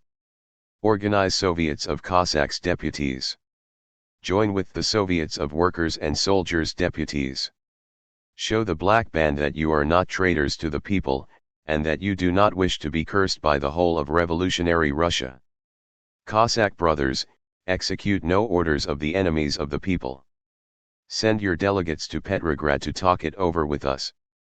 The Cossacks of the Petrograd garrison, to their honor, have not justified the hope of the people's enemies. Cossack brothers, the All-Russian Congress of Soviets extends to you a fraternal hand. Long live the brotherhood of the Cossacks with the soldiers, workers, and peasants of all Russia.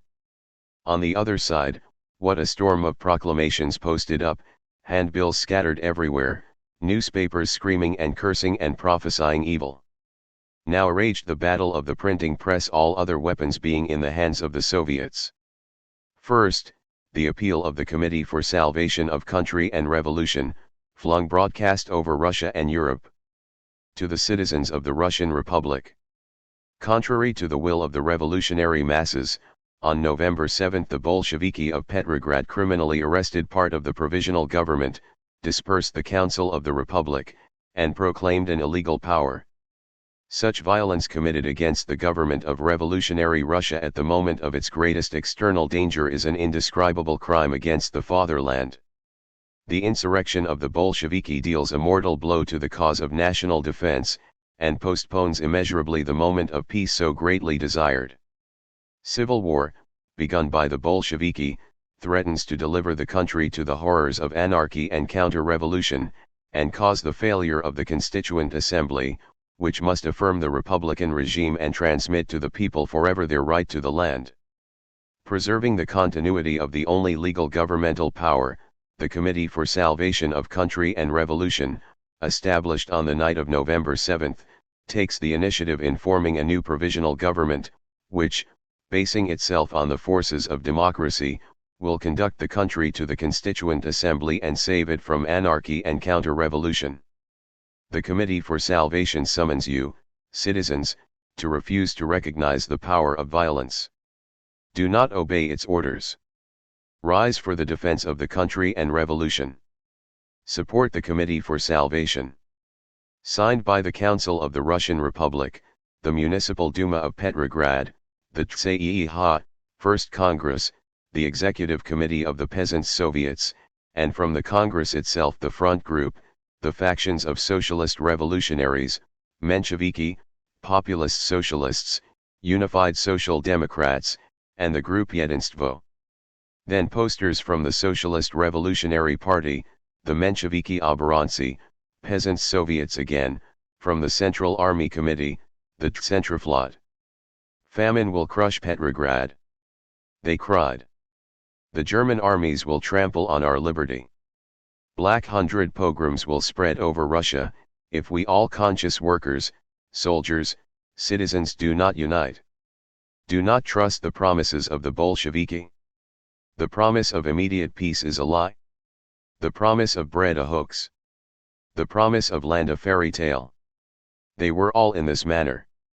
Comrades, you have been basely and cruelly deceived.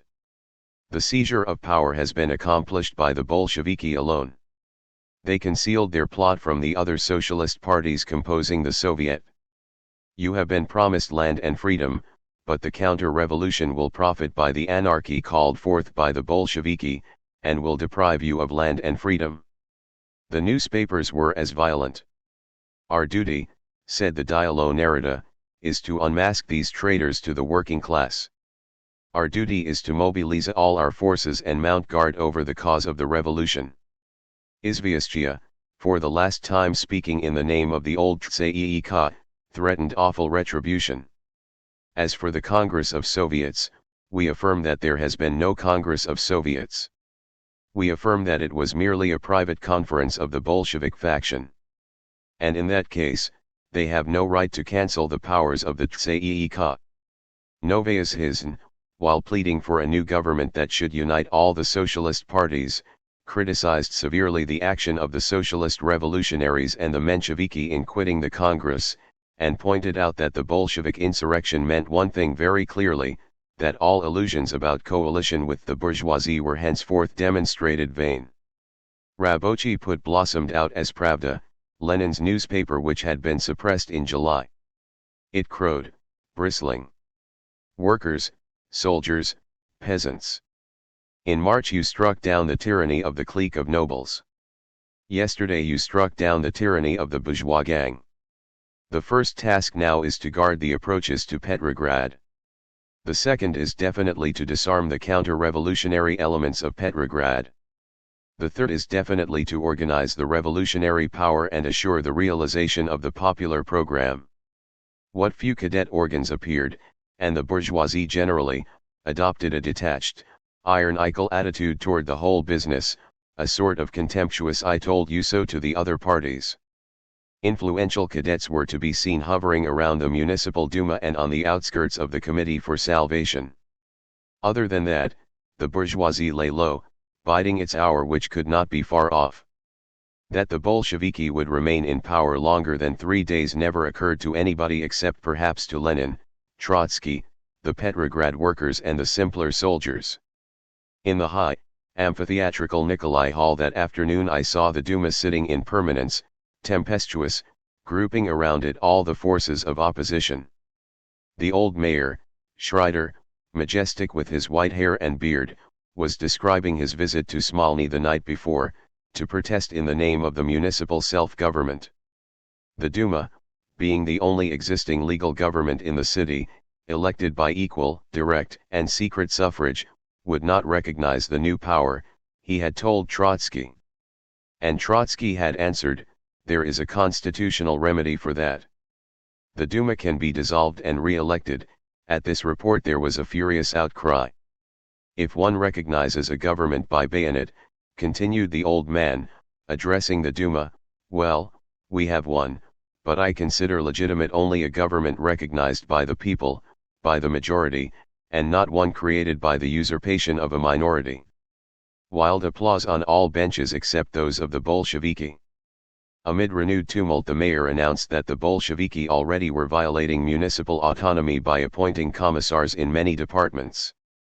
The Bolshevik speaker shouted, trying to make himself heard, that the decision of the Congress of Soviets meant that all Russia backed up the action of the Bolsheviki. You, he cried. You are not the real representative of the people of Petrograd. Shrieks of insult. Insult. The old mayor, with dignity, reminded him that the Duma was elected by the freest possible popular vote. Yes, he answered, but that was a long time ago, like the TSEIK, like the Army Committee. There has been no new Congress of Soviets, they yelled at him. The Bolshevik faction refuses to remain any longer in this nest of counter-revolution uproar. And we demand a re-election of the Duma. Whereupon the Bolsheviki left the chamber, followed by cries of German agents. Down with the traitors! Shingarayev, cadet, then demanded that all municipal functionaries who had consented to be commissars of the Military Revolutionary Committee be discharged from their position and indicted. Schreider was on his feet, putting a motion to the effect that the Duma protested against the menace of the Bolsheviki to dissolve it, and as the legal representative of the population, it would refuse to leave its post. Outside, the Alexander Hall was crowded for the meeting of the Committee for Salvation, and Skobeliev was again speaking. Never yet, he said, was the fate of the revolution so acute, never yet did the question of the existence of the Russian state excite so much anxiety, never yet did history put so harshly and categorically the question, is Russia to be or not to be? The great hour for the salvation of the revolution has arrived, and in consciousness thereof we observe the close union of the live forces of the revolutionary democracy, by whose organized will a center for the salvation of the country and the revolution has already been created, and much of the same sort. We shall die sooner than surrender our post. Amid violent applause it was announced that the Union of Railway Workers had joined the Committee for Salvation. A few moments later the post and telegraph employees came in, then some Mensheviki internationalists entered the hall, to cheers. The railwaymen said they did not recognize the Bolsheviki and had taken the entire railroad apparatus into their own hands, refusing to entrust it to any usurpatory power. The telegraphers' delegate declared that the operators had flatly refused to work their instruments as long as the Bolshevik commissar was in the office. The postman would not deliver or accept mail at Smolny. All the Smolny telephones were cut off.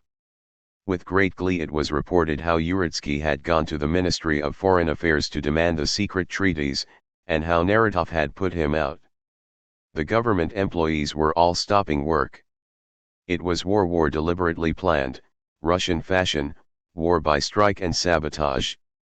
As we sat there the chairman read a list of names and assignments, so and so was to make the round of the ministries, another was to visit the banks, some 10 or 12 were to work the barracks and persuade the soldiers to remain neutral. Russian soldiers, do not shed the blood of your brothers. A committee was to go and confer with Kerensky, still others were dispatched to provincial cities, to form branches of the Committee for Salvation and link together the anti-Bolshevik elements. The crowd was in high spirits. These Bolsheviki will try to dictate to the intelligentsia? We'll show them. Nothing could be more striking than the contrast between this assemblage and the Congress of Soviets. There, great masses of shabby soldiers, grimy workmen, peasants, poor men, bent and scarred in the brute struggle for existence.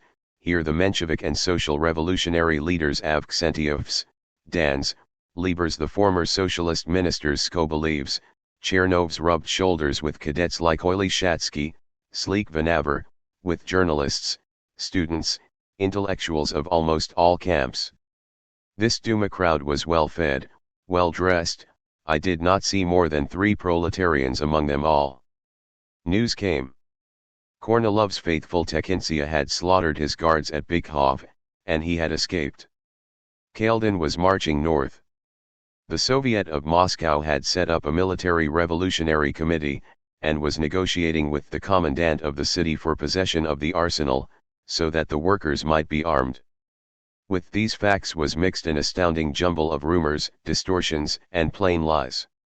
For instance, an intelligent young cadet, formerly private secretary to Milyukov and then to Terestchenko, drew us aside and told us all about the taking of the Winter Palace. The Bolsheviki were led by German and Austrian officers, he affirmed. Is that so? We replied, politely. How do you know? A friend of mine was there and saw them. How could he tell they were German officers? Oh, because they wore German uniforms. There were hundreds of such absurd tales, and they were not only solemnly published by the anti-Bolshevik press, but believed by the most unlikely persons, socialist revolutionaries and Mensheviki, who had always been distinguished by their sober devotion to facts. But more serious were the stories of Bolshevik violence and terrorism. For example, it was said and printed that the Red Guards had not only thoroughly looted the Winter Palace, but that they had massacred the Junkers after disarming them, had killed some of the ministers in cold blood, and as for the woman soldiers, most of them had been violated, and many had committed suicide because of the tortures they had gone through. All these stories were swallowed whole by the crowd in the Duma. And worse still, the mothers and fathers of the students and of the women read these frightful details, often accompanied by lists of names, and toward nightfall the Duma began to be besieged by frantic citizens. A typical case is that of Prince Tumanov, whose body, it was announced in many newspapers, had been found floating in the Moika Canal. A few hours later this was denied by the prince's family, who added that the prince was under arrest, so the press identified the dead man as General Denisov. The general having also come to life, we investigated, and could find no trace of any body having been found whatever. As we left the Duma building, 2 Boy Scouts were distributing handbills to the enormous crowd which blocked the Nevsky in front of the door, a crowd composed almost entirely of businessmen, shopkeepers, chinovniki, clerks. One read. From the Municipal Duma. The Municipal Duma in its meeting of October 26, in view of the events of the day, decrees, to announce the inviolability of private dwellings. Through the House committees it calls upon the population of the town of Petrograd to meet with decisive repulse all attempts to enter by force private apartments, not stopping at the use of arms, in the interests of the self-defense of citizens. Up on the corner of the Lytiny, 5 or 6 Red Guards and a couple of sailors had surrounded a news dealer and were demanding that he hand over his copies of the Menshevik Rabochaya Gazeta, Workers' Gazette.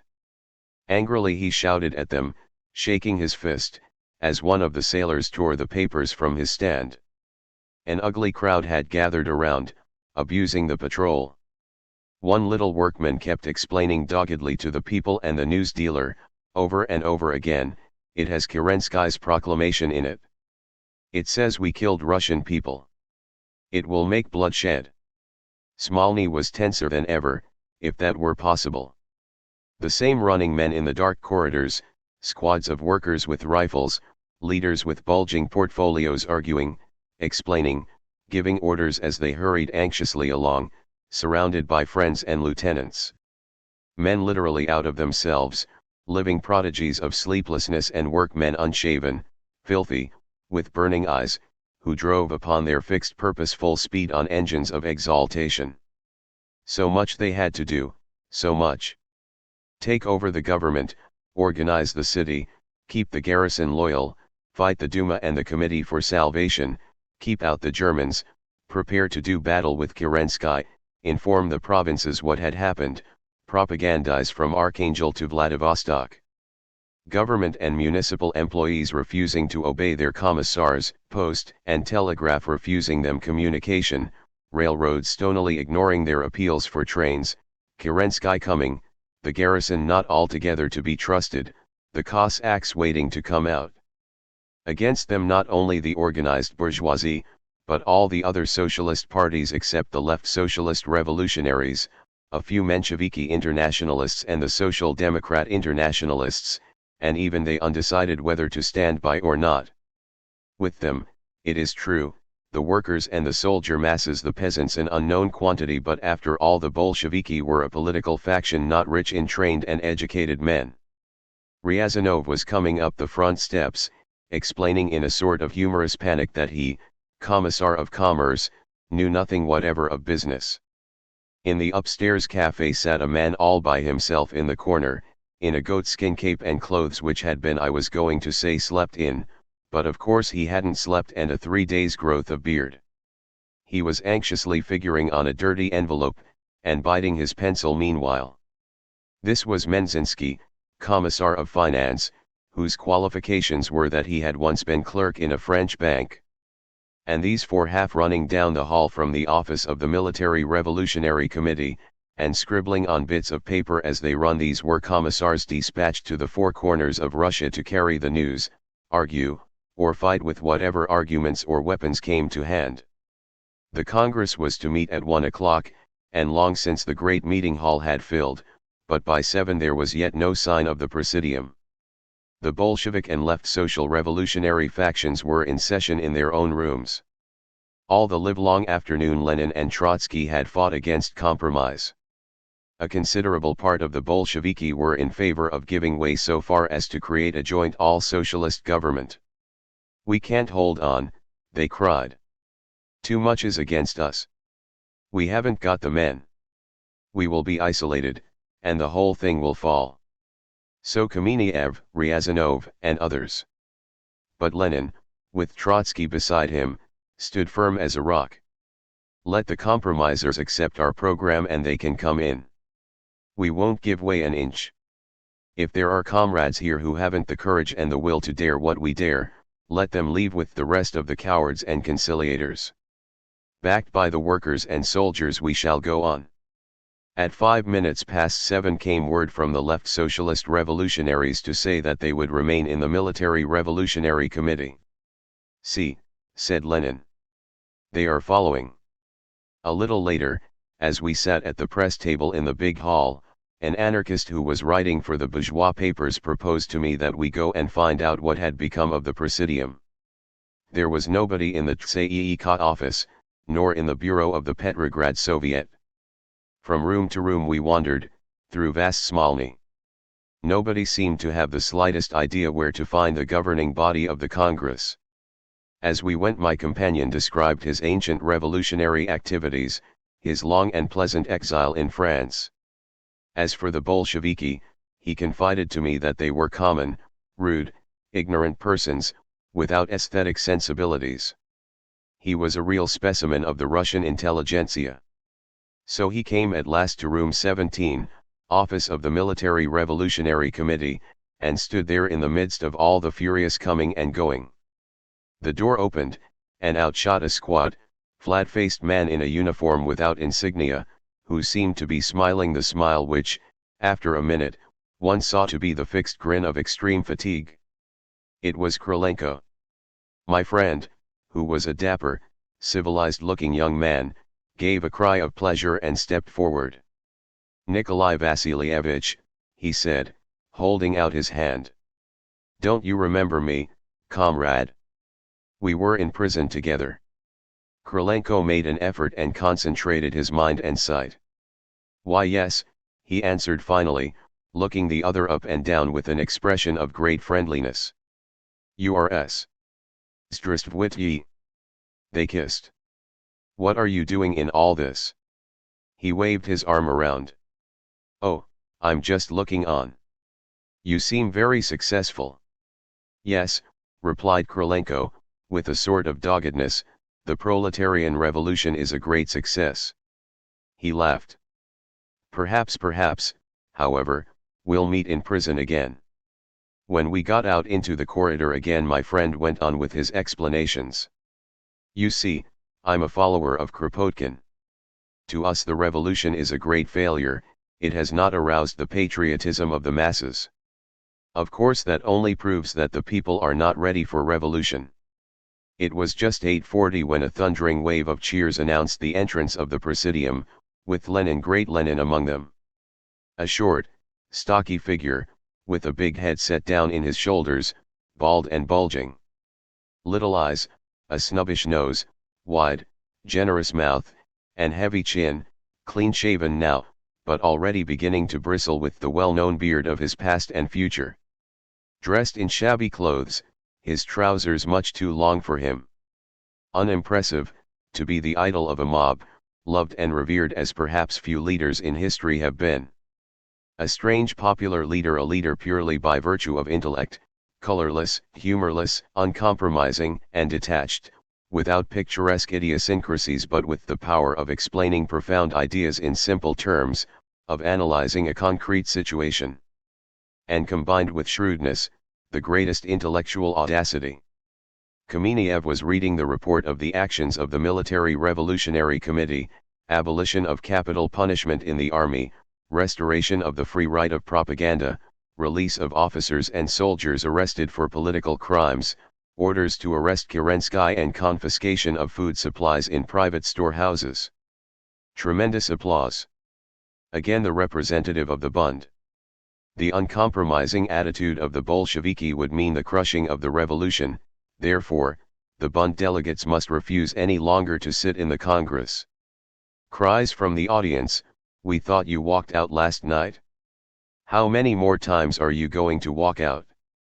Then the representative of the Mensheviki internationalists shouts, "What? You here still?" The speaker explained that only part of the Mensheviki internationalists left the Congress, the rest were going to stay. "We consider it dangerous and perhaps even mortal for the revolution to transfer the power to the Soviets interruptions, but we feel it our duty to remain in the Congress and vote against the transfer here." Other speakers followed, apparently without any order. A delegate of the coal miners of the Don Basin called upon the Congress to take measures against Kaldin, who might cut off coal and food from the capital. Several soldiers just arrived from the front brought the enthusiastic greetings of their regiments. Now Lenin, gripping the edge of the reading stand, letting his little winking eyes travel over the crowd as he stood there waiting, apparently oblivious to the long rolling ovation, which lasted several minutes. When it finished, he said simply, "We shall now proceed to construct the socialist order." Again that overwhelming human roar. The first thing is the adoption of practical measures to realize peace. We shall offer peace to the peoples of all the belligerent countries upon the basis of the Soviet terms: no annexations, no indemnities, and the right of self-determination of peoples. At the same time, according to our promise, we shall publish and repudiate the secret treaties.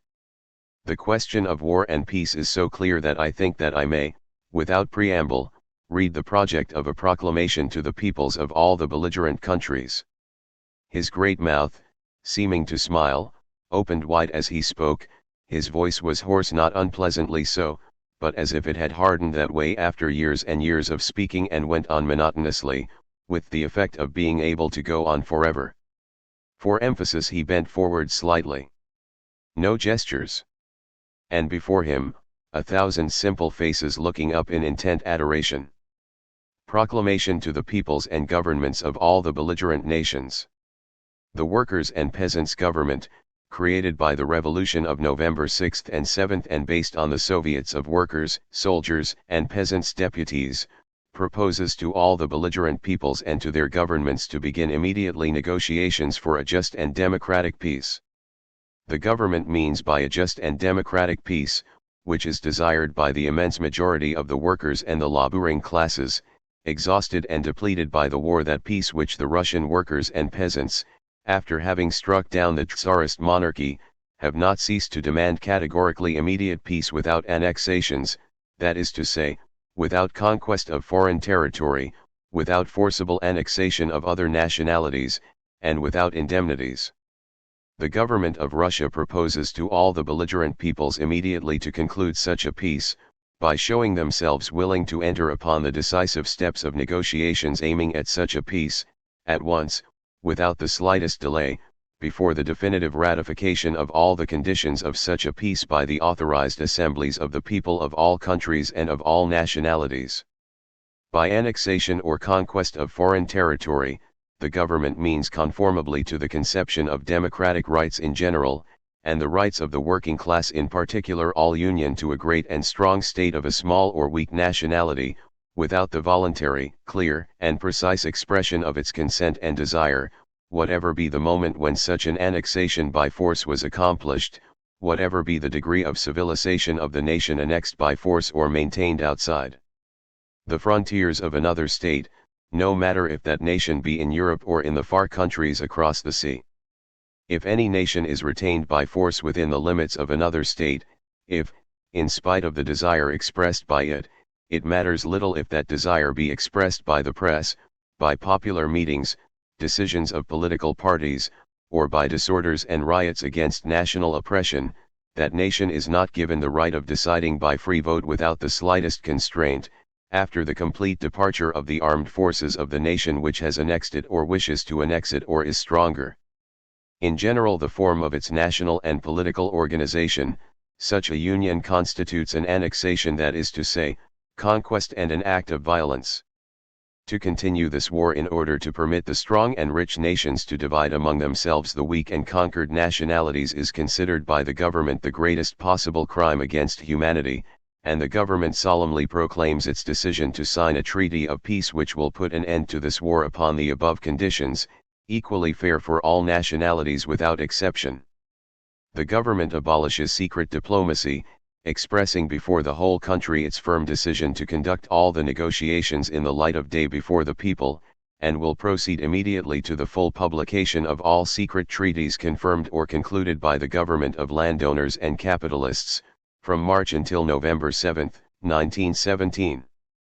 All the clauses of the secret treaties which, as occur in a majority of cases, have for their object to procure advantages and privileges for Russian capitalists, to maintain or augment the annexations of the Russian imperialists, are denounced by the government immediately and without discussion. In proposing to all governments and all peoples to engage in public negotiations for peace, the government declares itself ready to carry on these negotiations by telegraph, by post, or by pourparlers between the representatives of the different countries, or at a conference of these representatives. To facilitate these pourparlers, the government appoints its authorized representatives in the neutral countries.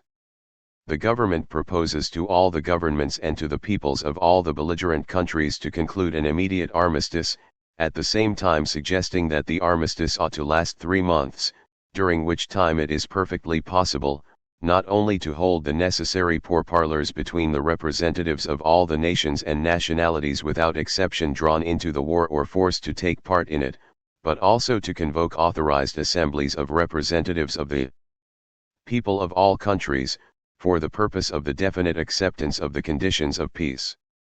In addressing this offer of peace to the governments and to the peoples of all the belligerent countries, the Provisional Workers' and Peasants' Government of Russia addresses equally and in particular the conscious workers of the 3 nations most devoted to humanity and the 3 most important nations among those taking part in the present war: England, France, and Germany. The workers of these countries have rendered the greatest services to the cause of progress and of socialism. The splendid examples of the Chartist movement in England, the series of revolutions, of worldwide historical significance, accomplished by the French proletariat, and finally, in Germany, the historic struggle against the laws of exception, an example for the workers of the whole world of prolonged and stubborn action, and the creation of the formidable organizations of German proletarians. All these models of proletarian heroism, these monuments of history, are for us a sure guarantee that the workers of these countries will understand the duty imposed upon them to liberate humanity from the horrors and consequences of war, and that these workers, by decisive, energetic and continued action, will help us to bring to a successful conclusion the cause of peace and at the same time, the cause of the liberation of the exploited working masses from all slavery and all exploitation. When the grave thunder of applause had died away, Lenin spoke again. We propose to the Congress to ratify this declaration.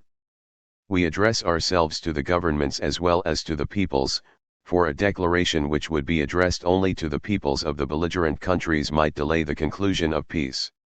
The conditions of peace, drawn up during the armistice, will be ratified by the Constituent Assembly. In fixing the duration of the armistice at 3 months, we desire to give to the peoples as long a rest as possible after this bloody extermination, and ample time for them to elect their representatives. This proposal of peace will meet with resistance on the part of the imperialist governments. We don't fool ourselves on that score. But we hope that revolution will soon break out in all the belligerent countries. That is why we address ourselves especially to the workers of France, England, and Germany.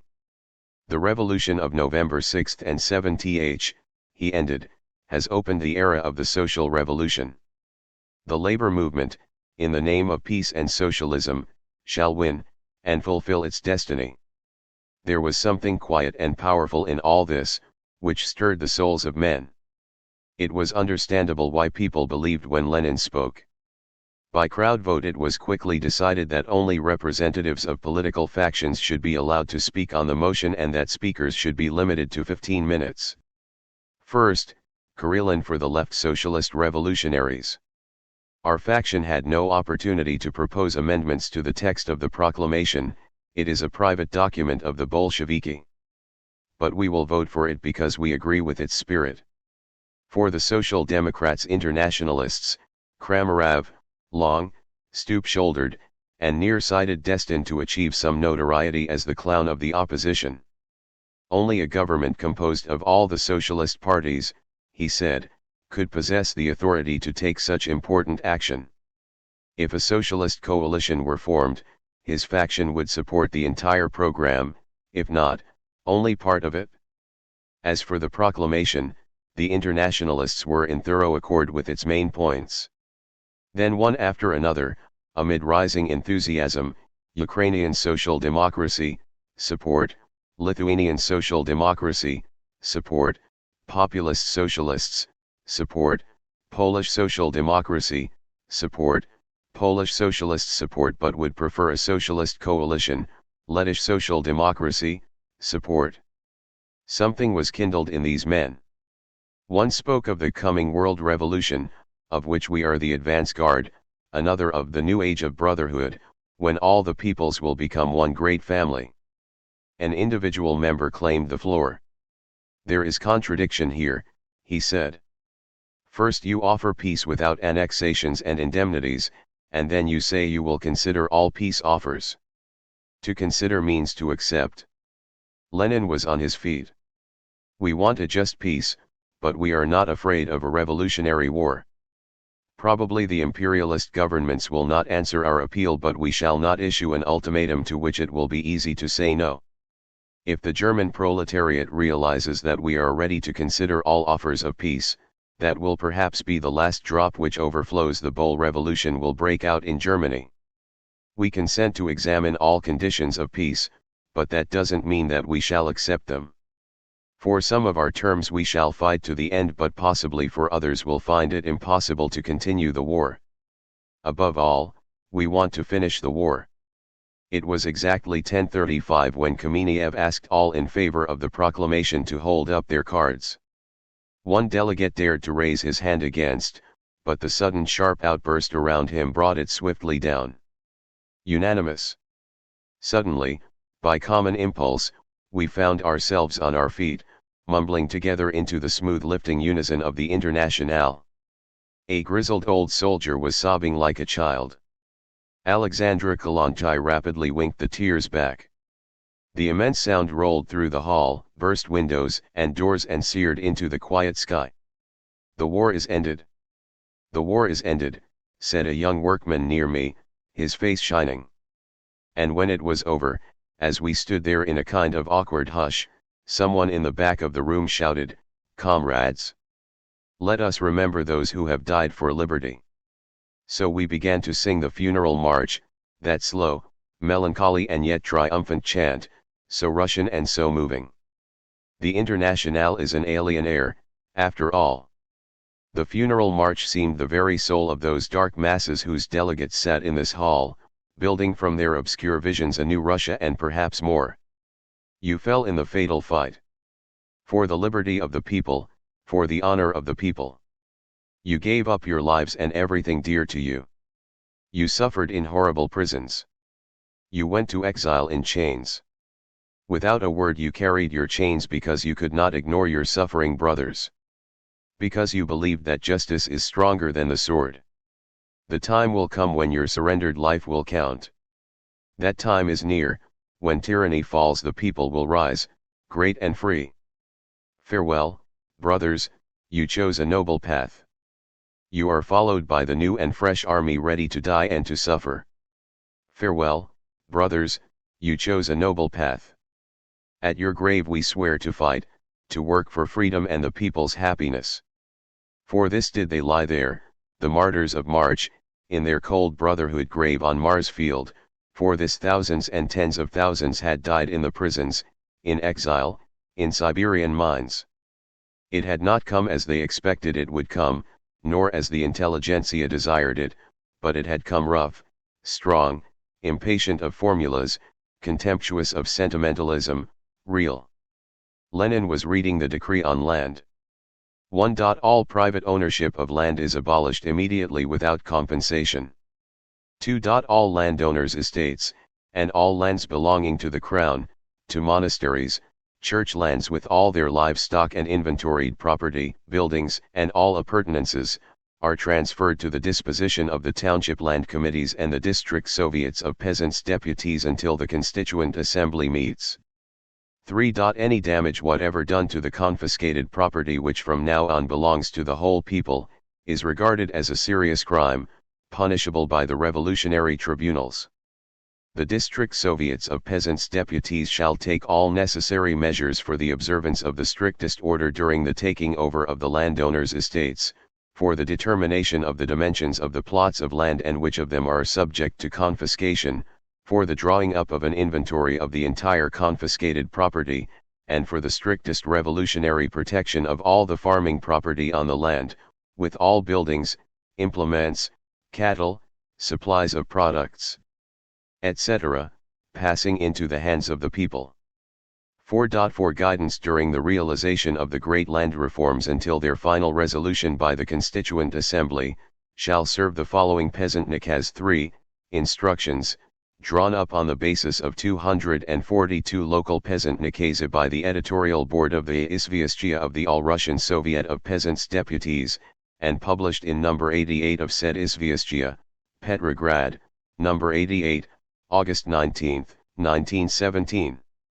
The lands of peasants and of Cossacks serving in the army shall not be confiscated.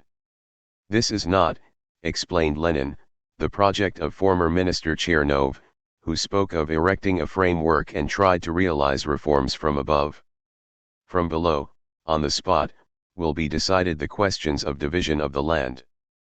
The amount of land received by each peasant will vary according to the locality.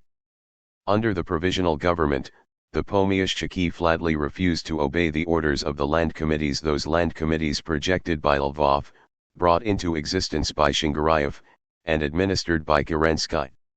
Before the debates could begin, a man forced his way violently through the crowd in the aisle and climbed upon the platform. It was Pianik, member of the Executive Committee of the Peasants' Soviets, and he was mad clean through. The Executive Committee of the All-Russian Soviets of Peasants' Deputies protests against the arrest of our comrades, the ministers Solazhkin and Maslov. He flung harshly in the faces of the crowd, "We demand their instant release. They are now in Peter Paul Fortress. We must have immediate action. There is not a moment to lose." Another followed him, a soldier with disordered beard and flaming eyes. "You sit here and talk about giving the land to the peasants, and you commit an act of tyrants and usurpers against the peasants' chosen representatives. I tell you," he raised his fist, "if one hair of their heads is harmed, you'll have a revolt on your hands. The crowd stirred confusedly. Then up rose Trotsky, calm and venomous, conscious of power, greeted with a roar.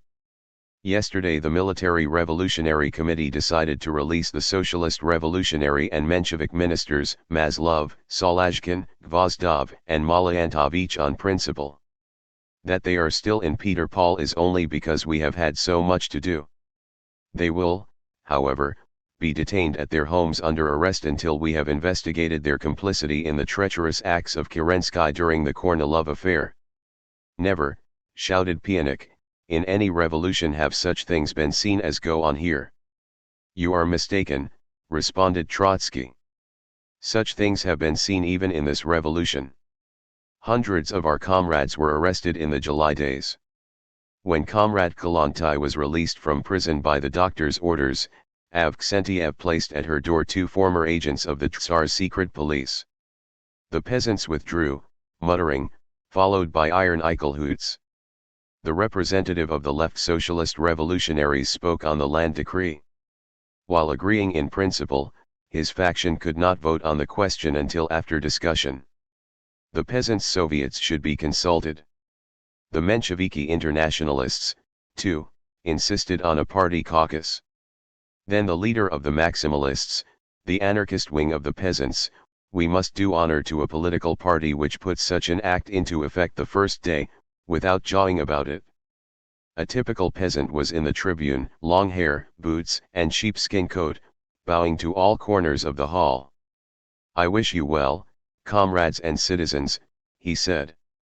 There are some cadets walking around outside. You arrested our socialist peasants, why not arrest them? This was the signal for a debate of excited peasants. It was precisely like the debate of soldiers of the night before. Here were the real proletarians of the land. Those members of our executive committee, Avksentiev, and the rest, whom we thought were the peasants' protectors, they are only cadets too. Arrest them. Arrest them. Another, who are these Pianiks, these Avksentievs? They are not peasants at all. They only wag their tails. How the crowd rose to them, recognizing brothers. The left socialist revolutionaries proposed a half-hour intermission. As the delegates streamed out, Lenin stood up in his place. We must not lose time, comrades. News all important to Russia must be on the press tomorrow morning. No delay. And above the hot discussion, argument, shuffling of feet could be heard the voice of an emissary of the Military Revolutionary Committee, crying, 15 agitators wanted in room 17 at once. To go to the front. It was almost 2 hours and a half later that the delegates came straggling back, the presidium mounted the platform, and the session recommenced by the reading of telegrams from regiment after regiment, announcing their adhesion to the Military Revolutionary Committee. In leisurely manner the meeting gathered momentum. A delegate from the Russian troops on the Macedonian front spoke bitterly of their situation. We suffer there more from the friendship of our allies than from the enemy, he said. Representatives of the 10th and 12th Armies, just arrived in hot haste, reported, we support you with all our strength. A peasant soldier protested against the release of the traitor socialists, Maslov and Solazhkin. As for the executive committee of the Peasants' Soviets, it should be arrested en masse. Here was real revolutionary talk. A deputy from the Russian army in Persia declared he was instructed to demand all power to the Soviets. A Ukrainian officer, speaking in his native tongue, there is no nationalism in this crisis. Zdravствует the proletarian dictatorship of all lands. Such a deluge of high and hot thoughts that surely Russia would never again be dumb. Kamenev remarked that the anti-Bolshevik forces were trying to stir up disorders everywhere, and read an appeal of the Congress to all the Soviets of Russia. The All-Russian Congress of Soviets of Workers and Soldiers deputies, including some peasants' deputies, calls upon the local Soviets to take immediate energetic measures to oppose all counter-evolutionary anti-Jewish action and all pogroms, whatever they may be. The honor of the workers, peasants, and soldiers' revolution demands that no pogrom be tolerated. The Red Guard of Petrograd, the revolutionary garrison and the sailors have maintained complete order in the capital. Workers, soldiers, and peasants, you should follow everywhere the example of the workers and soldiers of Petrograd. Comrade soldiers and Cossacks, on us falls the duty of assuring real revolutionary order. All revolutionary Russia and the entire world have their eyes on us. At 2 o'clock the land decree was put to vote, with only one against and the peasant delegates wild with joy. So plunged the Bolsheviki ahead, irresistible, overriding hesitation and opposition, the only people in Russia who had a definite program of action while the others talked for 8 long months. Now arose a soldier, gaunt, ragged and eloquent, to protest against the clause of the nakaz tending to deprive military deserters from a share in village land allotments. Bawled at and hissed at first, his simple, moving speech finally made silence. Forced against his will into the butchery of the trenches, he cried, which you yourselves, in the peace decree, have voted senseless as well as horrible, he greeted the revolution with hope of peace and freedom. Peace. The government of Kerensky forced him again to go forward into Galicia to slaughter and be slaughtered. To his pleas for peace, Terestchenko simply laughed. Freedom. Under Kerensky he found his committees suppressed, his newspapers cut off, his party speakers put in prison. At home in his village, the landlords were defying his land committees, jailing his comrades. In Petrograd the bourgeoisie, in alliance with the Germans, were sabotaging the food and ammunition for the army. He was without boots, or clothes. Who forced him to desert? The government of Kerensky, which you have overthrown. At the end there was applause. But another soldier hotly denounced it. The government of Kerensky is not a screen behind which can be hidden dirty work like desertion. Deserters are scoundrels, who run away home and leave their comrades to die in the trenches alone. Every deserter is a traitor, and should be punished. Uproar, shouts of Duvalno. Tisk. Kamenev hastily proposed to leave the matter to the government for decision. 4. At 2:30 am fell a tense hush. Kamenev was reading the decree of the Constitution of Power. Until the meeting of the Constituent Assembly, a provisional workers' and peasants' government is formed, which shall be named the Council of People's Commissars. 5. The administration of the different branches of state activity shall be intrusted to commissions, whose composition shall be regulated to ensure the carrying out of the program of the Congress, in close union with the mass organizations of working men, working women, sailors, soldiers, peasants and clerical employees. The governmental power is vested in a collegium made up of the chairmen of these commissions, that is to say, the Council of People's Commissars. Control over the activities of the People's Commissars, and the right to replace them, shall belong to the All-Russian Congress of Soviets of Workers, Peasants, and Soldiers Deputies, and its Central Executive Committee. Still silence, as he read the list of commissars, bursts of applause after each name, Lenin's and Trotsky's especially. President of the Council, Vladimir Ulyanov, Lenin. Interior, A.E. Rykov. Agriculture, V.P. Milyutin. Labor, A.G. Shlyapnikov. Military and Naval Affairs, a committee composed of V.A. Ovsenko, Antonov, N.V. Krylenko, and F.M. Dybenko. Commerce and Industry, V.P. Nogin. Popular Education, A.V. Lunacharsky. Finance, E.E. Skvortsov, Sipanov. Foreign Affairs, L.D. Bronstein, Trotsky. Justice, G.E. Apokov, Loinov. Supplies, E.A. Tidorovich. Post and Telegraph, N.P. Avilov, Glybov. Chairman for Nationalities, I.V. Jogashvili, Silin. Railroads, to be filled later. There were bayonets at the edges of the room, bayonets pricking up among the delegates. The Military Revolutionary Committee was arming everybody. Bolshevism was arming for the decisive battle with Kerensky, the sound of whose trumpets came up the southwest wind. In the meanwhile nobody went home, on the contrary hundreds of newcomers filtered in, filling the great room solid with stern-faced soldiers and workmen who stood for hours and hours, indefatigably intent. The air was thick with cigarette smoke, and human breathing, and the smell of coarse clothes and sweat. Avilov of the staff of Novaya Zhizn was speaking in the name of the Social Democrat Internationalists and the remnant of the Mensheviki Internationalists.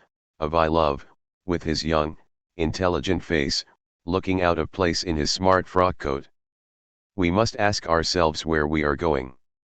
The ease with which the coalition government was upset cannot be explained by the strength of the left wing of the democracy, but only by the incapacity of the government to give the people peace and bread. And the left wing cannot maintain itself in power unless it can solve these questions. Can it give bread to the people? Grain is scarce. The majority of the peasants will not be with you, for you cannot give them the machinery they need. Fuel and other primary necessities are almost impossible to procure. As for peace, that will be even more difficult. The Allies refuse to talk with Skobeliev. They will never accept the proposition of a peace conference from you. You will not be recognized either in London and Paris, or in Berlin. You cannot count on the effective help of the proletariat of the Allied countries, because in most countries it is very far from the revolutionary struggle. Remember, the Allied democracy was unable even to convoke the Stockholm Conference. Concerning the German Social Democrats, I have just talked with Comrade Goldenberg, one of our delegates to Stockholm. He was told by the representatives of the extreme left that revolution in Germany was impossible during the war. Here interruptions began to come thick and fast, but Avilov kept on. The isolation of Russia will fatally result either in the defeat of the Russian army by the Germans, and the patching up of a peace between the Austro-German coalition and the Franco-British coalition at the expense of Russia, or in a separate peace with Germany.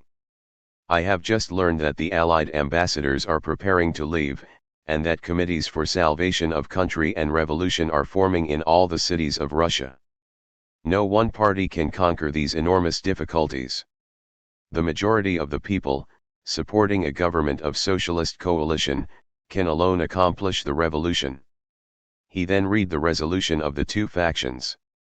Recognizing that for the salvation of the conquests of the revolution it is indispensable immediately to constitute a government based on the revolutionary democracy organized in the Soviets of workers, soldiers, and peasants' deputies, recognizing moreover that the task of this government is the quickest possible attainment of peace, the transfer of the land into the hands of the agrarian committees, the organization of control over industrial production, and the convocation of the Constituent Assembly on the date decided, the Congress appoints an executive committee to constitute such a government after an agreement with the groups of the democracy which are taking part in the Congress.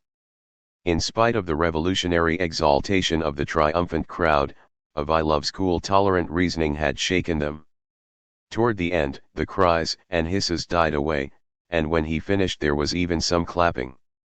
Karelin followed him, also young, fearless, whose sincerity no one doubted. For the left socialist revolutionaries, the party of Maria Spiridonova, the party which almost alone followed the Bolsheviki, and which represented the revolutionary peasants. Our party has refused to enter the Council of People's Commissars because we do not wish forever to separate ourselves from the part of the Revolutionary Army which left the Congress, a separation which would make it impossible for us to serve as intermediaries between the Bolsheviki and the other groups of the democracy. And that is our principal duty at this moment. We cannot sustain any government except a government of socialist coalition. We protest, moreover, against the tyrannical conduct of the Bolsheviki. Our commissars have been driven from their posts. Our only organ, Znamya Truda, banner of labor, was forbidden to appear yesterday. The Central Duma is forming a powerful committee for salvation of country and revolution, to fight you. Already you are isolated, and your government is without the support of a single other democratic group. And now Trotsky stood upon the raised tribune, confident and dominating, with that sarcastic expression about his mouth which was almost a sneer. He spoke, in a ringing voice, and the great crowd rose to him. These considerations on the dangers of isolation of our party are not new.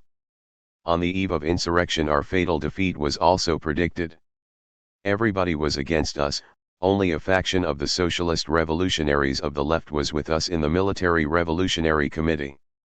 How is it that we were able to overturn the government almost without bloodshed? That fact is the most striking proof that we were not isolated. In reality the provisional government was isolated, the democratic parties which march against us were isolated, are isolated, and forever cut off from the proletariat. They speak of the necessity for a coalition. There is only one coalition possible, the coalition of the workers, soldiers, and poorest peasants, and it is our party's honor to have realized that coalition. What sort of coalition did Avilov mean? A coalition with those who supported the government of treason to the people? Coalition doesn't always add to strength. For example, could we have organized the insurrection with Dan and Avksentiev in our ranks? Roars of laughter. Avksentiev gave little bread. Will a coalition with the oborontsi furnish more?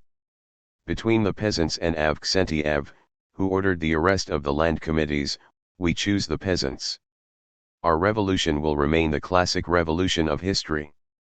They accuse us of repelling an agreement with the other democratic parties. But is it we who are to blame? Or must we, as Karelin put it, blame it on a misunderstanding? No, comrades. When a party in full tide of revolution, still wreathed in powder smoke, comes to say, "Here is the power, take it." And when those to whom it is offered go over to the enemy, that is not a misunderstanding, that is a declaration of pitiless war. And it isn't we who have declared war. Avilov menaces us with failure of our peace efforts if we remain isolated. I repeat, I don't see how a coalition with Skobeliev, or even Terestchenko, can help us to get peace. Avilov tries to frighten us by the threat of a peace at our expense. And I answer that in any case, if Europe continues to be ruled by the imperialist bourgeoisie, revolutionary Russia will inevitably be lost. There are only two alternatives: either the Russian Revolution will create a revolutionary movement in Europe, or the European powers will destroy the Russian Revolution. They greeted him with an immense crusading acclaim, kindling to the daring of it, with the thought of championing mankind. And from that moment there was something conscious and decided about the insurrectionary masses, in all their actions, which never left them. But on the other side, too, battle was taking form. Kamenev recognized a delegate from the Union of Railway Workers, a hard-faced, stocky man with an attitude of implacable hostility. He threw a bombshell. "In the name of the strongest organization in Russia I demand the right to speak, and I say to you, the Viktual charges me to make known the decision of the Union concerning the constitution of power. The Central Committee refuses absolutely to support the Bolsheviki if they persist in isolating themselves from the whole democracy of Russia." Immense tumult all over the hall. In 1905, and in the Kornilov days, the railway workers were the best defenders of the revolution. "But you did not invite us to your Congress," cries, "it was the old Tsaika which did not invite you." The orator paid no attention. "We do not recognize the legality of this Congress. Since the departure of the Mensheviki and Socialist revolutionaries there is not a legal quorum. The Union supports the old Tsaika, and declares that the Congress has no right to elect a new committee. The power should be a socialist and revolutionary power, responsible before the authorized organs of the entire revolutionary democracy. Until the constitution of such a power, the Union of Railway Workers, which refuses to transport counter-revolutionary troops to Petrograd, at the same time forbids the execution of any order whatever without the consent of the Viktual. The Viktual also takes into its hands the entire administration of the railroads of Russia. At the end he could hardly be heard for the furious storm of abuse which beat upon him. But it was a heavy blow that could be seen in the concern on the faces of the Presidium. Kamenev, however, merely answered that there could be no doubt of the legality of the Congress, as even the quorum established by the old Tsaika was exceeded in spite of the secession of the Mensheviki and Socialist revolutionaries. Then came the vote on the Constitution of Power, which carried the Council of People's Commissars into office by an enormous majority. The election of the new THIRD, the new parliament of the Russian Republic, took barely 15 minutes. Trotsky announced its composition, 100 members, of which 70 were Bolsheviki. As for the peasants, and the seceding factions, places were to be reserved for them. We welcome into the government all parties and groups which will adopt our program, ended Trotsky. And thereupon the Second All-Russian Congress of Soviets was dissolved, so that the members might hurry to their homes in the four corners of Russia and tell of the great happenings. It was almost 7 when we woke the sleeping conductors and motormen of the streetcars which the Street Railway Workers' Union always kept waiting at Smolny to take the Soviet delegates to their homes. In the crowded car there was less happy hilarity than the night before, I thought. Many looked anxious, perhaps they were saying to themselves, now we are masters, how can we do our will? At our apartment house we were held up in the dark by an armed patrol of citizens and carefully examined. The Duma's proclamation was doing its work. The landlady heard us come in, and stumbled out in a pink silk wrapper. The House Committee has again asked that you take your turn on guard duty with the rest of the men, she said. What's the reason for this guard duty?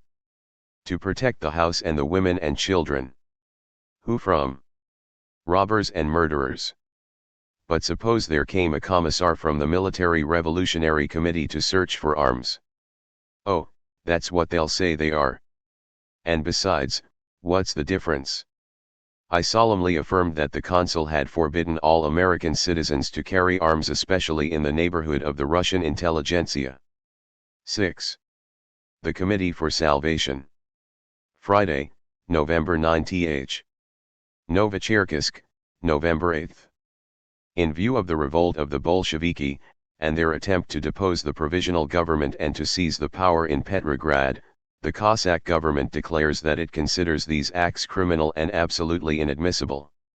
In consequence, the Cossacks will lend all their support to the provisional government, which is a government of coalition. Because of these circumstances, and until the return of the provisional government to power, and the restoration of order in Russia, I take upon myself, beginning November 7, all the power in that which concerns the region of the Don. Signed, Ataman Kaldin, President of the Government of the Cossack Troops. Prikaz of the Minister-President Kerensky, dated at Gatchina.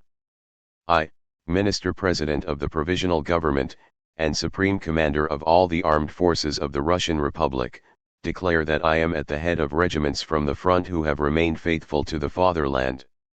I order all the troops of the military district of Petrograd, who through mistake or folly have answered the appeal of the traitors to the country and the revolution, to return to their duty without delay.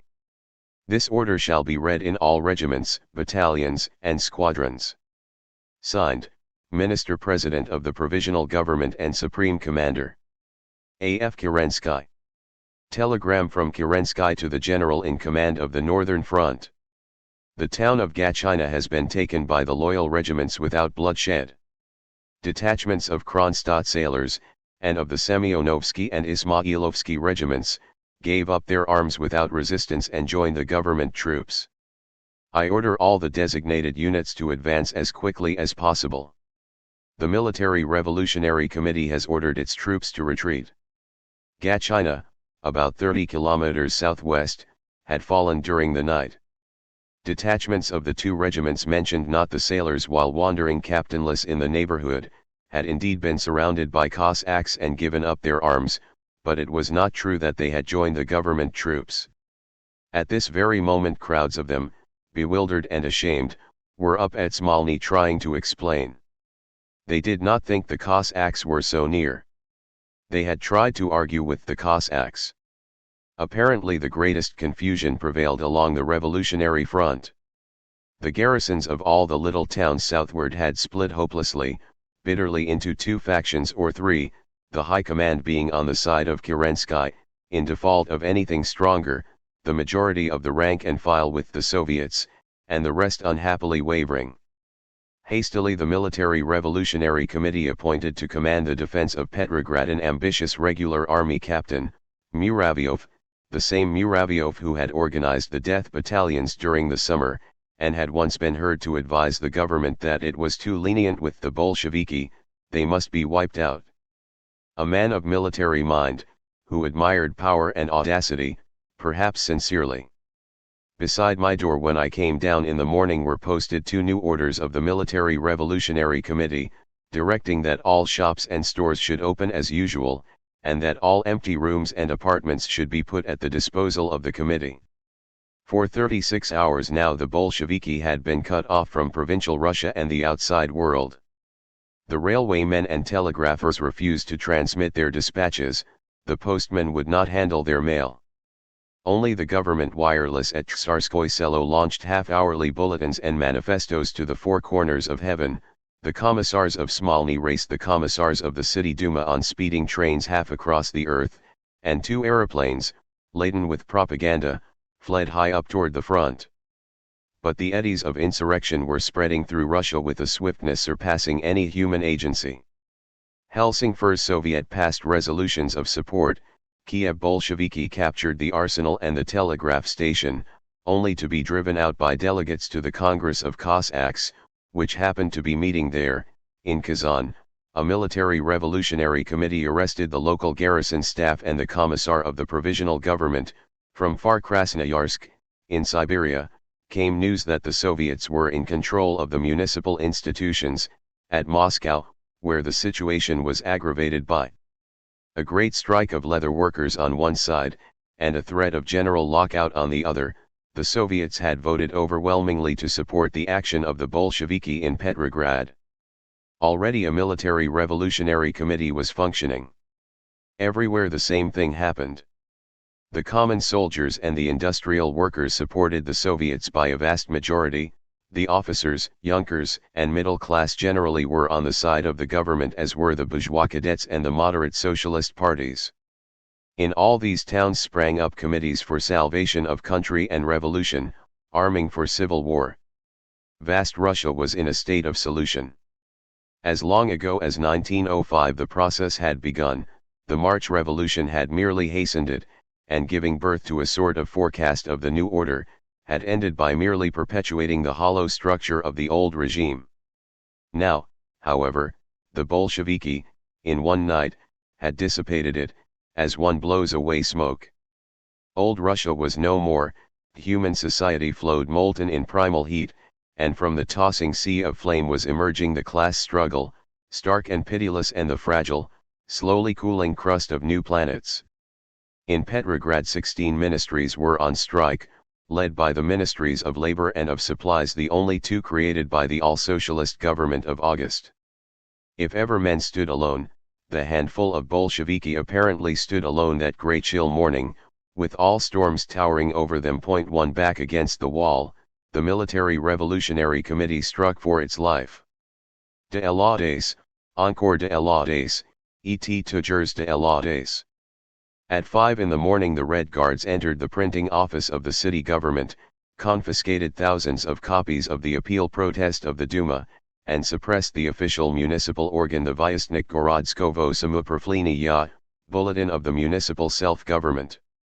All the bourgeois newspapers were torn from the presses, even the Golo Soldata, journal of the old Tsaika, which, however, changing its name to Soldatsky Goylos, appeared in an edition of 100,000 copies, bellowing rage and defiance.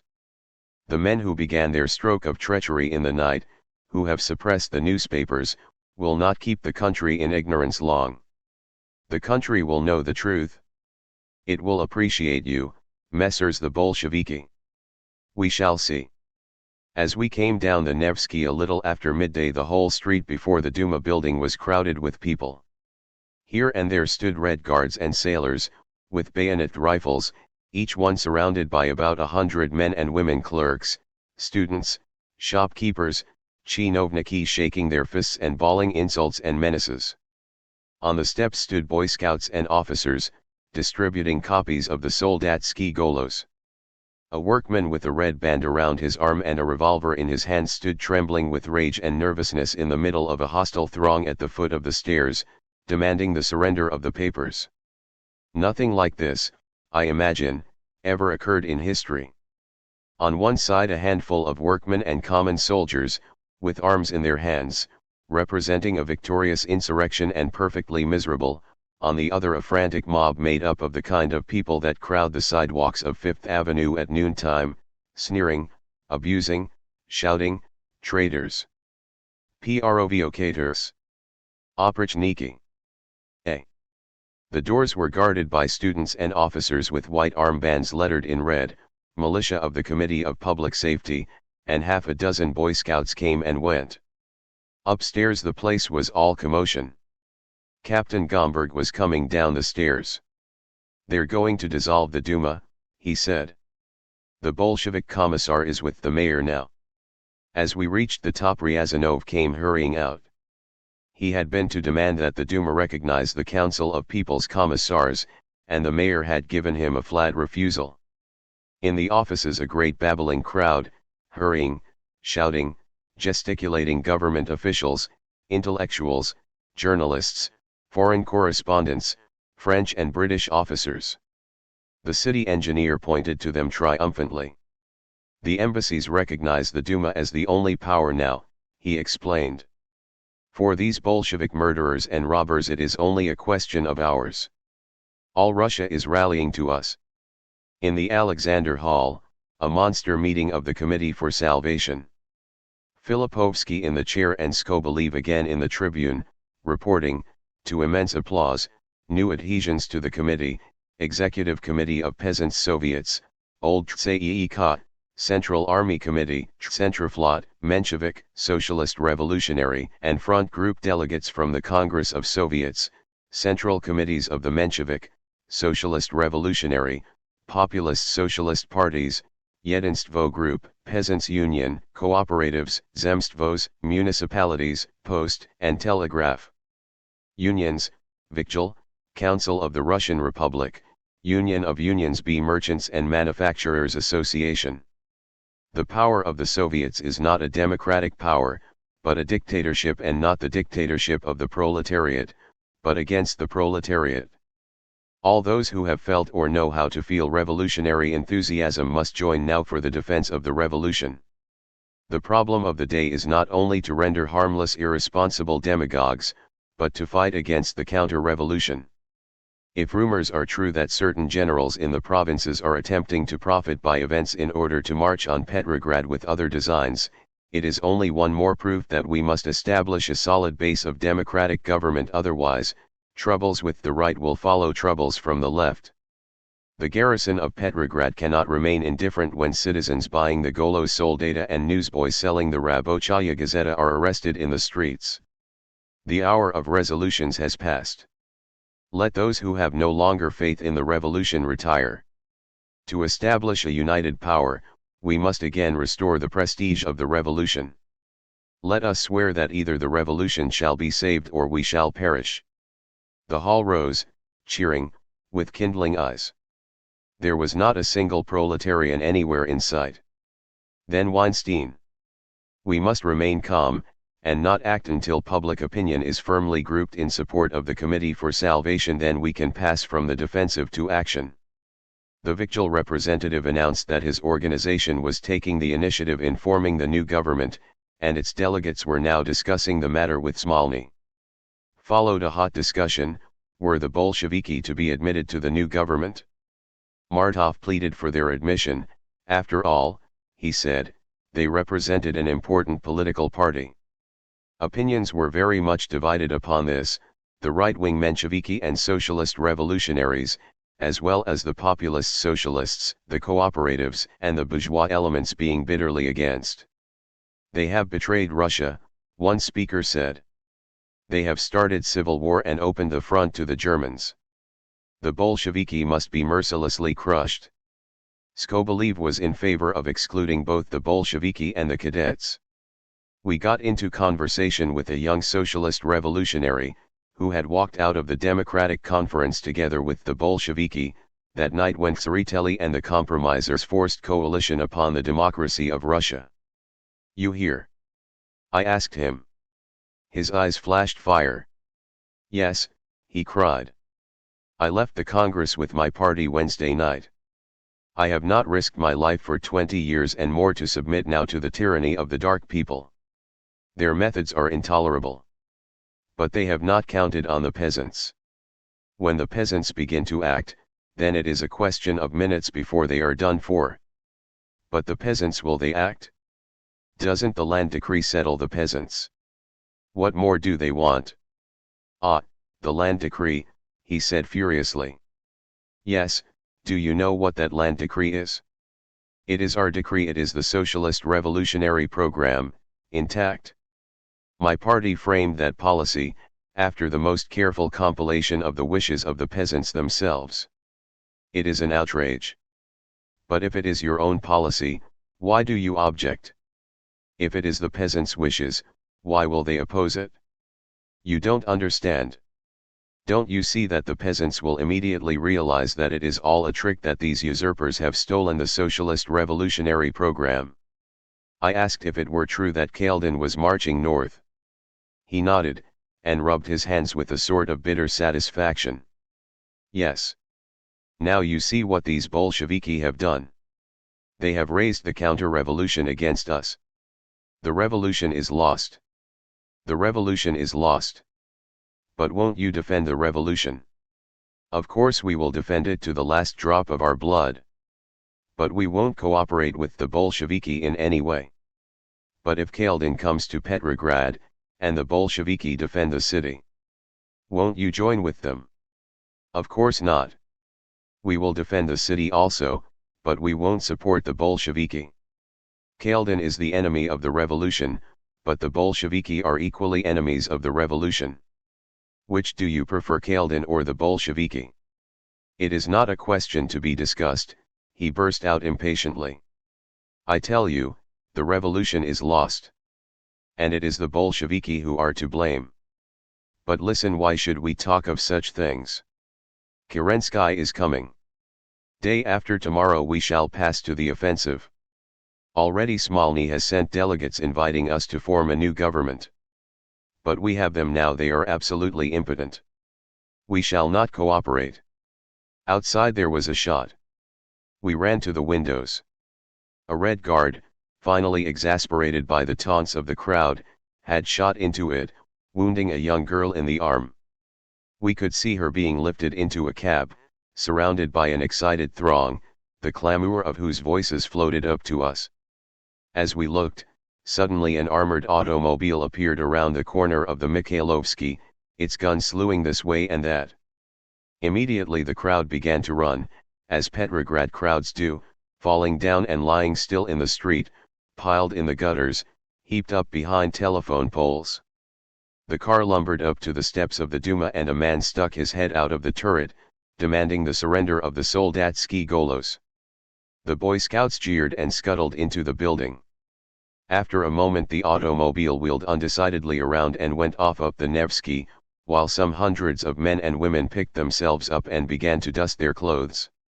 Inside was a prodigious running about of people with armfuls of Soldatsky Golos, looking for places to hide them. A journalist came running into the room, waving a paper. "Here's a proclamation from Krasnov," he cried. Everybody crowded around. Get it printed quick, and around to the barracks. By the order of the Supreme Commander I am appointed Commandant of the troops concentrated under Petrograd. Citizens, soldiers, valorous Cossacks of the Don, of the Kuban, of the Transbaikal, of the Amur, of the Yenisei, to all you who have remained faithful to your oath I appeal, to you who have sworn to guard inviolable your oath of Cossack I call upon you to save Petrograd from anarchy, from famine, from tyranny, and to save Russia from the indelible shame to which a handful of ignorant men, bought by the gold of Wilhelm, are trying to submit her. The provisional government, to which you swore fidelity in the great days of March, is not overthrown, but by violence expelled from the edifice in which it held its meetings. However, the government, with the help of the front armies, faithful to their duty, with the help of the Council of Cossacks, which has united under its command all the Cossacks and which, strong with the morale which reigns in its ranks, and acting in accordance with the will of the Russian people, has sworn to serve the country as its ancestors served it in the true blues times of 1612, when the Cossacks of the Don delivered Moscow, menaced by the Swedes, the Poles, and the Lithuanians. Your government still exists. The active army considers these criminals with horror and contempt. Their acts of vandalism and pillage, their crimes, the German mentality with which they regard Russia's stricken down but not yet surrendered have alienated from them the entire people.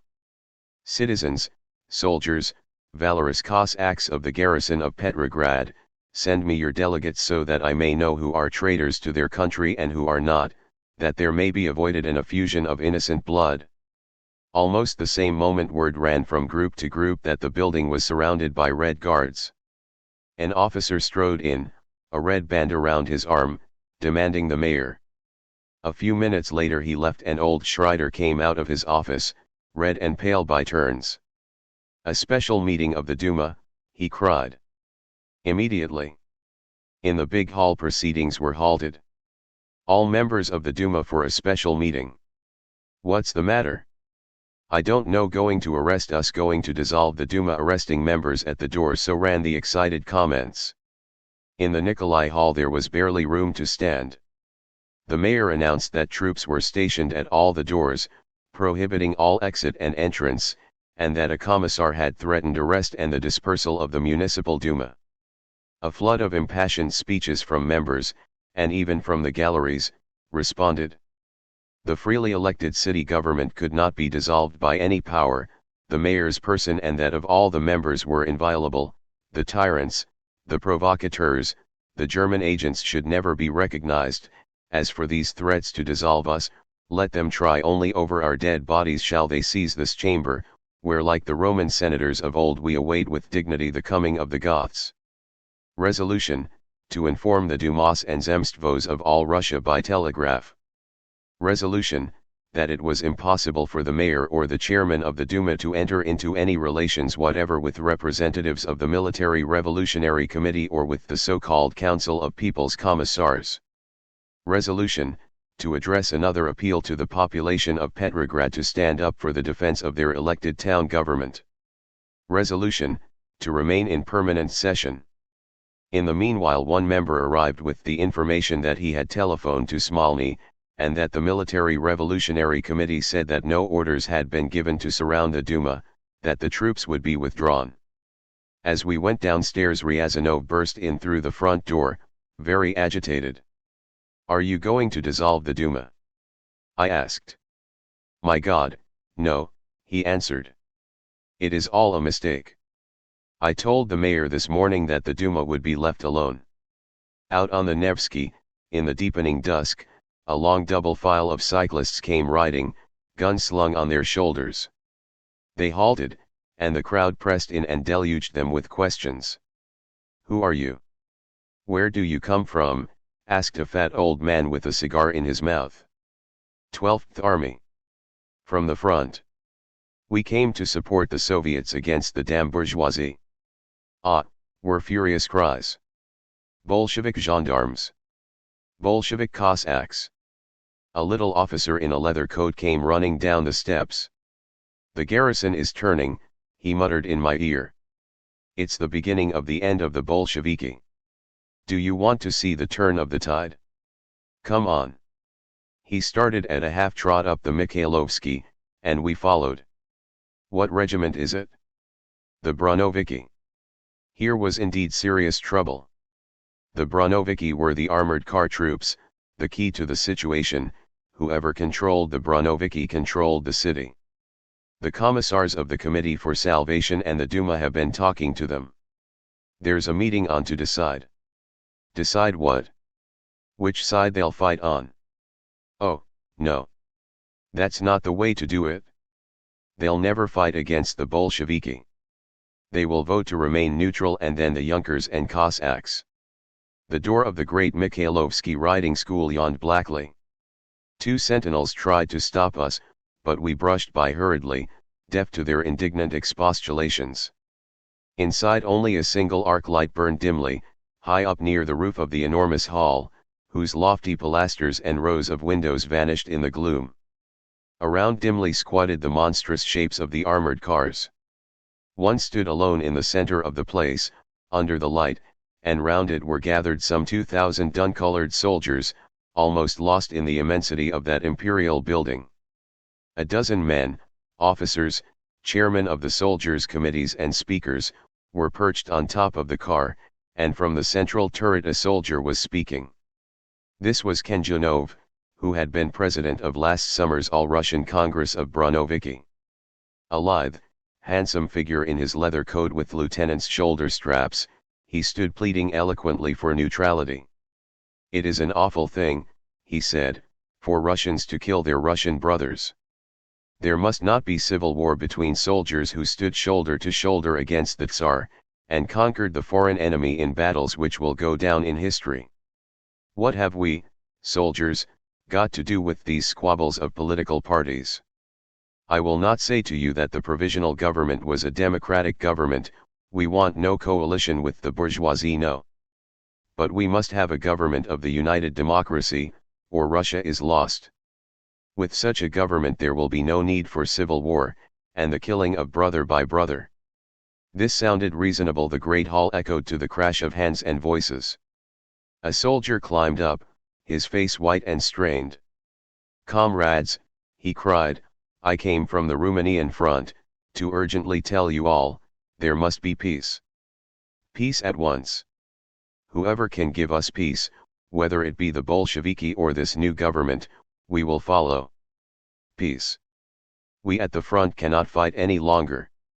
We cannot fight either Germans or Russians." With that he leaped down, and a sort of confused agonized sound rose up from all that surging mass, which burst into something like anger when the next speaker, a Menshevik Obronets, tried to say that the war must go on until the Allies were victorious.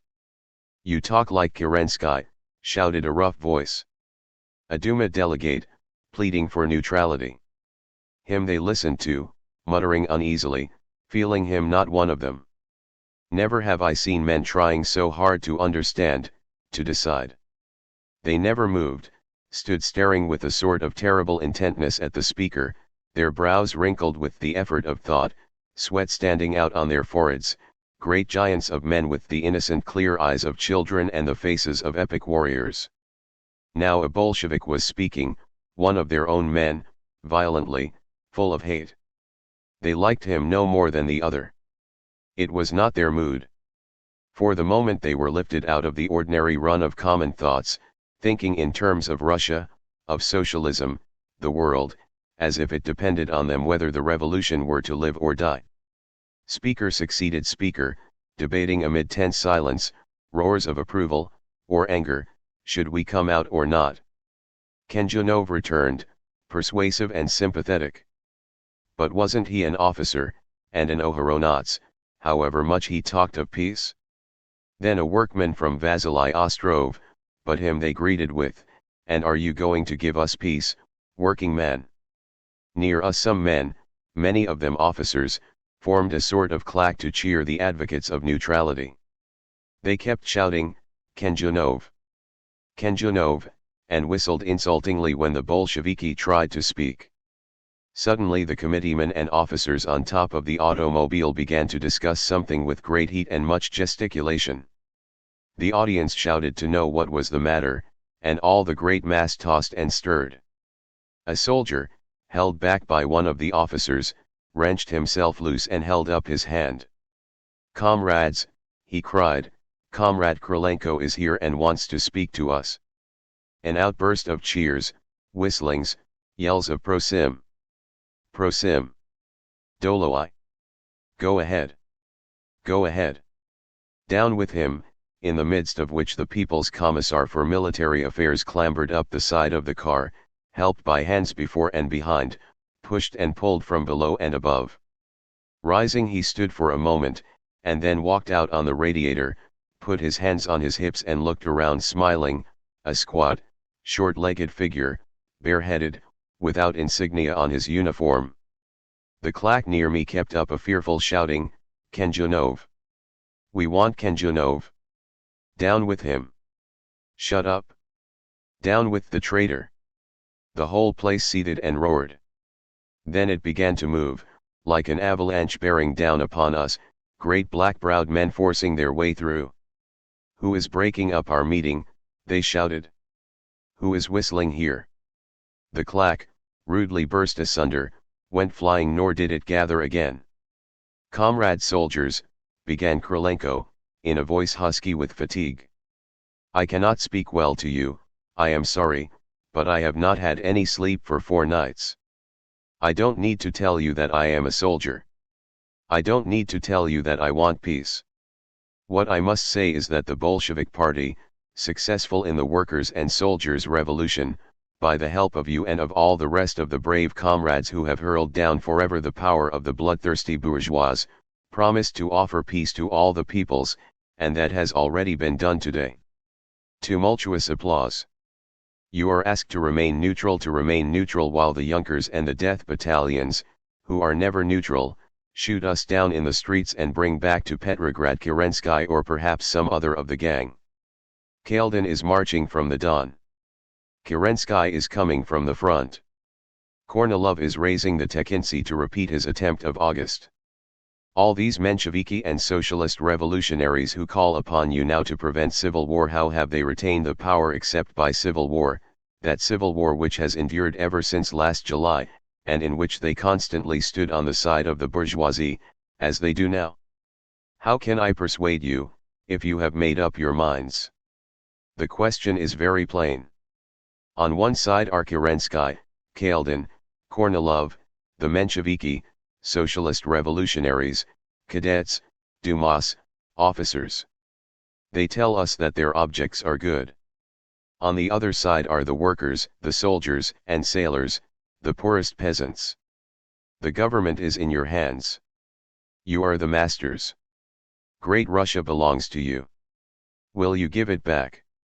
While he spoke, he kept himself up by sheer evident effort of will, and as he went on the deep sincere feeling back of his words broke through the tired voice. At the end he tottered, almost falling, 100 hands reached up to help him down, and the great dim spaces of the hall gave back the surf of sound that beat upon him. Kenjanov tried to speak again, but vote. Vote. Vote, they cried. At length, giving in, he read the resolution, that the Bronoviki withdraw their representative from the Military Revolutionary Committee, and declare their neutrality in the present civil war. All those in favor should go to the right, those opposed, to the left.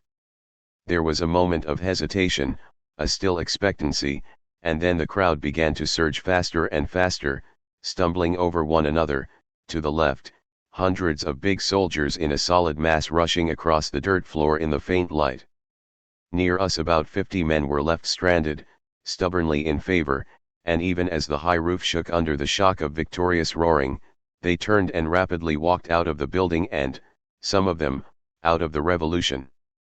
Imagine this struggle being repeated in every barracks of the city, the district, the whole front, all Russia. Imagine the sleepless Krylenkos, watching the regiments, hurrying from place to place, arguing, threatening, and reading. And then imagine the same in all the locals of every labor union, in the factories, the villages, on the battleships of the far-flung Russian fleets.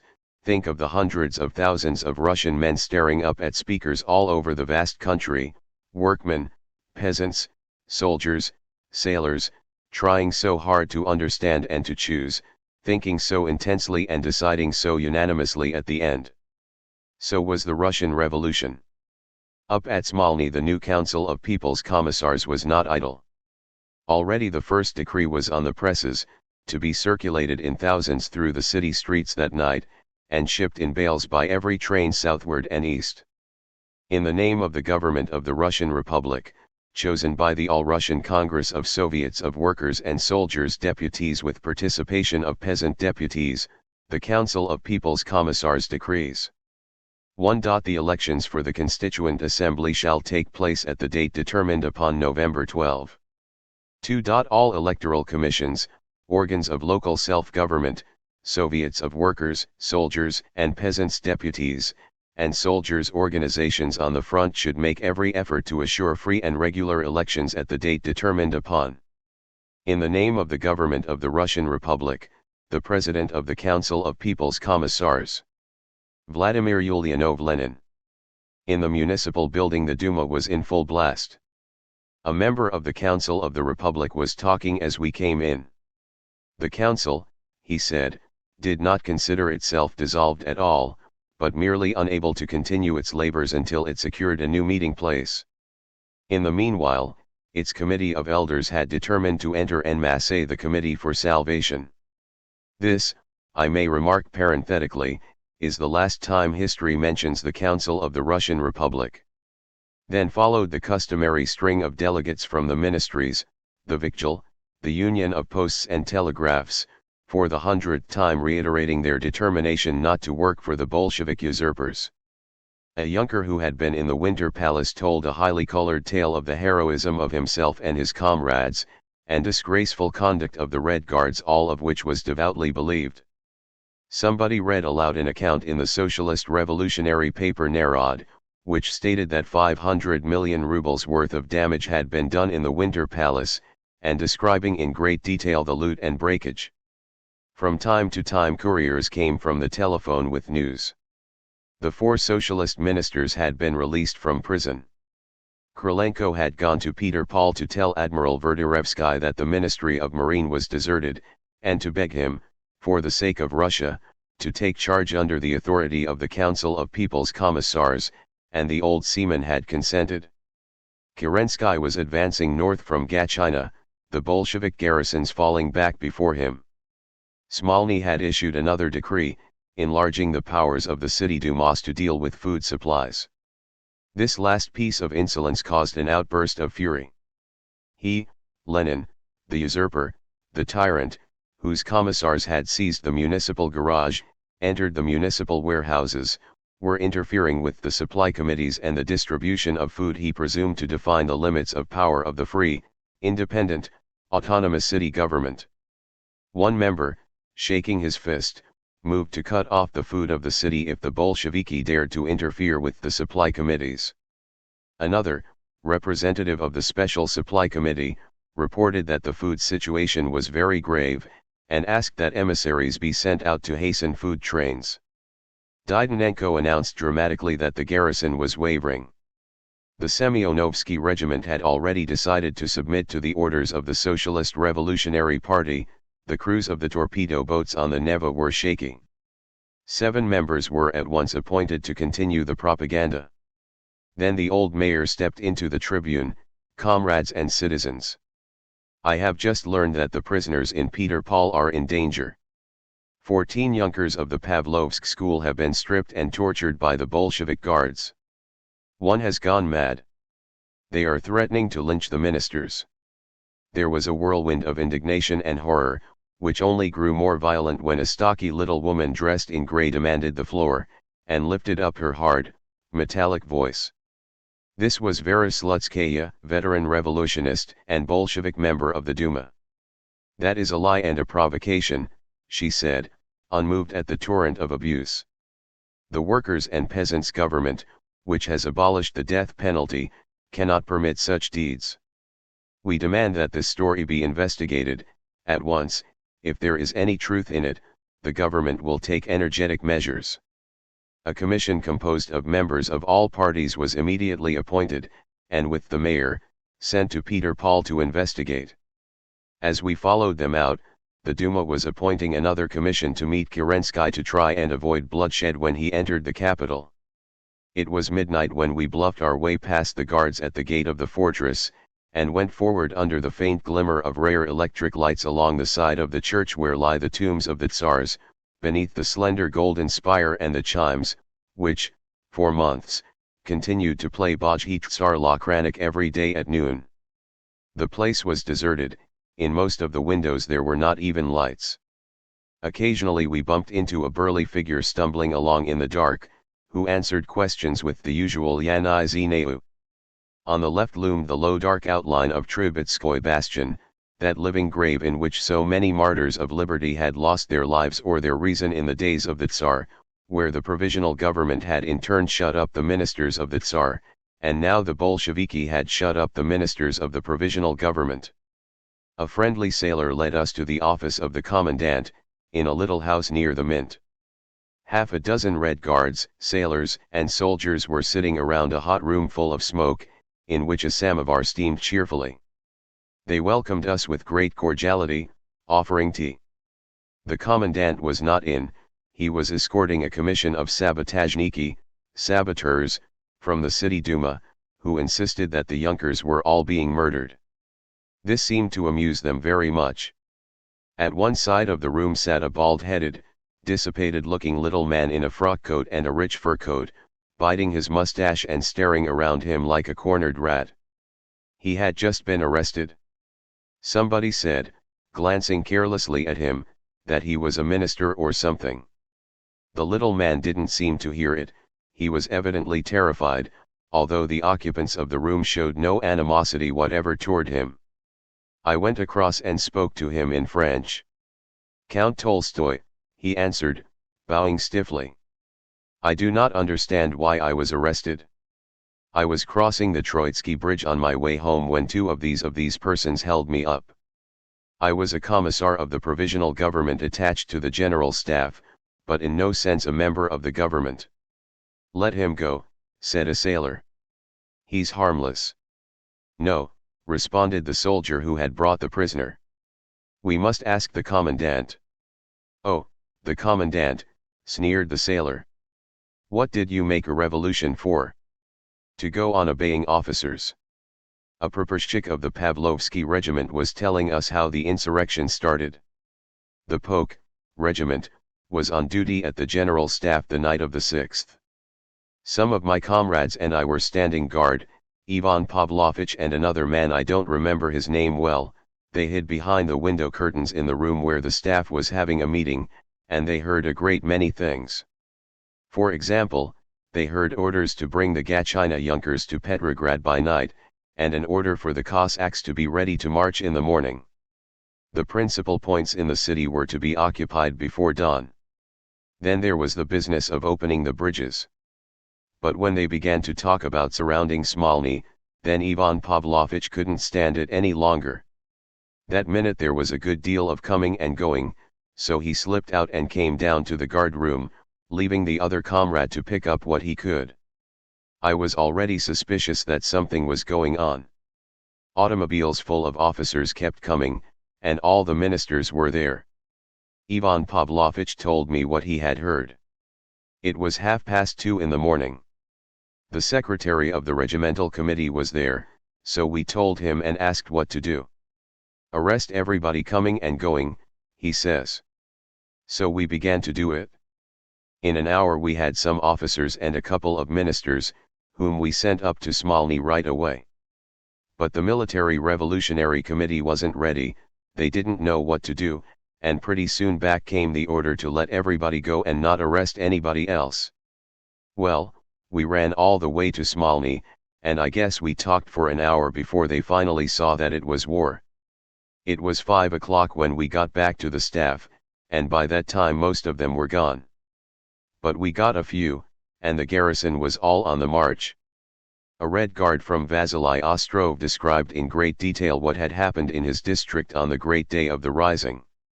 We didn't have any machine guns over there, he said, laughing, and we couldn't get any from Smolny. Comrade Zalkind, who was a member of the Uprava, Central Bureau, of the Ward Duma, remembered all at once that there was lying in the meeting room of the Uprava a machine gun which had been captured from the Germans. So he and I and another comrade went there. The Mensheviki and Socialist revolutionaries were having a meeting. Well, we opened the door and walked right in on them, as they sat around the table 12 or 15 of them, 3 of us. When they saw us they stopped talking and just stared. We walked right across the room, uncoupled the machine gun, Comrade Zalkind picked up one part, I the other, we put them on our shoulders and walked out and not a single man said a word. Do you know how the Winter Palace was captured? Asked a third man, a sailor. Along about 11 o'clock we found out there weren't any more Junkers on the Neva side. So we broke in the doors and filtered up the different stairways one by one, or in little bunches. When we got to the top of the stairs the Junkers held us up and took away our guns. Still our fellows kept coming up, little by little, until we had a majority. Then we turned around and took away the Junkers' guns. Just then the commandant entered, a merry-looking young non-commissioned officer with his arm in a sling, and deep circles of sleeplessness under his eyes. His eye fell first on the prisoner, who at once began to explain. "Oh, yes," interrupted the other. "You were one of the committee who refused to surrender the staff Wednesday afternoon. However, we don't want you, citizen." "Apologies." He opened the door and waved his arm for Count Tolstoy to leave. Several of the others, especially the Red Guards, grumbled protests, and the sailor remarked triumphantly, "VOT. There. Didn't I say so?" Two soldiers now engaged his attention. They had been elected a committee of the fortress garrison to protest. The prisoners, they said, were getting the same food as the guards, when there wasn't even enough to keep a man from being hungry. Why should the counter-revolutionists be treated so well? "We are revolutionists, comrades, not bandits," answered the commandant. He turned to us. We explained that rumors were going about that the Junkers were being tortured, and the lives of the ministers threatened. Could we perhaps see the prisoners, so as to be able to prove to the world? "No," said the young soldier, irritably. "I am not going to disturb the prisoners again. I have just been compelled to wake them up. They were sure we were going to massacre them. Most of the Junkers have been released anyway, and the rest will go out tomorrow." He turned abruptly away. "Could we talk to the Duma Commission, then?" The commandant, who was pouring himself a glass of tea, nodded. "They are still out in the hall," he said carelessly. Indeed, they stood there just outside the door, in the feeble light of an oil lamp, grouped around the mayor and talking excitedly. "Mr. Mayor," I said, "we are American correspondents. Will you please tell us officially the result of your investigations?" He turned to us, his face of venerable dignity. "There is no truth in the reports," he said slowly. "Except for the incidents which occurred as the ministers were being brought here, they have been treated with every consideration. As for the Junkers, not one has received the slightest injury." Up the Nevsky, in the empty after-midnight gloom, an interminable column of soldiers shuffled in silence to battle with Kerensky. In dim back streets automobiles without lights flitted to and fro, and there was furtive activity in Fontanka 6, headquarters of the Peasants' Soviet, in a certain apartment of a huge building on the Nevsky, and in the Inženierny Zamek, School of Engineers, the Duma was illuminated. In Smolny, the Institute, the Military Revolutionary Committee flashed baleful fire, pounding like an overloaded dynamo. 7. The Revolutionary Front. Saturday, November 10 th. Citizens. The Military Revolutionary Committee declares that it will not tolerate any violation of revolutionary order. Theft, brigandage, assaults, and attempts at massacre will be severely punished. Following the example of the Paris Commune, the committee will destroy without mercy any looter or instigator of disorder. Quiet lay the city. Not a hold-up, not a robbery, not even a drunken fight. By night armed patrols went through the silent streets, and on the corners soldiers and Red Guards squatted around little fires, laughing and singing. In the daytime great crowds gathered on the sidewalks listening to interminable hot debates between students and soldiers, businessmen and workmen. Citizens stopped each other on the street. "The Cossacks are coming." "No. What's the latest?" "I don't know anything." "Where's Kerensky?" "They say only 8 versts from Petrograd." "Is it true that the Bolsheviki have fled to the battleship Avrora?" "They say so." Only the walls screamed, and the few newspapers, denunciation, appeal, decree. An enormous poster carried the hysterical manifesto of the Executive Committee of the Peasants' Soviets.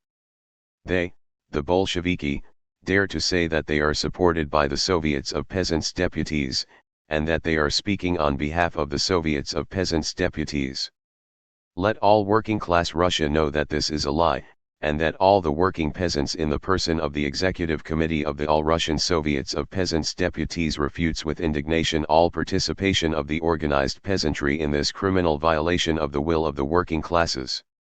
From the soldier section of the Socialist Revolutionary Party. The insane attempt of the Bolsheviki is on the eve of collapse. The garrison is divided. The ministries are on strike and bread is getting scarcer.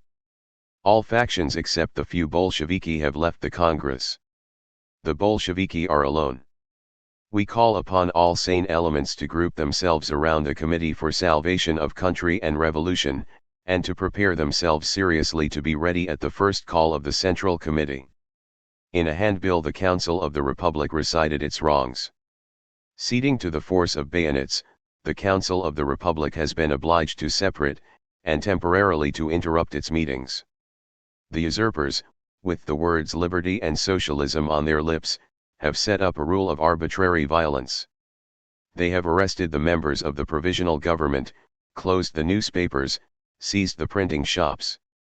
This power must be considered the enemy of the people and the revolution. It is necessary to do battle with it, and to pull it down. The Council of the Republic, until the resumption of its labors, invites the citizens of the Russian Republic to group themselves around the local committees for salvation of country and revolution, which are organizing the overthrow of the Bolsheviki and the creation of a government capable of leading the country to the Constituent Assembly. Dialo Narita said. A revolution is a rising of all the people. But here what have we? Nothing but a handful of poor fools deceived by Lenin and Trotsky. Their decrees and their appeals will simply add to the museum of historical curiosities. And Narodnoy Slovo, people's word populist socialist. Workers and peasants government. That is only a pipe dream. Nobody, either in Russia or in the countries of our allies, will recognize this government or even in the enemy countries. The bourgeois press had temporarily disappeared. Pravda had an account of the first meeting of the new TSEIH, now the Parliament of the Russian Soviet Republic. Milyutin, Commissar of Agriculture, remarked that the Peasants' Executive Committee had called an All-Russian Peasant Congress for December 13. But we cannot wait, he said. We must have the backing of the peasants. I propose that we call the Congress of Peasants, and do it immediately. The left socialist revolutionaries agreed. An appeal to the peasants of Russia was hastily drafted, and a committee of 5 elected to carry out the project. The question of detailed plans for distributing the land, and the question of workers' control of industry, were postponed until the experts working on them should submit a report. 3 decrees were read and approved. First, Lenin's general rules for the press, ordering the suppression of all newspapers inciting to resistance and disobedience to the new government, inciting to criminal acts, or deliberately perverting the news, the decree of moratorium for house rents, and the decree establishing a workers' militia. Also orders, 1 giving the Municipal Duma power to requisition empty apartments and houses, the other directing the unloading of freight cars in the railroad terminals, to hasten the distribution of necessities and to free the badly needed rolling stock. 2 hours later the Executive Committee of the Peasants' Soviets was sending broadcast over Russia the following telegram. The arbitrary organization of the Bolsheviki, which is called Bureau of Organization for the National Congress of Peasants, is inviting all the Peasants' Soviets to send delegates to the Congress at Petrograd. The Executive Committee of the Soviets of Peasants' Deputies declares that it considers, now as well as before, that it would be dangerous to take away from the provinces at this moment the forces necessary to prepare for elections to the Constituent Assembly, which is the only salvation of the working class and the country. We confirm the date of the Congress of Peasants, December 13. At the Duma all was excitement, officers coming and going, the mayor in conference with the leaders of the Committee for Salvation. A councillor ran in with a copy of Kerensky's proclamation, dropped by hundreds from an aeroplane low-flying down the Nevsky, which threatened terrible vengeance on all who did not submit, and ordered soldiers to lay down their arms and assemble immediately in Mars Field. The minister-president had taken Tsarskoye Selo, we were told, and was already in the Petrograd Campania, 5 miles away. He would enter the city tomorrow in a few hours. The Soviet troops in contact with his Cossacks were said to be going over to the provisional government. Chernov was somewhere in between, trying to organize the neutral troops into a force to halt the civil war. In the city the garrison regiments were leaving the Bolsheviki, they said. Smolny was already abandoned. All the governmental machinery had stopped functioning. The employees of the state bank had refused to work under commissars from Smolny, refused to pay out money to them. All the private banks were closed. The ministries were on strike. Even now a committee from the Duma was making the rounds of business houses, collecting a fund to pay the salaries of the strikers. Trotsky had gone to the Ministry of Foreign Affairs and ordered the clerks to translate the decree on peace into foreign languages. 600 functionaries had hurled their resignations in his face. Shlyapnikov, Commissar of Labor, had commanded all the employees of his ministry to return to their places within 24 hours, or lose their places and their pension rights. Only the door servants had responded. Some of the branches of the Special Food Supply Committee had suspended work rather than submit to the Bolsheviki. In spite of lavish promises of high wages and better conditions, the operators at the telephone exchange would not connect Soviet headquarters. The Socialist Revolutionary Party had voted to expel all members who had remained in the Congress of Soviets, and all who were taking part in the insurrection. News from the provinces. Mogilev had declared against the Bolsheviki. At Kiev the Cossacks had overthrown the Soviets and arrested all the insurrectionary leaders. The Soviet and garrison of Luga, 30,000 strong, affirmed its loyalty to the provisional government, and appealed to all Russia to rally around it. Kaldin had dispersed all Soviets and Unions in the Don Basin, and his forces were moving north. Said a representative of the railway workers, "Yesterday we sent a telegram all over Russia demanding that war between the political parties cease at once, and insisting on the formation of a coalition socialist government. Otherwise we shall call a strike tomorrow night. In the morning there will be a meeting of all factions to consider the question. The Bolsheviki seem anxious for an agreement. If they last that long," laughed the city engineer, a stout, ruddy man. As we came up to Smolny not abandoned, but busier than ever, throngs of workers and soldiers running in and out, and doubled guards everywhere, we met the reporters for the bourgeois and moderate socialist papers. "Threw us out," cried one, from Valia Narita. "Bunk Bruevich came down to the press bureau and told us to leave. Said we were spies." They all began to talk at once: insult, outrage, freedom of the press. In the lobby were great tables heaped with stacks of appeals, proclamations, and orders of the Military Revolutionary Committee. Workmen and soldiers staggered past, carrying them to waiting automobiles.